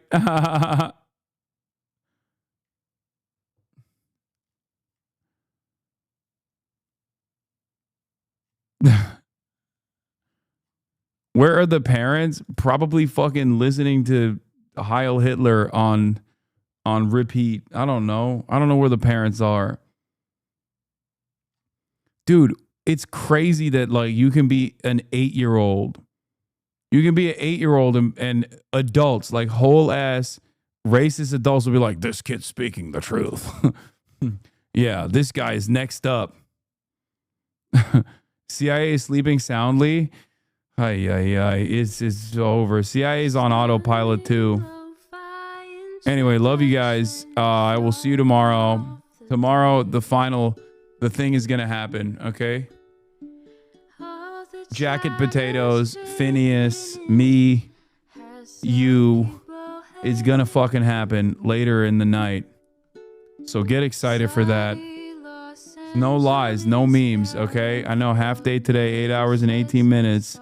Love you guys. See you tomorrow. Peace. Bye-bye.